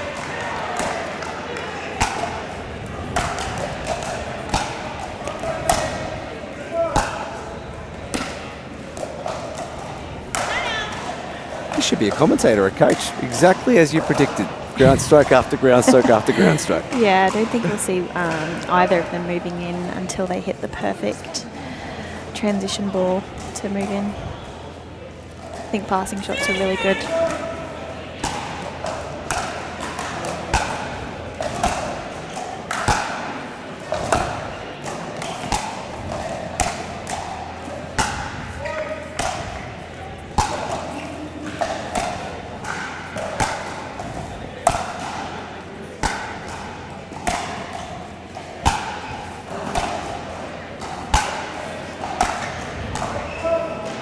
Wow, that is an amazing drop shot by Andy. Yeah, she reads the courts so well. She just knows which ball to come in off, and saw Mahika not really expecting that one.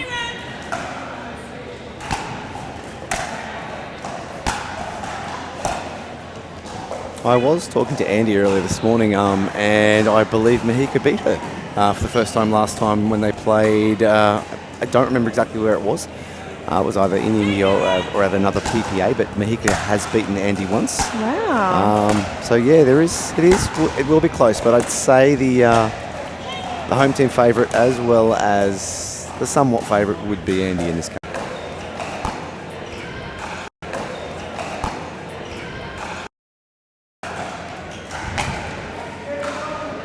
I like that forehand line from Mahika and coming in off that. I think that's a clever move. She's not hitting it with 100% power, just enough to roll the ball deep. It actually gave her time to come in, which was nice, and she'd established herself.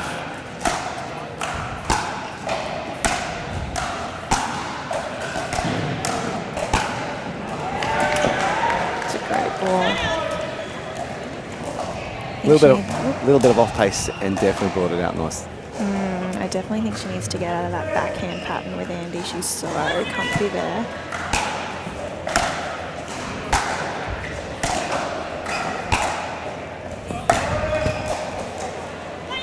Did you play singles in this tournament? I did, yeah. So I had about 10 months off from singles, just getting life things organised, and yeah, had my first one back and really enjoyed it.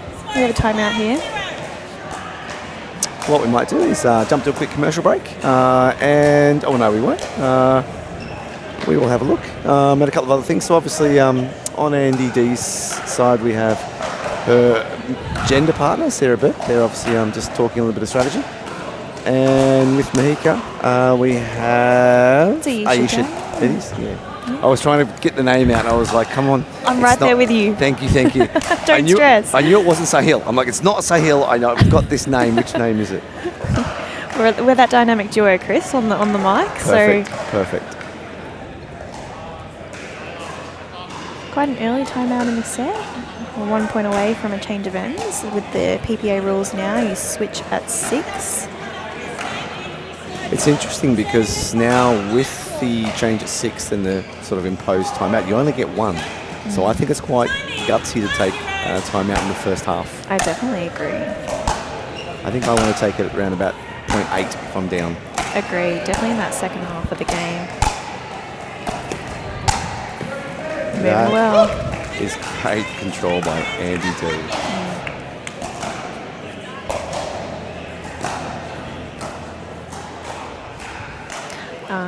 great with Andy in Brisbane. She's a Brisbane girl. She works harder than anybody. Just getting everything technically perfect, precision, reads the court incredibly well. I know I've seen her definitely doing some runs and some park runs, whatever it may be, and I think in general she's definitely doing a lot of fitness to stay Absolutely. well on the court. Yeah, she's also got a mental toolbox or mental skills course that people can complete. I know she's done a little bit of stuff with her sports psychology, and it really shows. She's so mentally resilient and doesn't give you much emotion on the court.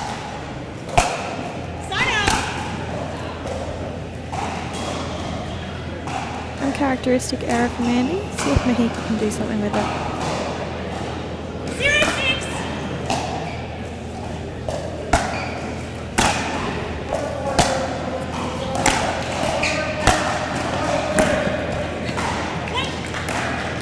And Mahika's off the mark.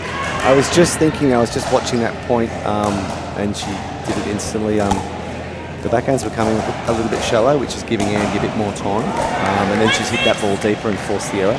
Yes, definitely agree.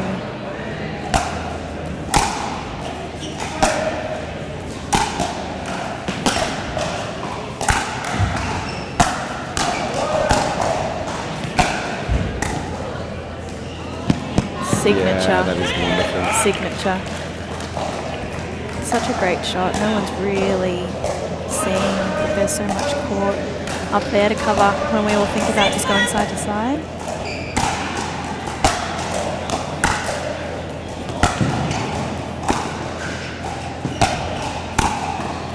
That is beautiful. Yeah. There's a few copy points here where definitely Mahika's return is deep, the fourth is deep, and then the sixth and eighth seem to be getting shallower and shallower, and that's just Andy stretching her. Yeah. And that's giving Andy the chance to come in a little bit, potentially do those volleys. That's a great return. I actually like that shot from Mahika. It's the right one to go for. She needs to move Andy around. Or either that, or she needs to go middle of the court a little bit more.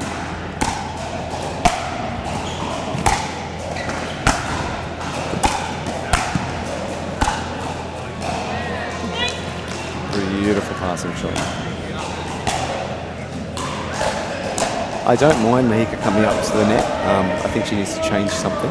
Agreed. I think that just adds a little bit of pressure, gives Andy less of the court to look at. That return's just too short, unfortunately. It's hard though when you've got so much pressure coming off the serve.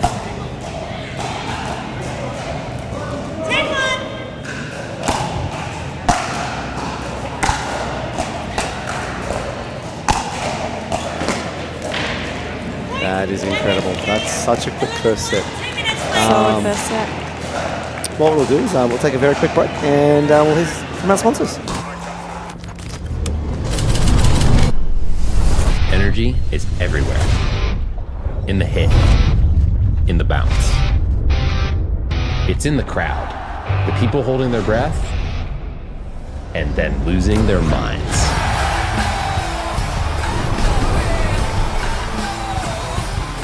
And once energy is unlocked, that's game over.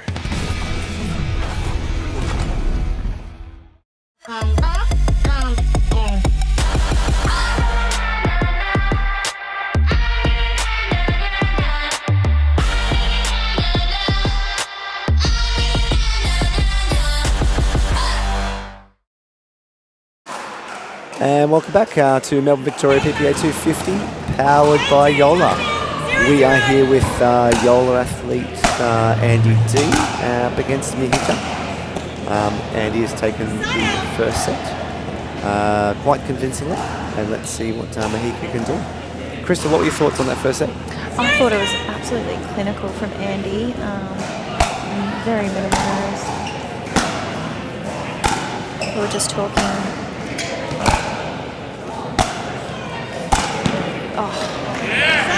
We were just saying on her wings, like Mahika's moving the ball around really, really well. Any other match, these would be setting her up to come in and finish the point. But Andy on the run is just as good as she is not on the run. So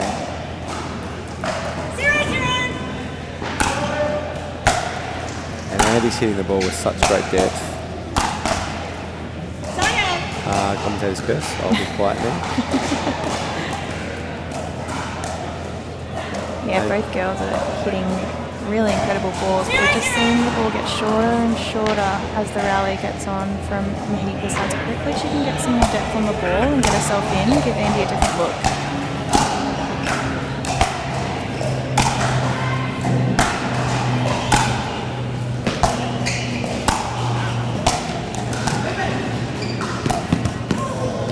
Unlucky. So we've seen it. That was the third time Andy's got that drop. It looks like Mahika's now seen it. And that's the first one she's actually got to. Yes. So in some improvements there. That's good. Yeah, both girls have got some good help on the bench there. So Andy's got Sarah Burr and Mahika's got Ayesha Day.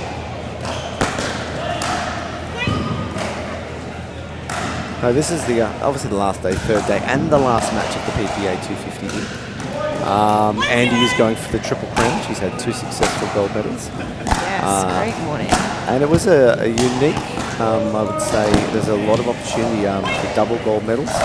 Sarah Burr, Lucas Pascoe, who else was up for more than one? So Andy's definitely on track for 3 now. Yep.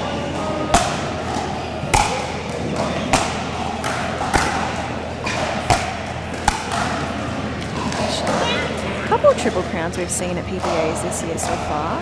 Selena Tarulia with her triple crown earlier in the year. Oh, nice. I do think in the pro space it's just got harder and harder and harder with the depth of talent. And you can really see that PPA is, I guess, growing a base of players. There's some new names and new faces that are making the semis, making the quarters. So pickleball is here to stay. Absolutely. I was talking to some friends off the court, Talia Saunders, Joey Farias, and I was just saying how much the gap is getting closed in terms of, yeah, like you said, the depth of players. We've got some new names coming up deep in the draws and new names coming up on Championship Sundays, which is great to see. Absolutely, and I think it's really interesting that these gold medal matches, the bronze medal matches on the other court, but even the semis, it really is anyone's game. I would say a year ago there were some really strong favourites, and now anyone can win that match. Absolutely. There's really no good draw anymore is how I feel when I see my draws. I'm like, truly, there's no good draw. Everyone's there. The quarterfinals could have been gold medal matches a year and a half ago. 100%. We've attracted quite a crowd throughout the weekend as well.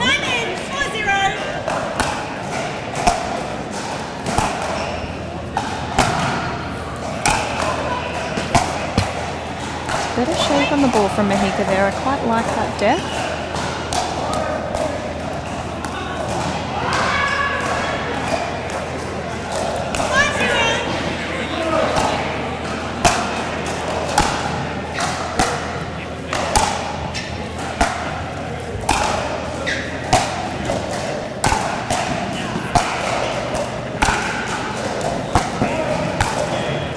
Absolutely painting lines. That line approach.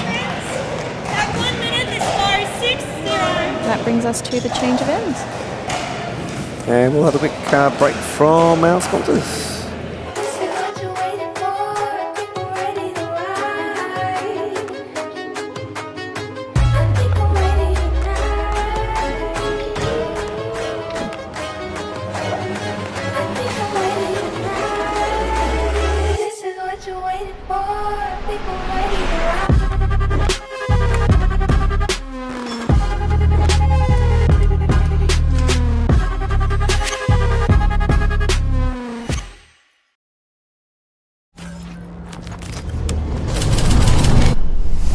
Energy is everywhere.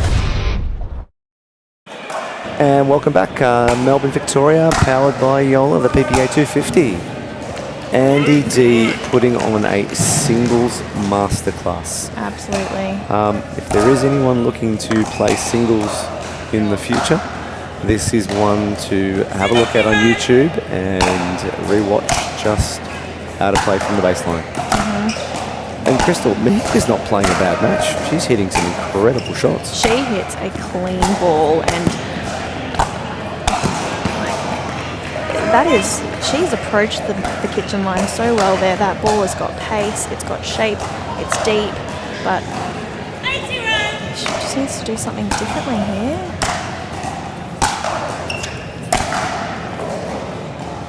Unlucky. Mihika, an international. She plays a lot internationally. Played the PPA Tokyo. Knows a few Aussies. I could be wrong, but I believe she might be based out of Mumbai. I think I heard that. Awesome. Yes, it would be a very different climate. Yeah. So lots to get used to. Probably sets her up well for Singapore because there's PPA Singapore next week. Excellent. A lot of these top pros are heading there. And 2 weeks after that, there is the PPA Ho Chi Minh. Oh, amazing. Then we got PPA Gold Coast. So we're coming back to Australia at Voyager Tweed Heads. That'll be an amazing event. Had a few of those PPAs held there last year, and nice little coastal spot.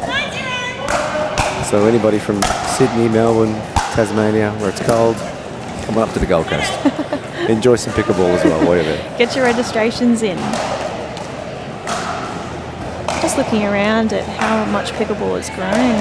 There's a lot of amateur matches going on around here as well, which is really nice to see. I believe it's the 19 plus mixed doubles, maybe 4 and above, or 4.5. Yeah.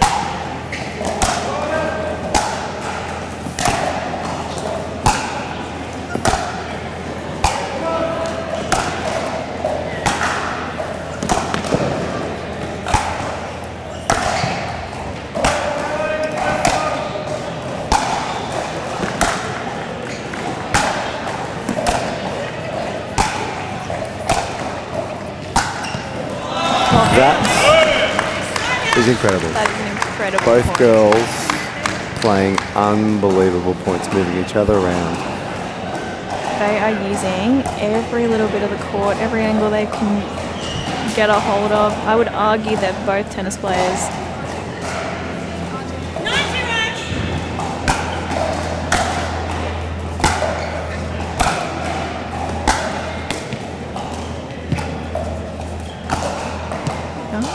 Mahika using a little bit of the Andy signature drop volley. Yep. I quite like that. So that would be 1-3. Andy's on 3, and Mahika's on 1. So let's see if she can do it a couple more times.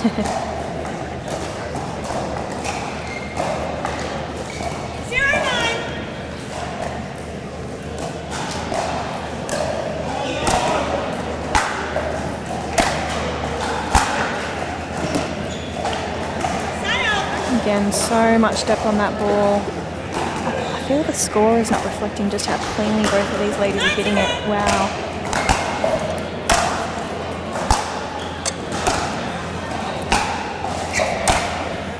Oh, that's a beautiful ball from Mahika. Both girls clearly JOOLA athletes, which what this tournament is powered by and sponsored by. Using, I believe it's the Agassi. Yeah. I use the Cosmos personally, the JOOLA Cosmos. Great paddle. 16 or... The 16, yep. And I have the 14 in my toolkit. There we go. Oh, very good. Great doubles paddle.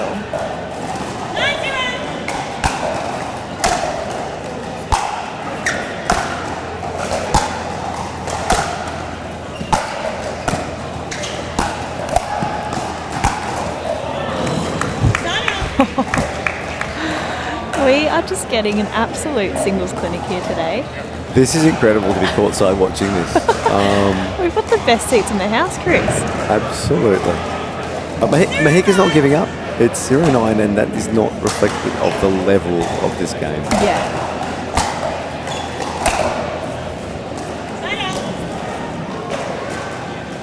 Not actually a big miss. It's not a big miss.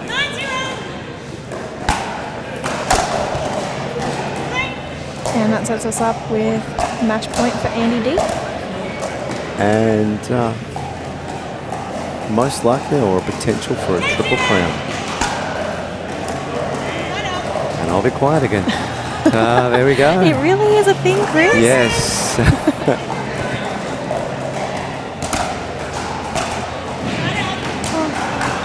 feel better now? We can talk again. Yeah.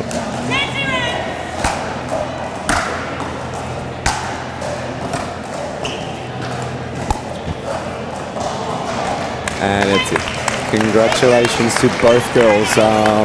Obviously, Andy D, Triple Crown winner, gold medalist in the ladies' final today in the singles. But a masterclass of singles and one to watch back for sure. Absolutely. Some very clean ball striking. Andy with the hug with Sarah. She'd be very happy with this weekend. Well, that wraps up all of the pro tournaments for today. Thank you very much for joining us. For those that have on the live stream and have been watching, and also to all of the incredible people that are here enjoying. There is still a massive afternoon of pickleball. And we might have a look over at the bronze medal match if that hasn't finished. But yeah, there's people everywhere. The bronze medal, what have we got? Shannon Spencer in a close match against Taya Cross, 6-1. So yeah, congratulations to Shannon as well. But thanks for listening. Thank you, Crystal, and Thanks for having me. have a lovely afternoon. Bye, everyone. See you at the PPA Gold Coast. Energy is everywhere. In the hit, in the bounce. It's in the crowd, the people holding their breath, and then losing their minds.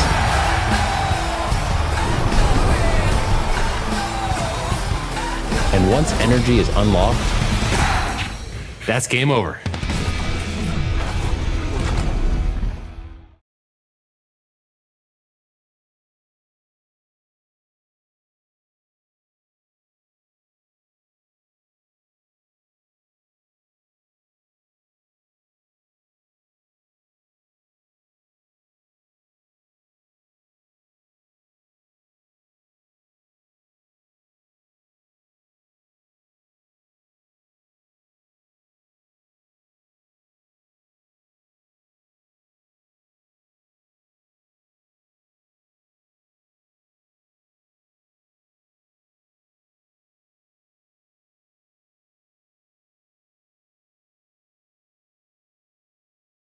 This is what you're waiting for.